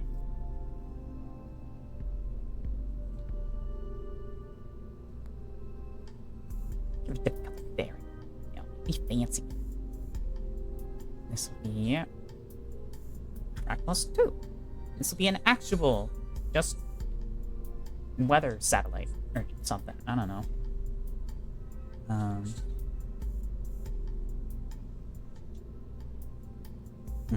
suppose if this one's not going to be recovered, we are going to need actual communications with it. So let's get some antennae.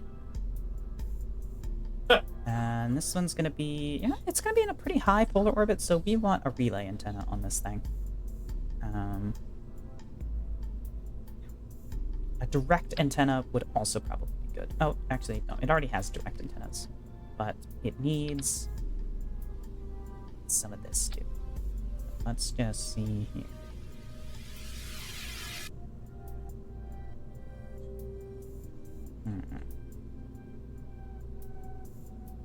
So we remove one of these. Just have this. Another high gain. We need more variety in our relay antennas, I think.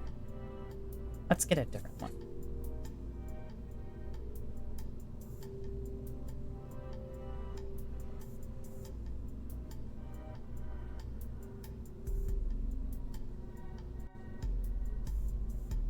Yeah, we only have one relay unlocked right now, so let's get another one.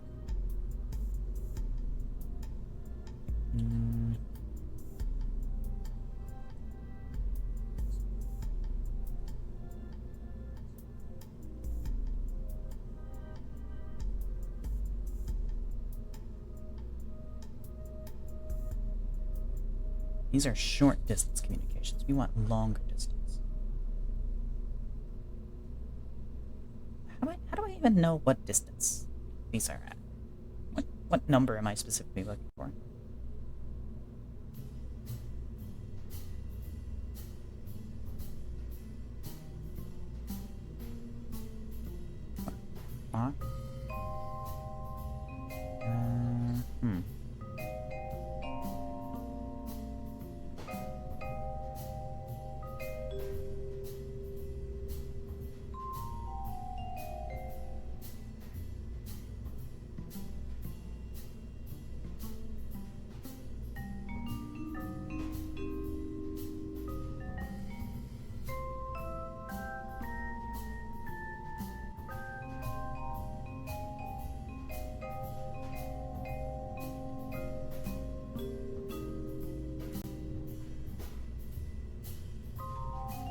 Rating 15. Gee. That's higher. 30.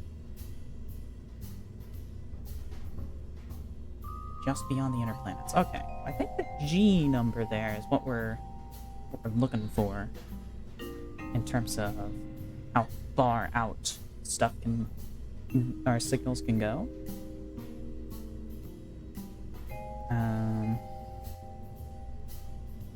Just beyond the inner planets.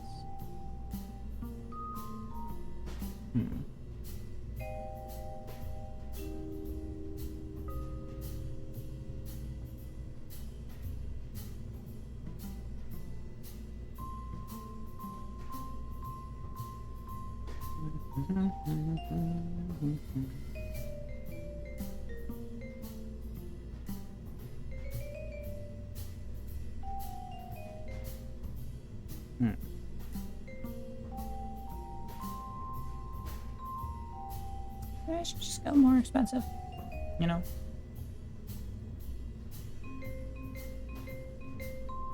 It's gonna be pretty high up, yeah. It's in a polar orbit, so yeah, this will be a pretty good one to put something like this on.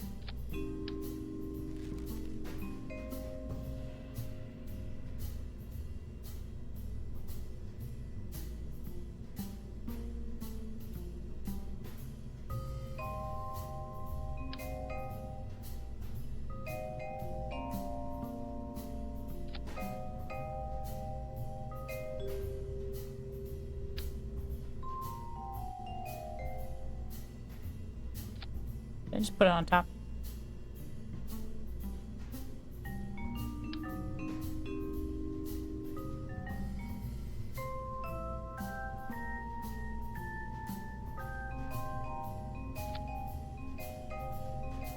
Actually, hold on. This thing has a flat top option that doesn't change the placement.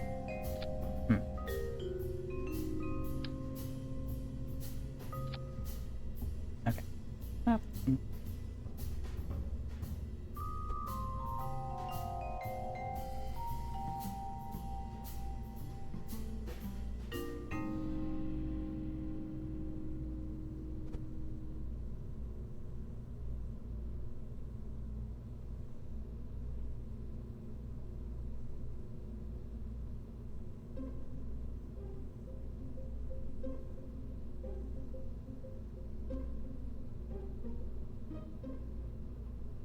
Alright, yeah. Let's edit this fairing.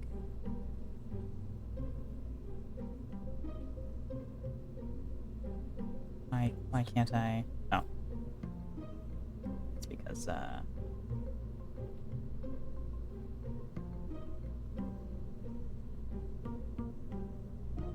because these are open. Retract. Edit fairing.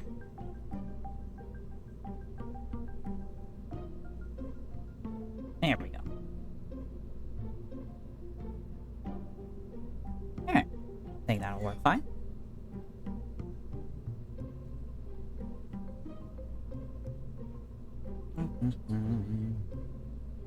Back+2, save, and add to the build queue.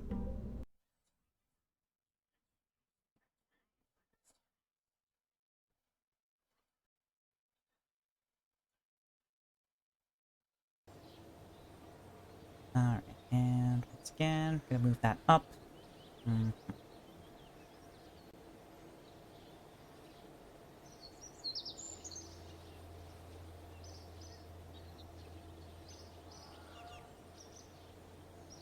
Okay, let's, we're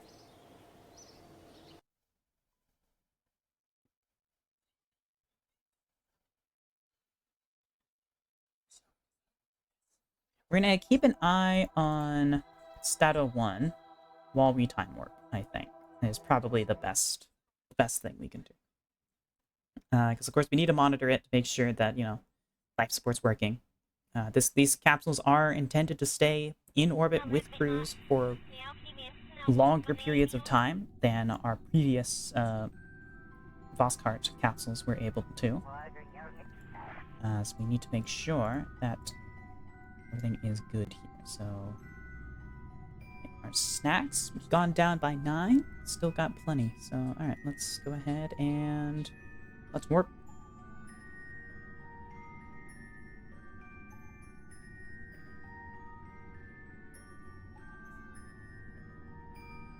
Okay, let's...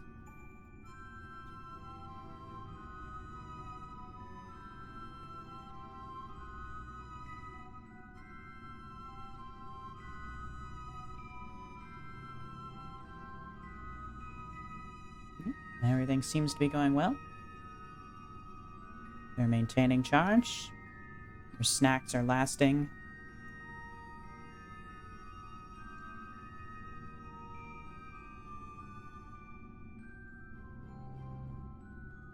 Okay, is the...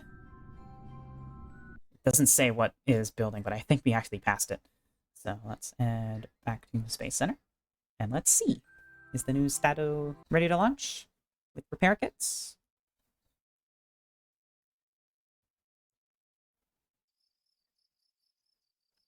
No. Okay. Something else must have passed. Something, I don't know. Or maybe I'm just completely mistaken. I don't know. But seems like everything's good, so we're just going to go ahead and warp down here for the remainder of this.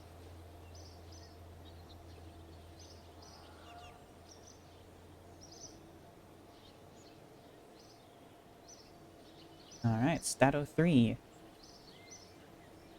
Let's go ahead and launch you. You are going to be with Bill and Valentina. Yep. Let's launch.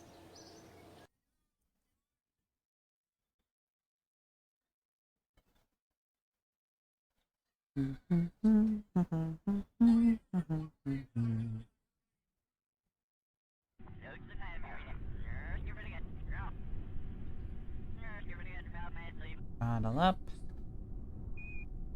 SAS engage. 3, 2, 1, launch.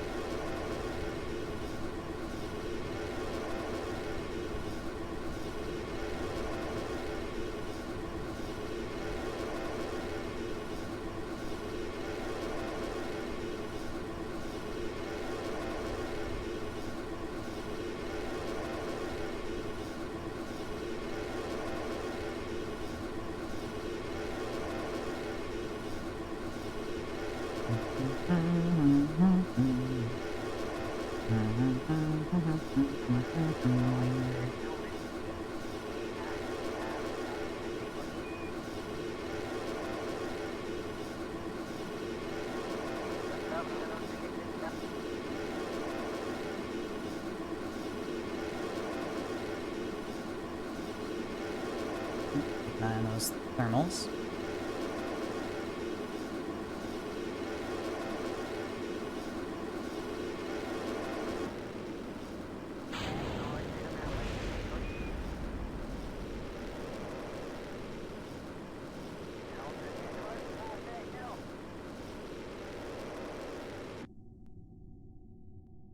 Alright. All is well.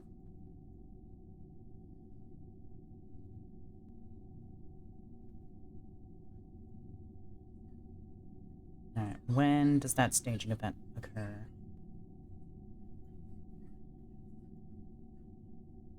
Perfect.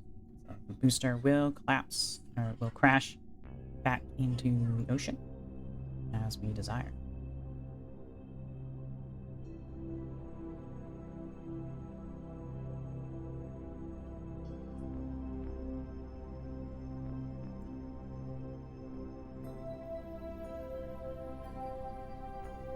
Alright.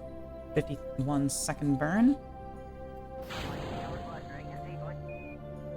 With that off, we've brought it down to 33-second burn. Actually, that might have affected when our staging event occurs.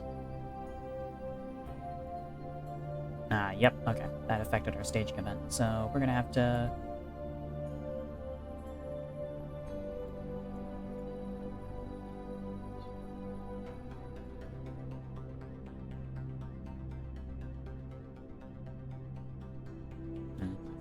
Crash into the ocean. Alright. We're gonna have to begin this burn a bit earlier.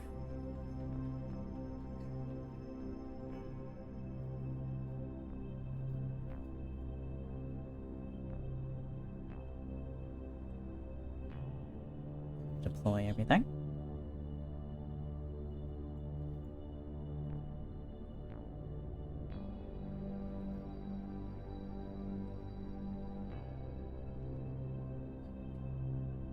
Oh yeah, using RCS to help me maneuver is probably a good idea.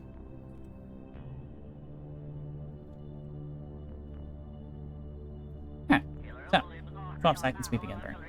Although actually we'll want to burn a little bit sooner than that, so... let's do 20. Yeah, T-minus 20. А ну, чики-брики в дамке! Howdy, Layla. Thank you for the raid. Howdy, everyone. I'm Maddie. Welcome to the stream. Hope you're having a good one. What are we up to? We are flying our Soyuz. Recreations. Stand-ins, approximates, equivalents. I mean, they're fairly Soyuz in shape. Howdy. Little sit. What are you doing?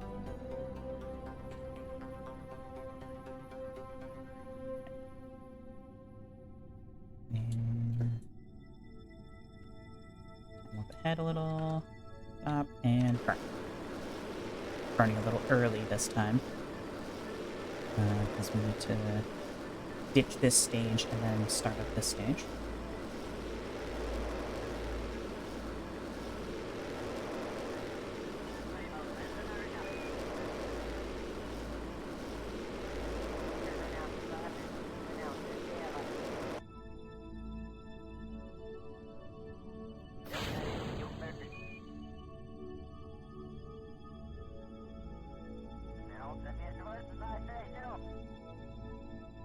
What's the reliability on this now? 95%. Okay, yeah.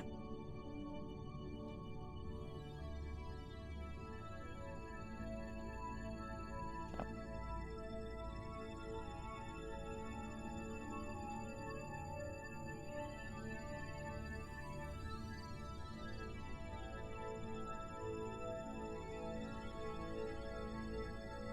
"18 seconds.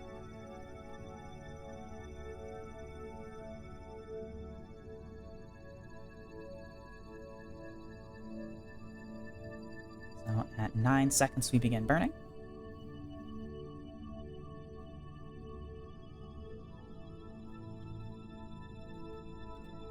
And burn. And the plume is really round on this one. Howdy, Spicy Nacho. Hope you're having a good one. Welcome in.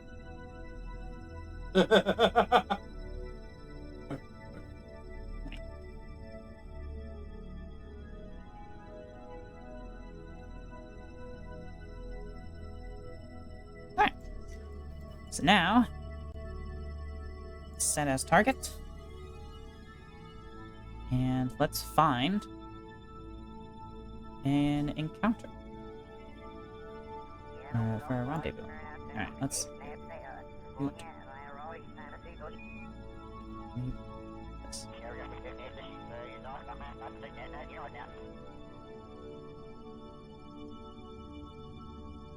Okay, so it seems to be getting closer as we go around. So we're gonna time warp ahead.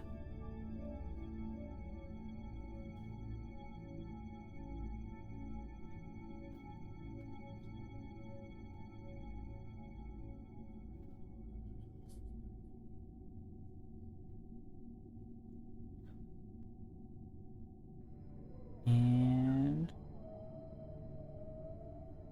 getting closer.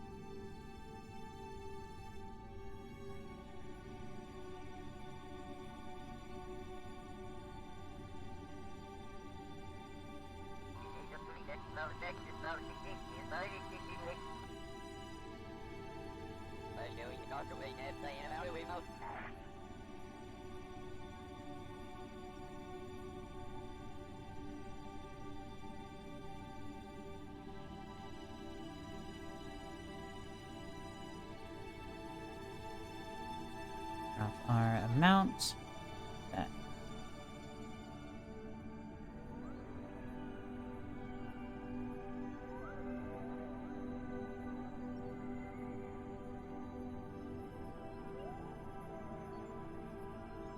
Alright, yeah, that brings us in real close. Okay. Cool.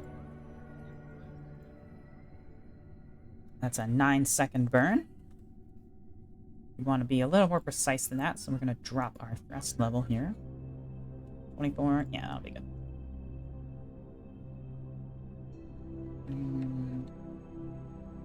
Where's that?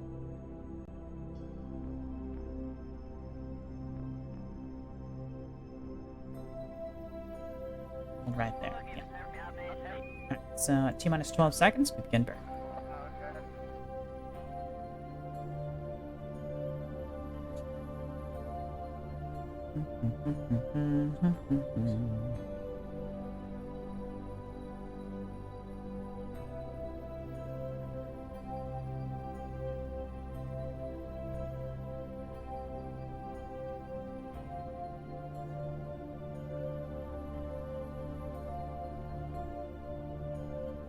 Time for sun.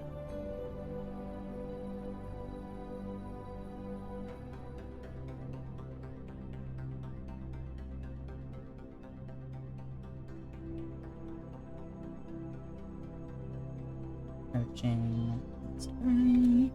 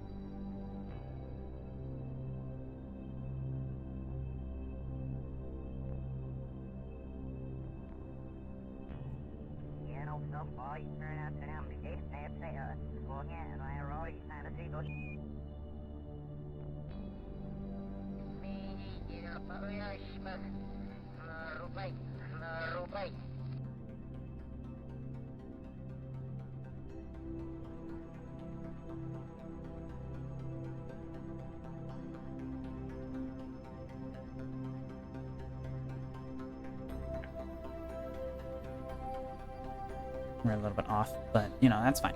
We'll be able to get that intersection closer once we are at the scene. Go ahead.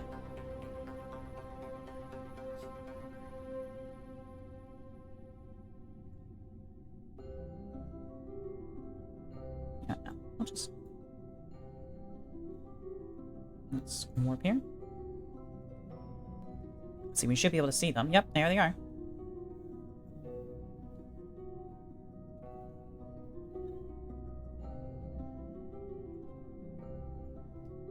Prograde.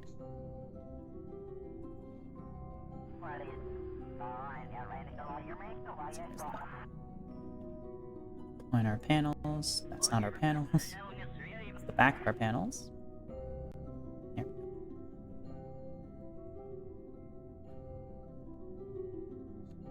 Alright. So back to camera focus on here.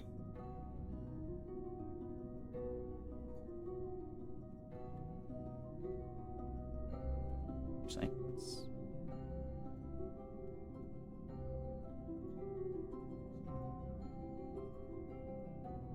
Shut up. Let me edit it. I want to see how...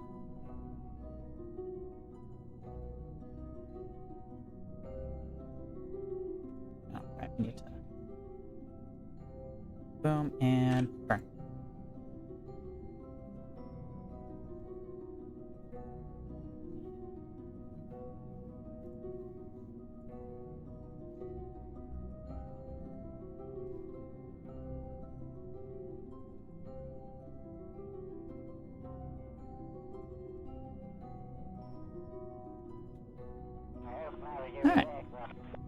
So now... we don't have the option to point towards target. I mean, we can manually do it. So... I guess there's that. Let me just double check that I'm pointing at the correct one, though. Yeah, okay. The circle is towards them.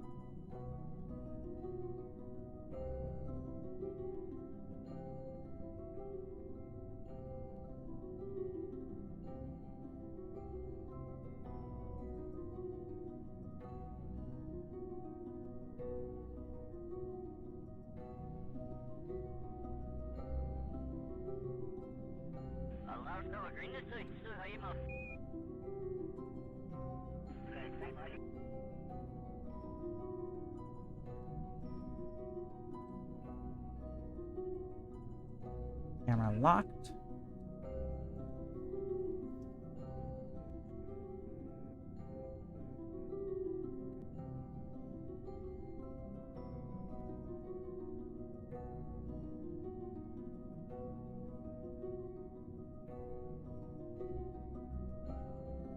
Shit, shit, shit. Kill speed, kill speed, kill speed, kill speed!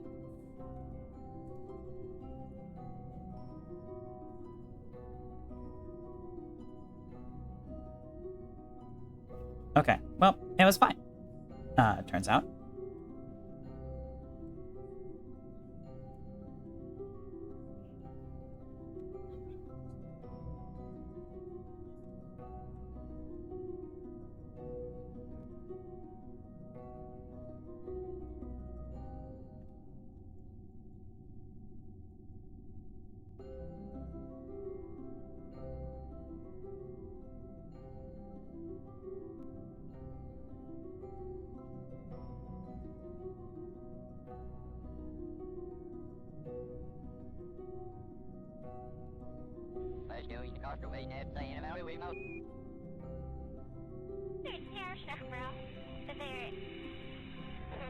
Okay.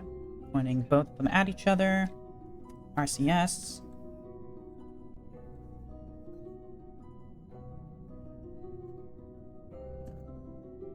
Doing this docking in the dark.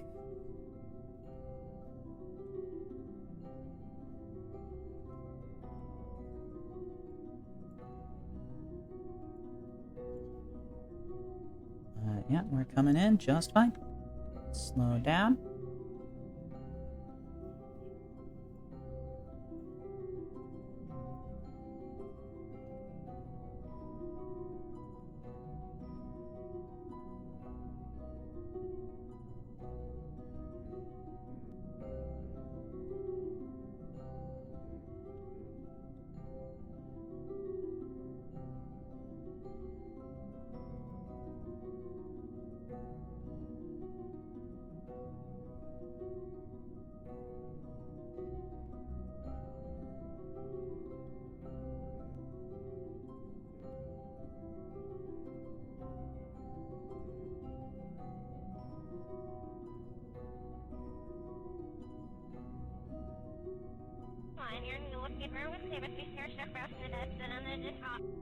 Okay, hold on. Let's do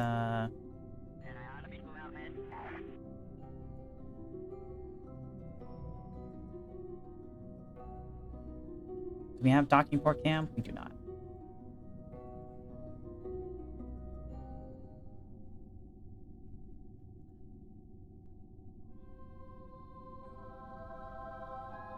What the?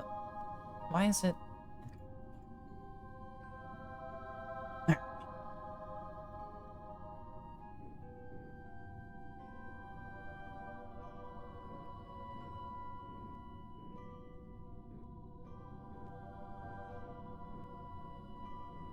have the nav ball. I can use the nav ball.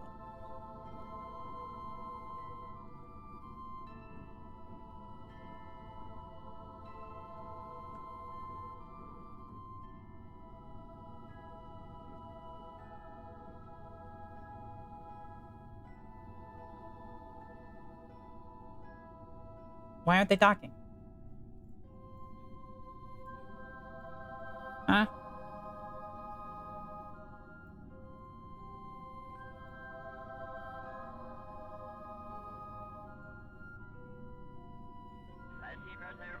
Oh. I have them rotated the wrong way.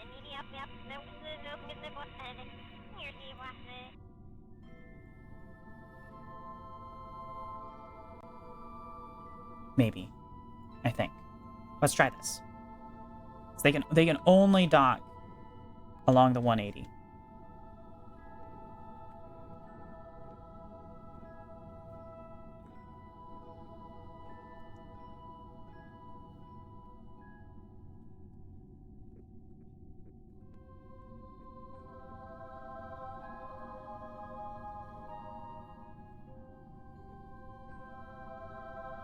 Yep. Oh, okay.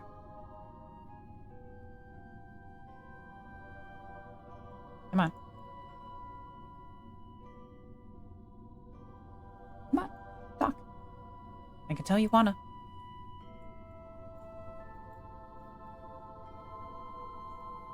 No? Really?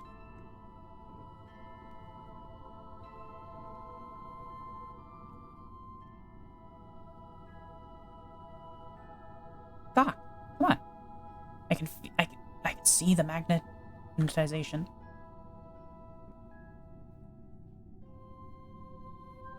Why won't they dock?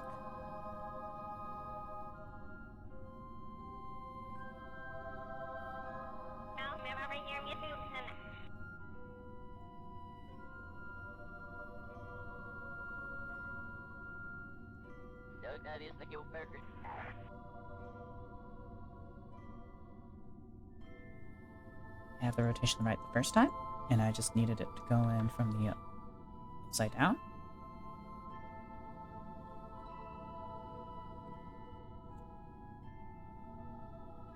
Why aren't they docking?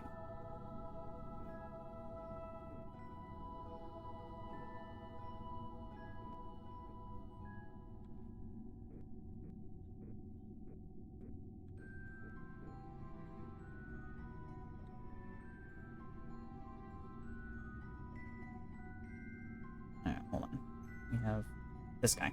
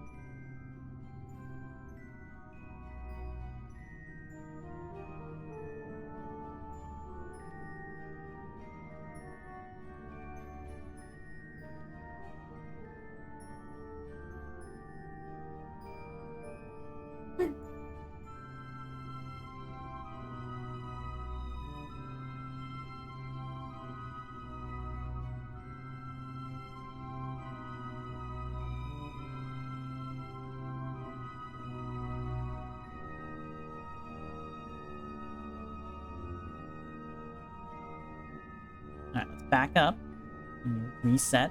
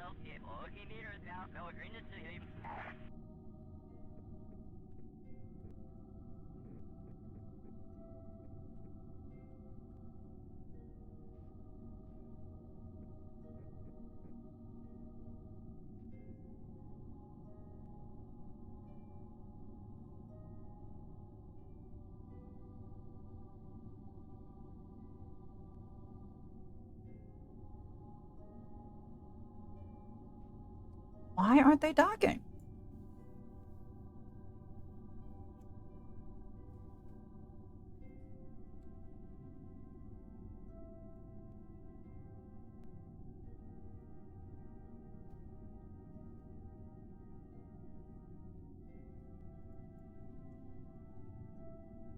Hold on. Let me... ASP, Antares, Octans, docking, ports, not docking.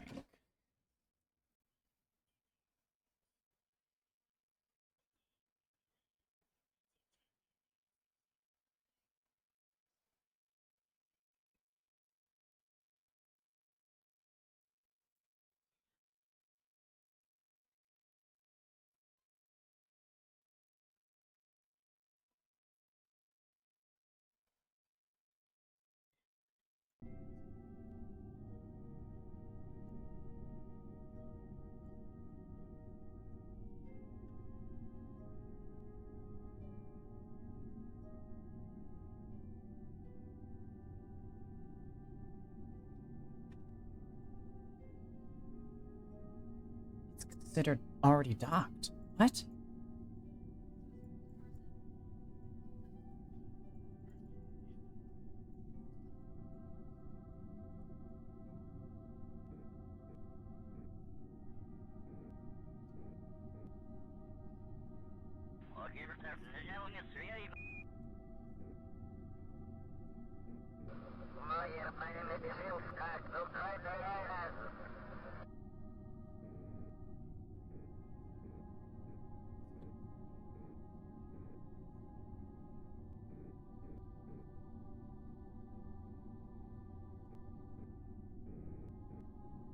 Wrong buttons.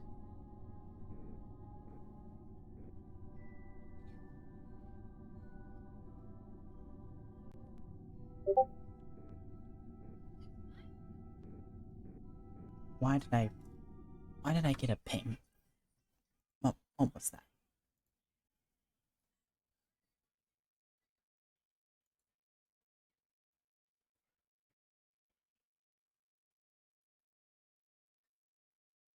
Whatever, I'll figure that out later.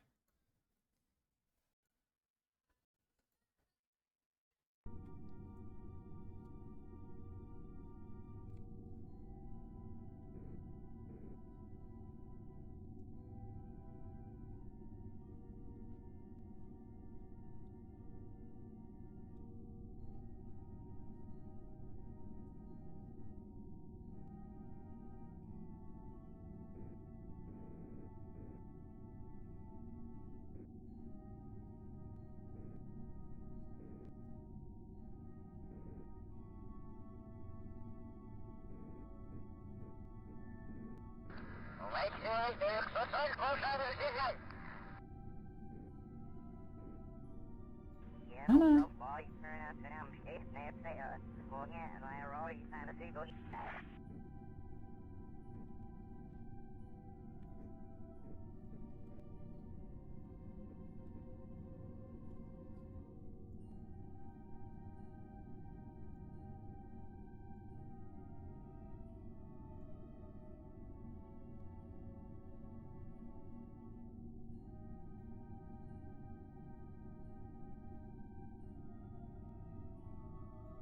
Okay, that's all of them. Yep.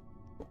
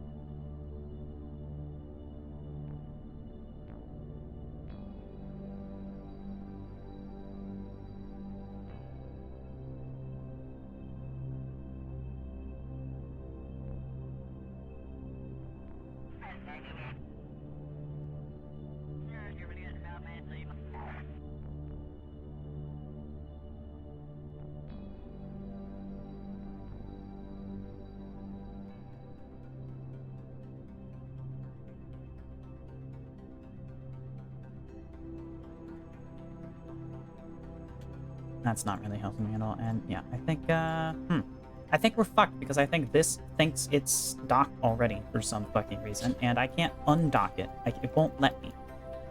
Oh wait. Retract probe, allow docking. Oh, you're kidding me. We have to retract the probe to dock. Oh, okay. Well then.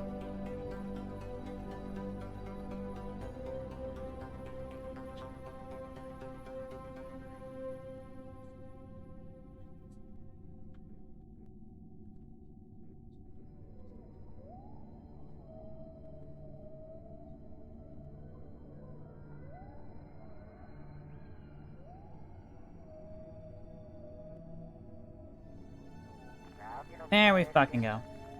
I'm a fool. I thought you had to have that extended for it to dock.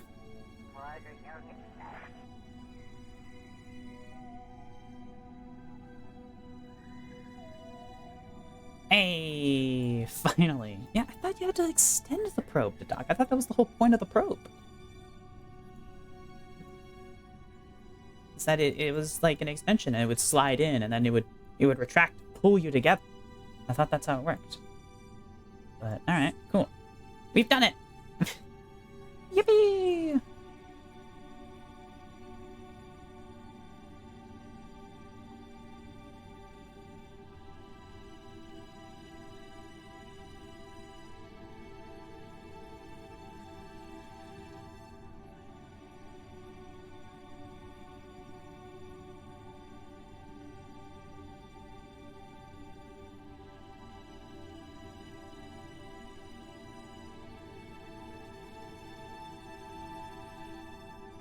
Alright, lovely.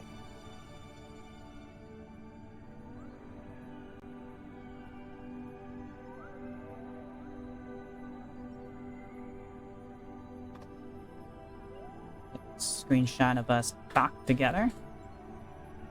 Love to see it. Alright. Well then. Bill, it is time for you once again to work your magic. Which one are you in?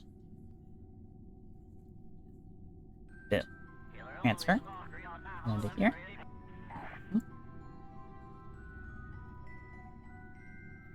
And Bill. Okay, we're going to...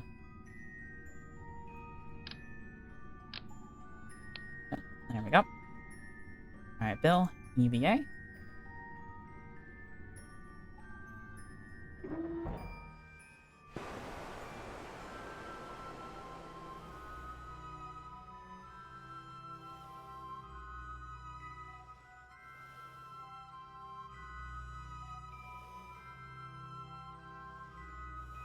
Fix. Hey! We've done it. Mission accomplished. That's another first. That's our first EVA repair that we've actually performed. Excellent. Ooh, don't bash the soul. No. They're durable enough, but, you know. Okay. Board. Enter seat.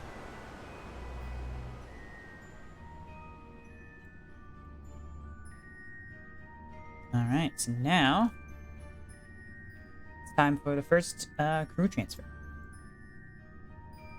So we're gonna do transfer crew. Let's send Elric, or yeah, let's send Bob over, actually. Transfer Bob into this capsule. Wowee.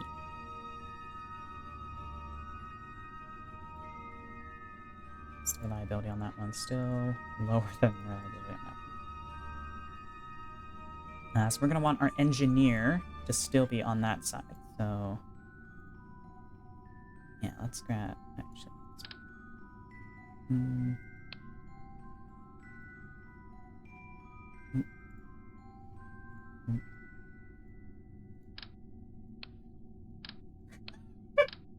2 of the repair kits over there.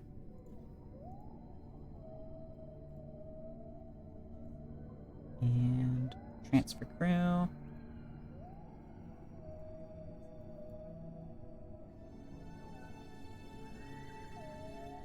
And we'll move Bill over here. We have completed the first orbital crew transfer between two docked vessels without EVA. Now, of course, we've transferred crew across vessels via EVA, but we haven't done it through a docking port. So that is the first. Excellent. How much snackage we got? We got plenty of snacks. So, yeah. It's crew report. Nothing of value from our crew report. Very unfortunate. But whatever. We didn't pack any other science experiments because we don't have any science experiments we can really do up here. So, yeah. Hey. Look.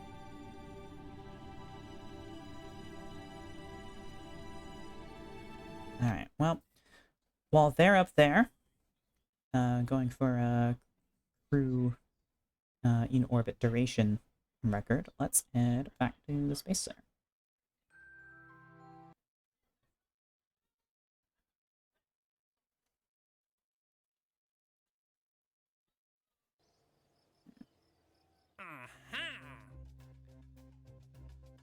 Shame we don't have any,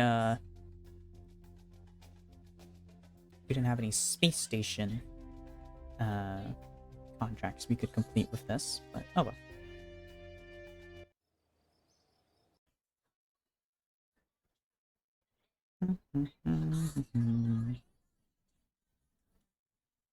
Sorry. No, I'm just hungry.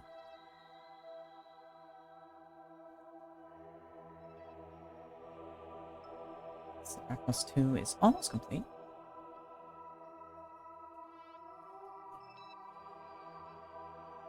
Oops. Oh, okay.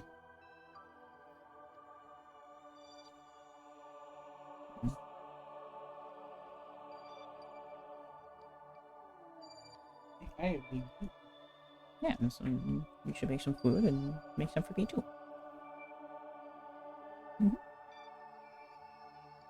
Well, No.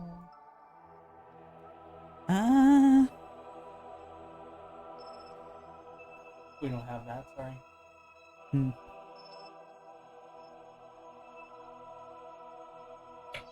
Hot dogs?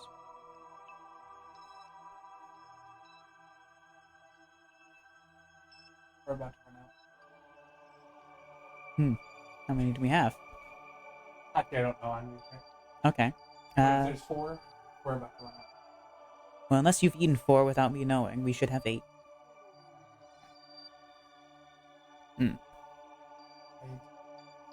Ah. Okay.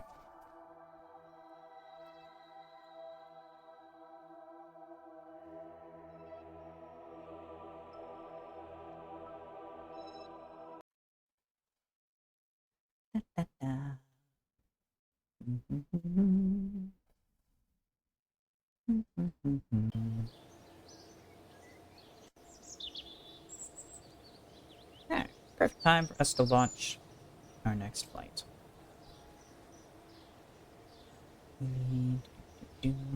Reckless 2.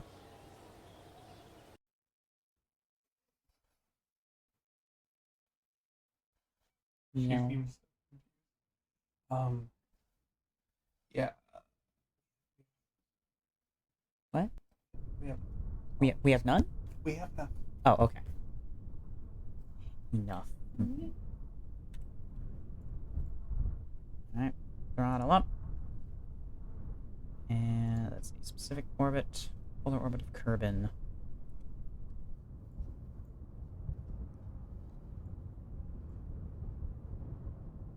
Actually, do I have enough for this? It's kind of an out there orbit. We might not have enough for this.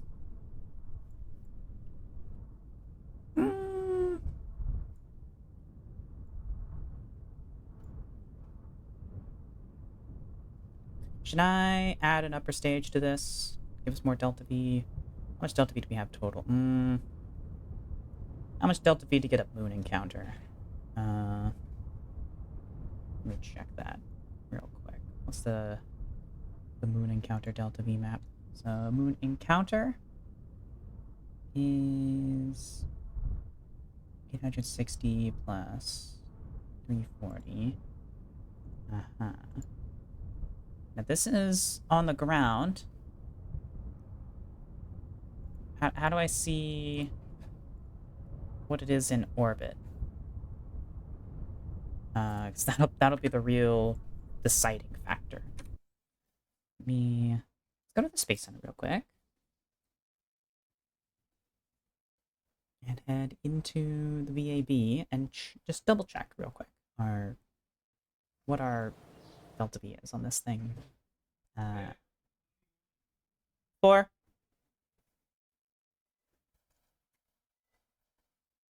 Alright, let's see. In a vacuum, upper stage, please. Multiple. Okay. Oh, yeah. Yeah, that'll be enough delta V. Yeah. Okay.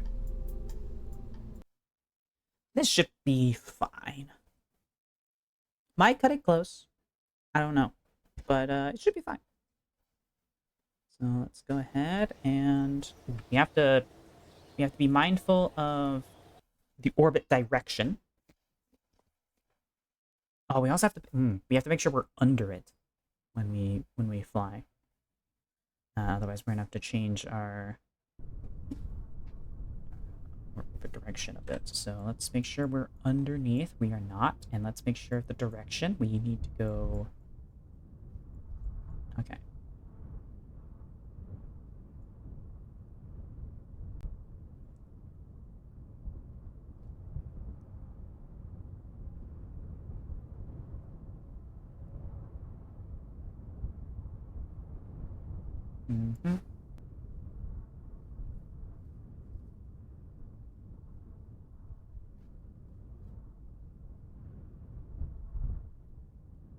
And we need to go north. All right. Throttle up. Nighttime launch. Go.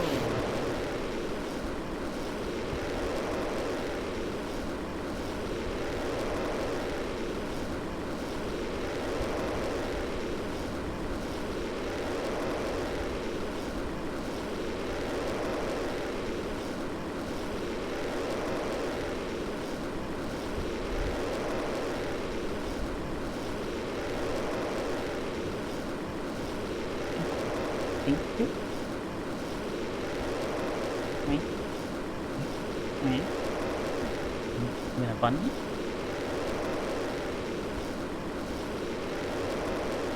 Oh, not those ones? Oh. You'll give it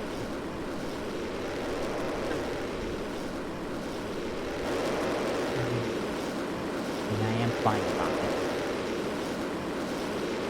Why don't you get blasted? Why?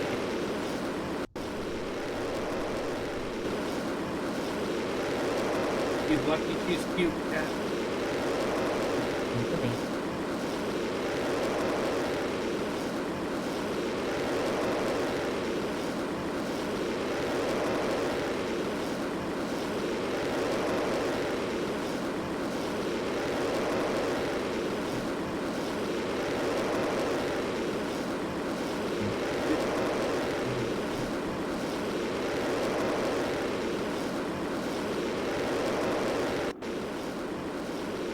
Oh, we've been getting toasty.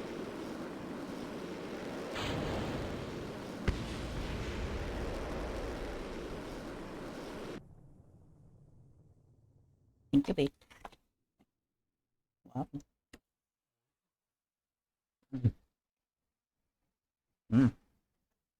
Hot dog.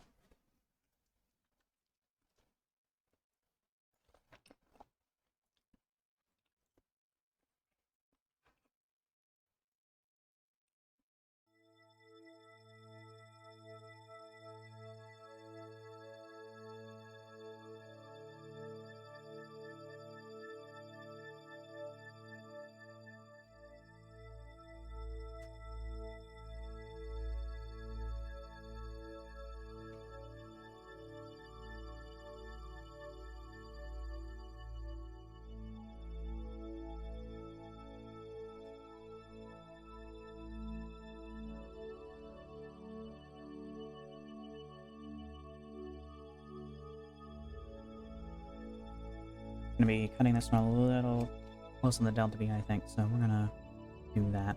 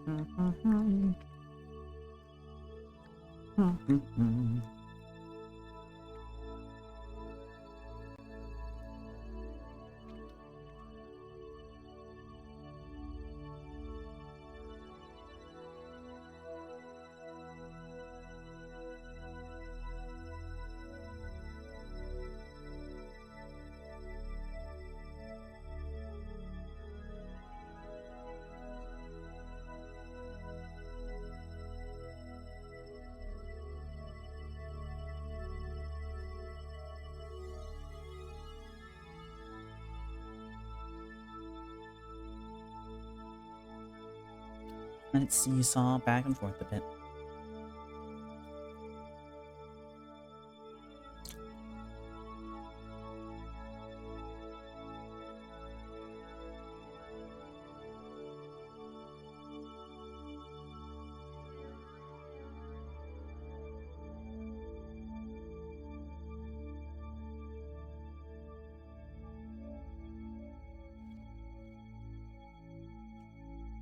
Alright, so 27-second burn. Let's see.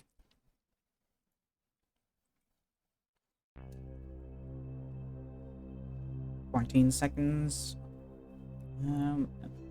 Yeah, T minus 14, we burn.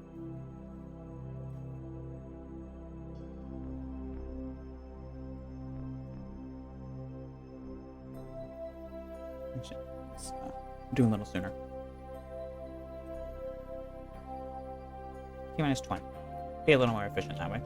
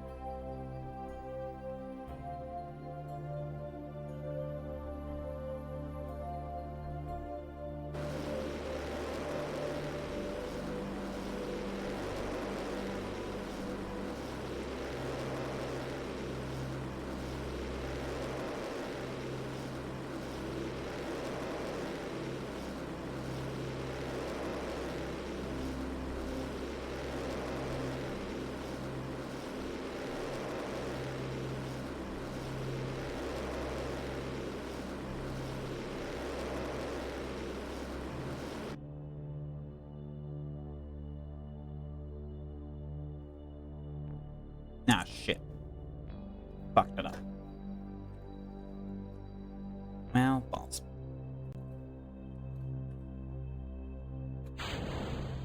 Oh well.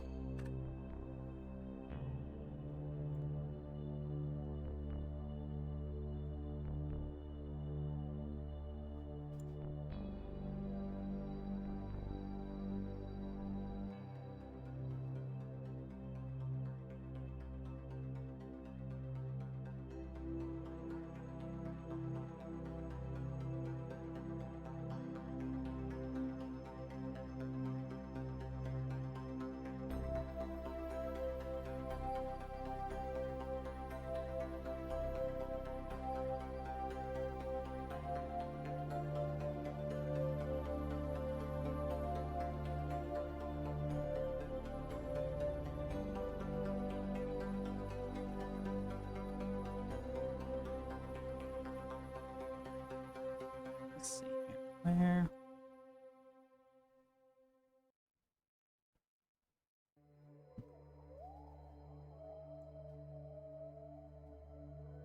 I line this up perfectly.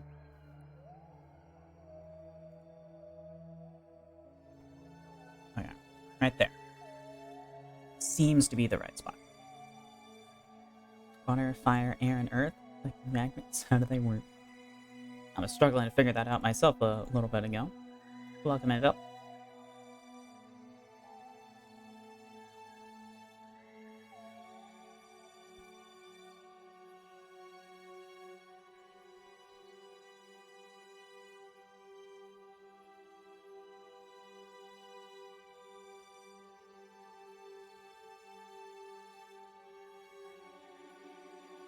Okay, yeah, we should have enough Delta V for this mission. Cool.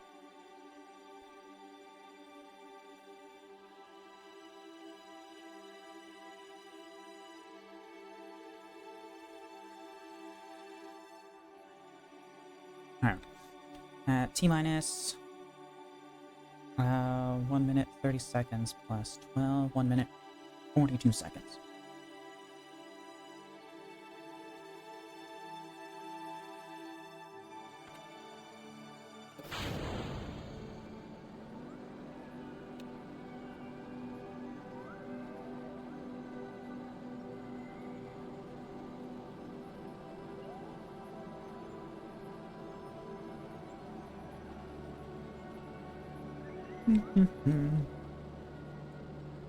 Now we coast.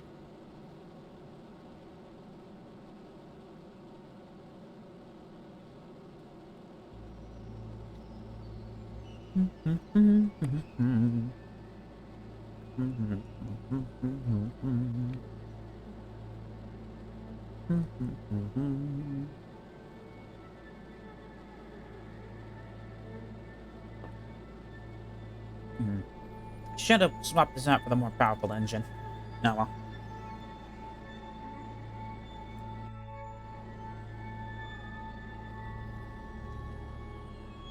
Oh well.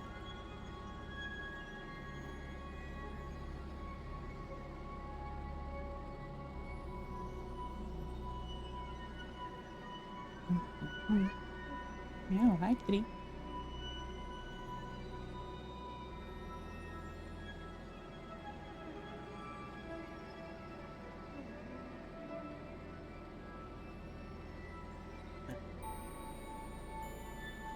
BP is steadily rising.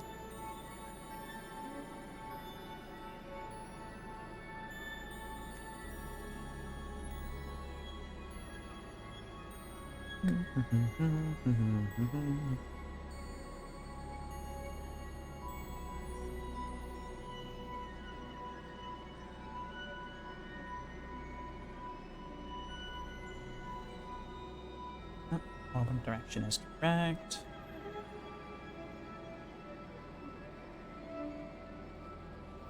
I have to do a slight correction to our rotation once we're out there, but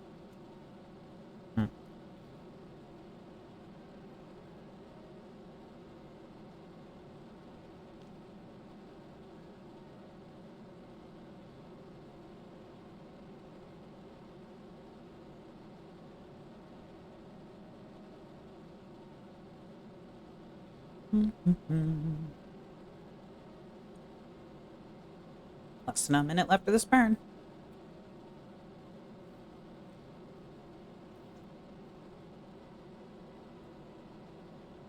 Nice convenient time for me to eat my food, though.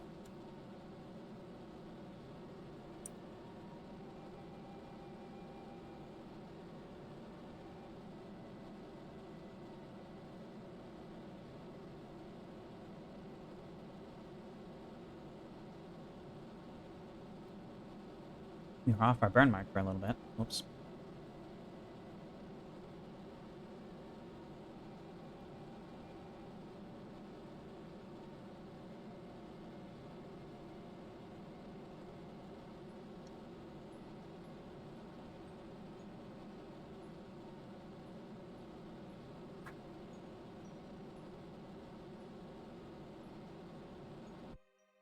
Perfect.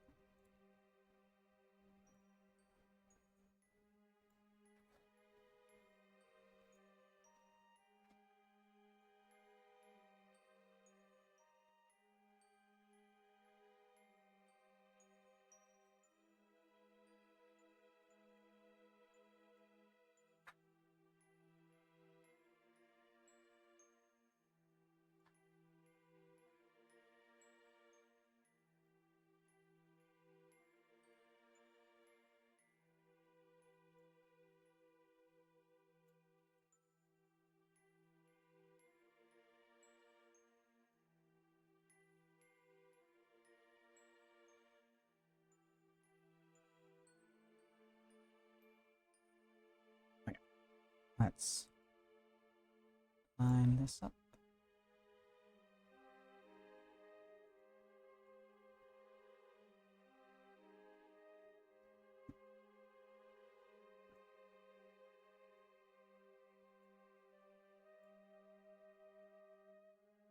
Mm-hmm.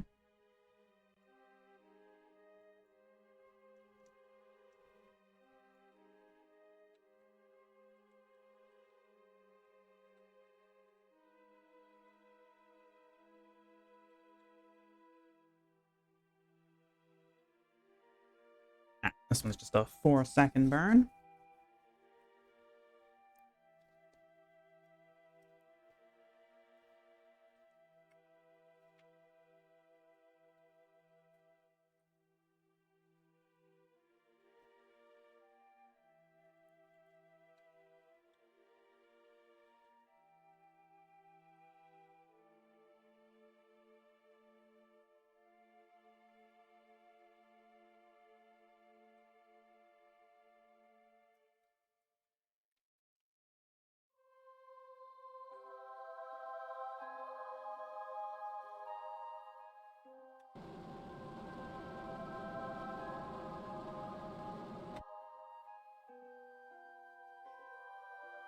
Looks good to me.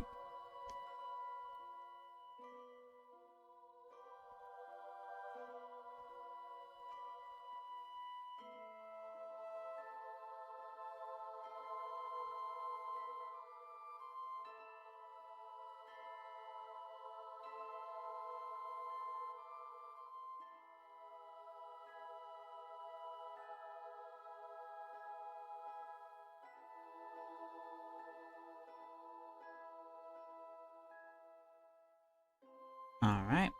That's perfect. Plenty of Delta V to spare. Never have doubted it.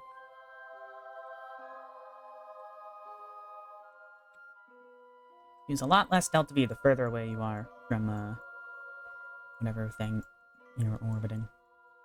Much more. Yeah, there it is. Yeah, well.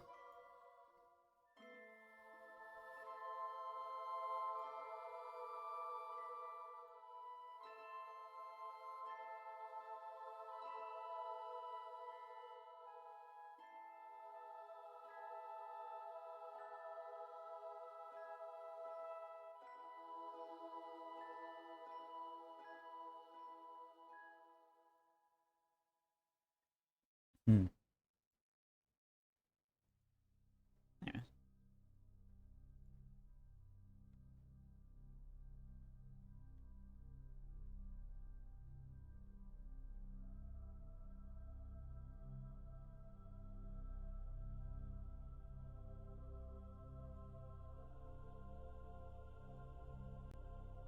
Let's see how that photo came out.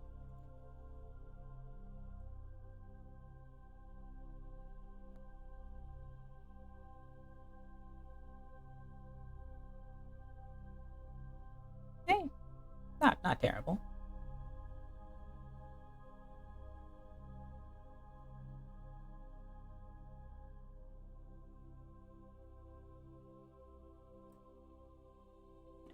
We've outfitted this one with digital cameras, of course, since it's not going to be coming back. Let me name this file.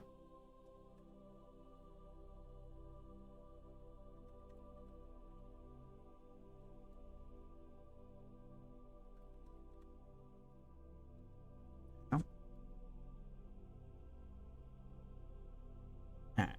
We got a minute 25 on this burn. So, let's see. That'll be 30 seconds plus 22. Yeah, so.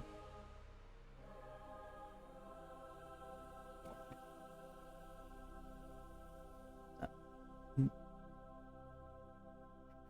30 seconds plus 12. 42 seconds. Okay.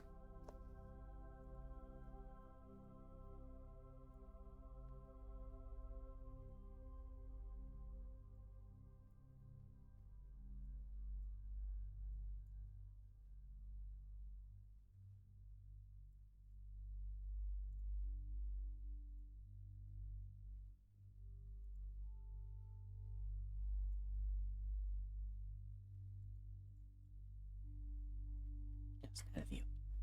Well. Mm-hmm.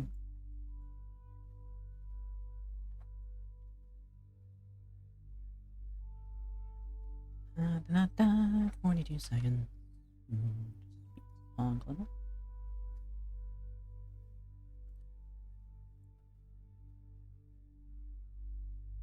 And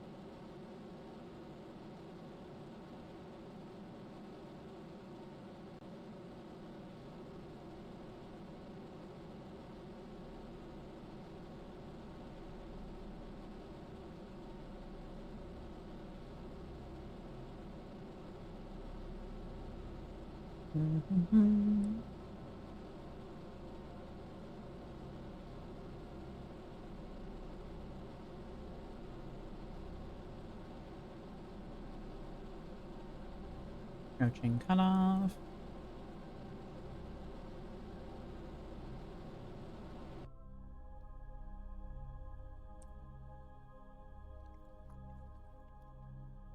See, this orbit was much more forgiving than that moon orbit contract.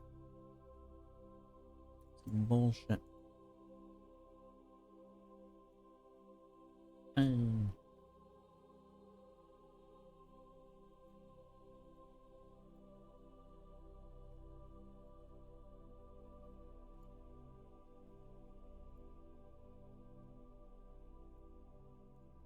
Alright. Let's point our panels towards the sun.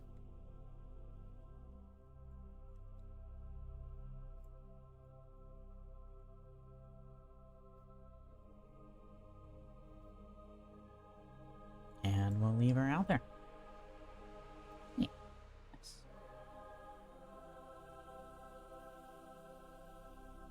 So you are a relay.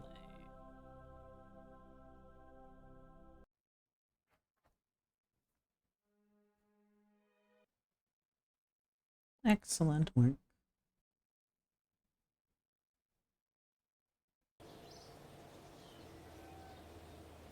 Okay. Let's see. Orbit of Minmus, Orbit of Minmus, and moon landing. And specific orbit around the moon.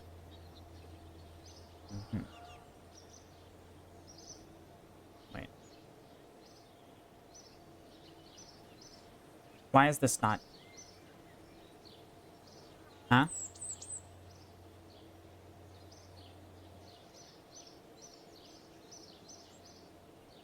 Why is this not, finished?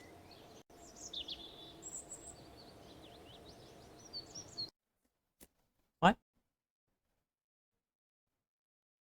We have 2 craft dock. Give me the docking 2 craft contract, please.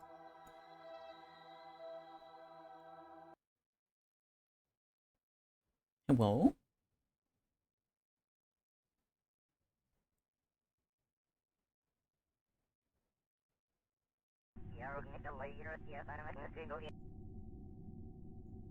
These are docked.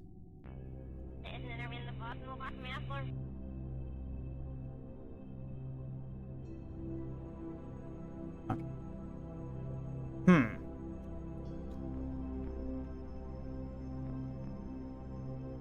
Contracts.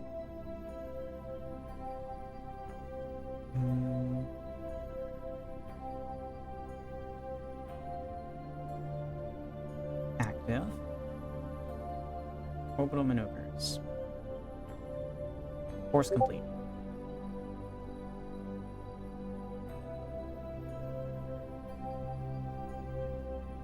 that's a coincidence. I'm gonna have to figure out why I'm getting pinged. Because that setting, I should have all surface I'm on notifications should be off. Not sure what's going on there. Oh well. Alright. Yep. I will use the cheat menu to complete that because it's stupid that it's not completing when I have satisfied the requirements. I think it was just bugged. Alright. There we go. Lovely.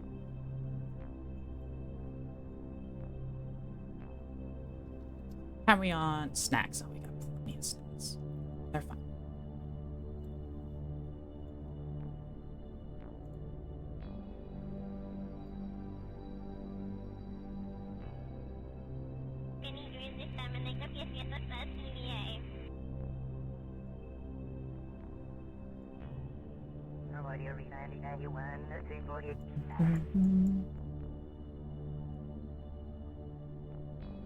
I like the look of two Soyuz talk to each other, you know? Alright, back to the Space Center.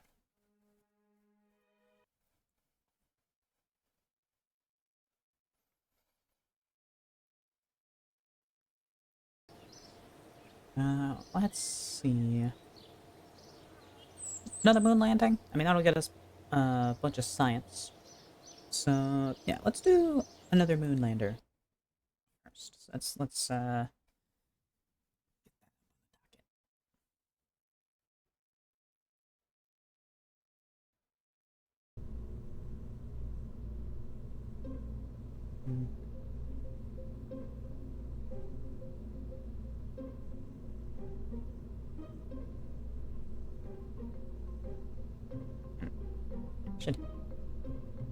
should perhaps sort these another time.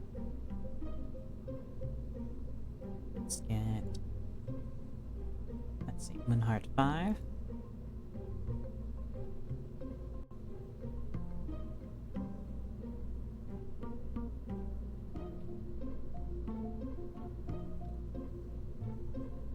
Moonheart 6. 6. That one, yep. 2. Alright, cool.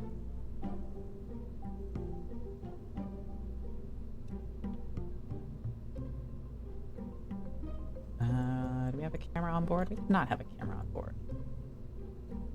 We put a camera on Minhart. We did not put a camera on Moonheart.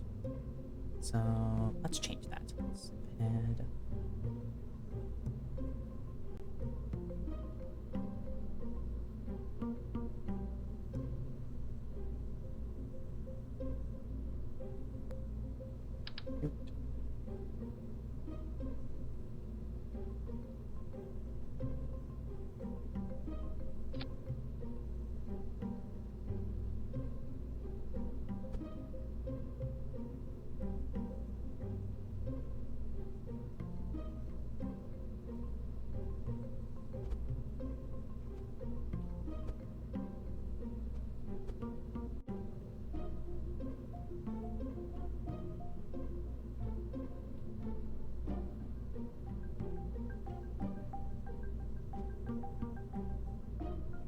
There we go.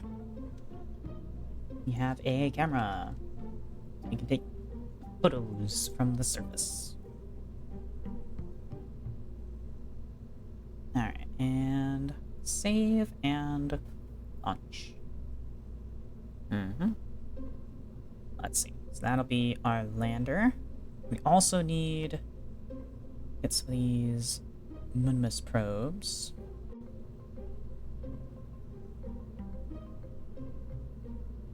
Let's see. I mean, we have 2 orbits around Minmus. We only need to maintain stability for 10 seconds to complete the contract. So we could just build 1 satellite and do 1 orbit and then do the other.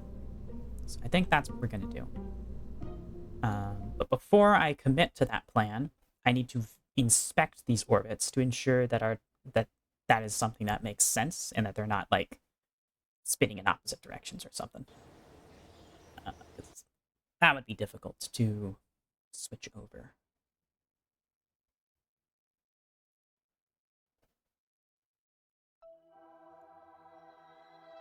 Okay. Let's see here. Minmus. Rotating in the same direction. And they're pretty close to each other. Oh, yeah. Okay, so we're going to do a single one. Integrated internals. Integrated internals. Yeah, they're the same.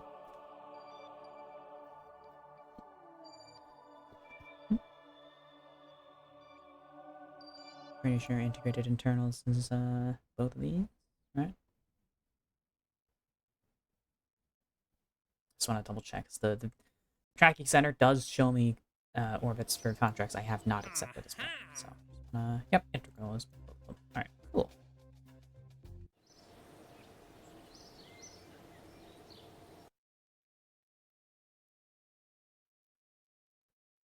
Let's go ahead. Loading, loading, loading. All right. Open up a Minhart satellite.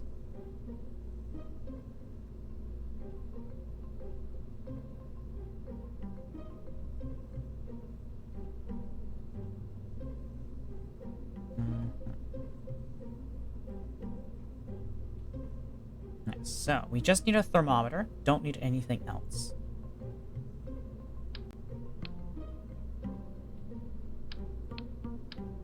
So we'll ditch that. Boom. Science. Thermometer.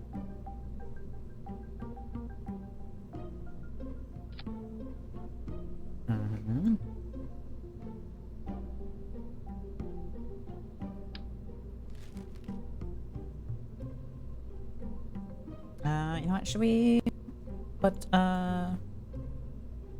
one of those fancier relay antennas on here? Yeah, let's put one of those fancier relay antennas on here.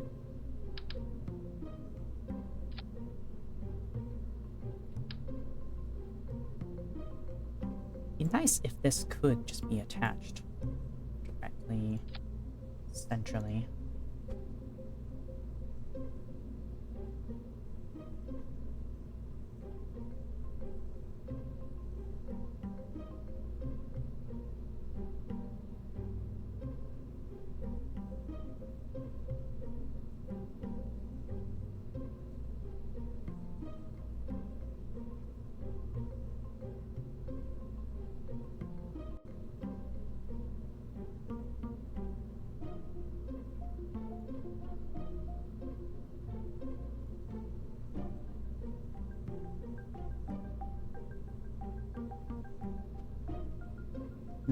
There we go.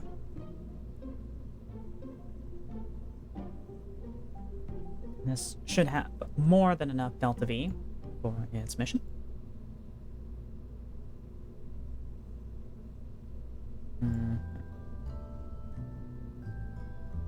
Alright, I think 6 is what we're on. Yeah, 6, yep.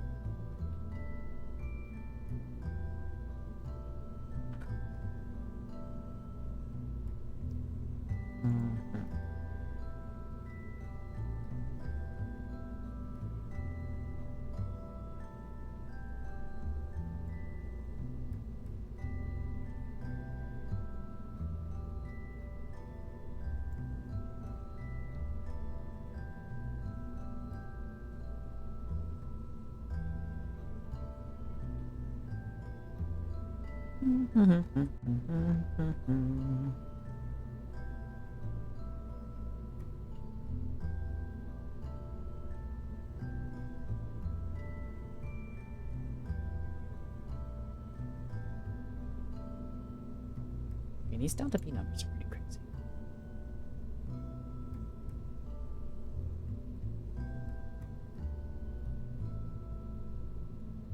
We've got way more than enough Delta V on this thing. I think we can make it... I think we can pretty safely afford to make this thing smaller and more efficient.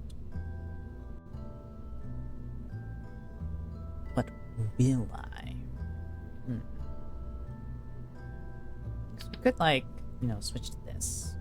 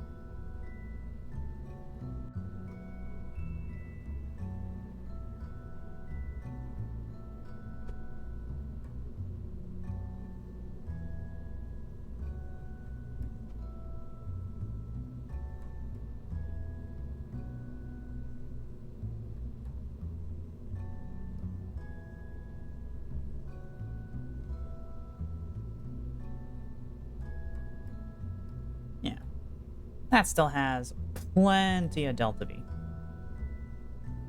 Oh, wait, actually, hold on. We're gonna put that bit. Yeah, we still got plenty of Delta V for this mission, though. Let's see, so we just need to get into orbit. And then adjust our orbit. So...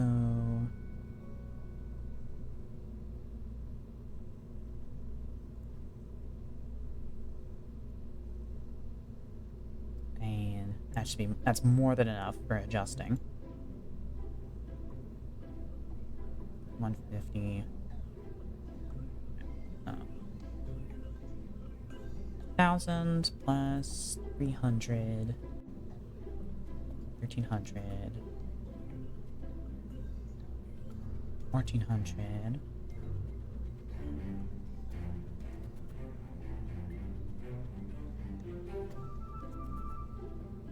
$1,800, 48. Oh yeah. Plenty of Delta V. Yep. This one.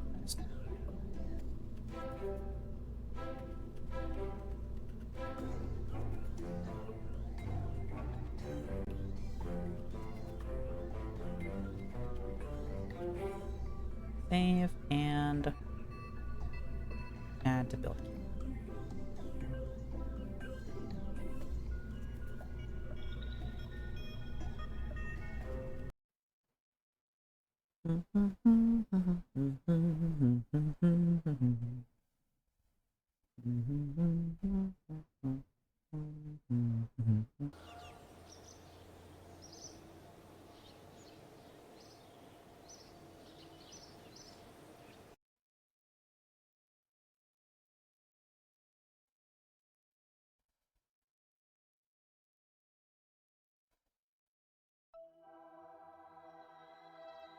Alright, so we got 3 things under construction right now.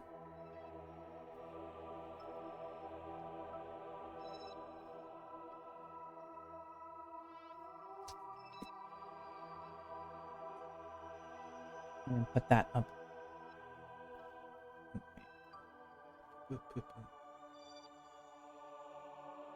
Yeah. Most efficient to do that.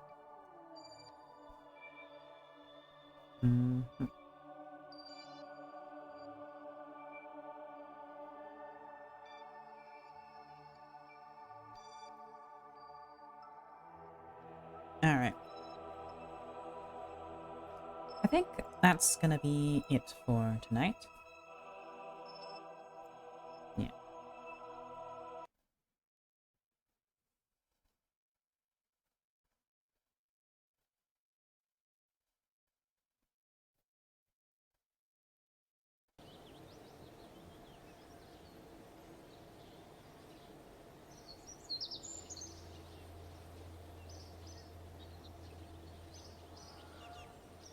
Alright. Da-da-da.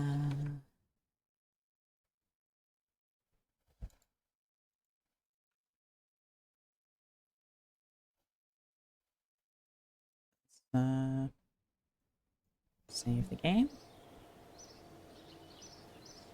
Yeah. Alright. Let's go ahead and see who we can raid. Oh, thank you. Meow meow. Meow at me.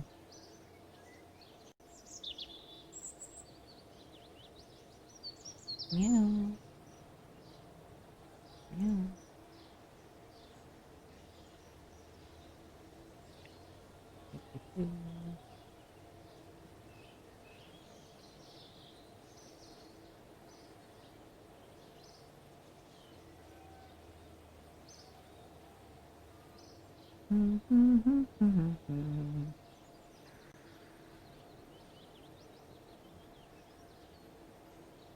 Yeah.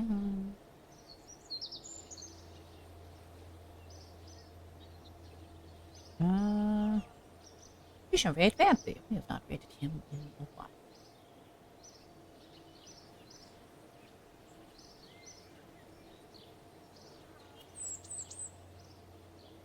Alright. Thank you all again, everyone, for tuning in.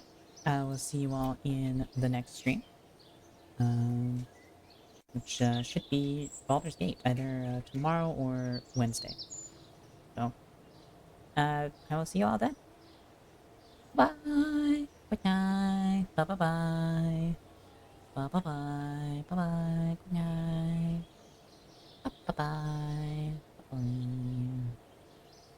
Bye bye. Bye bye. Good night. Bye bye bye.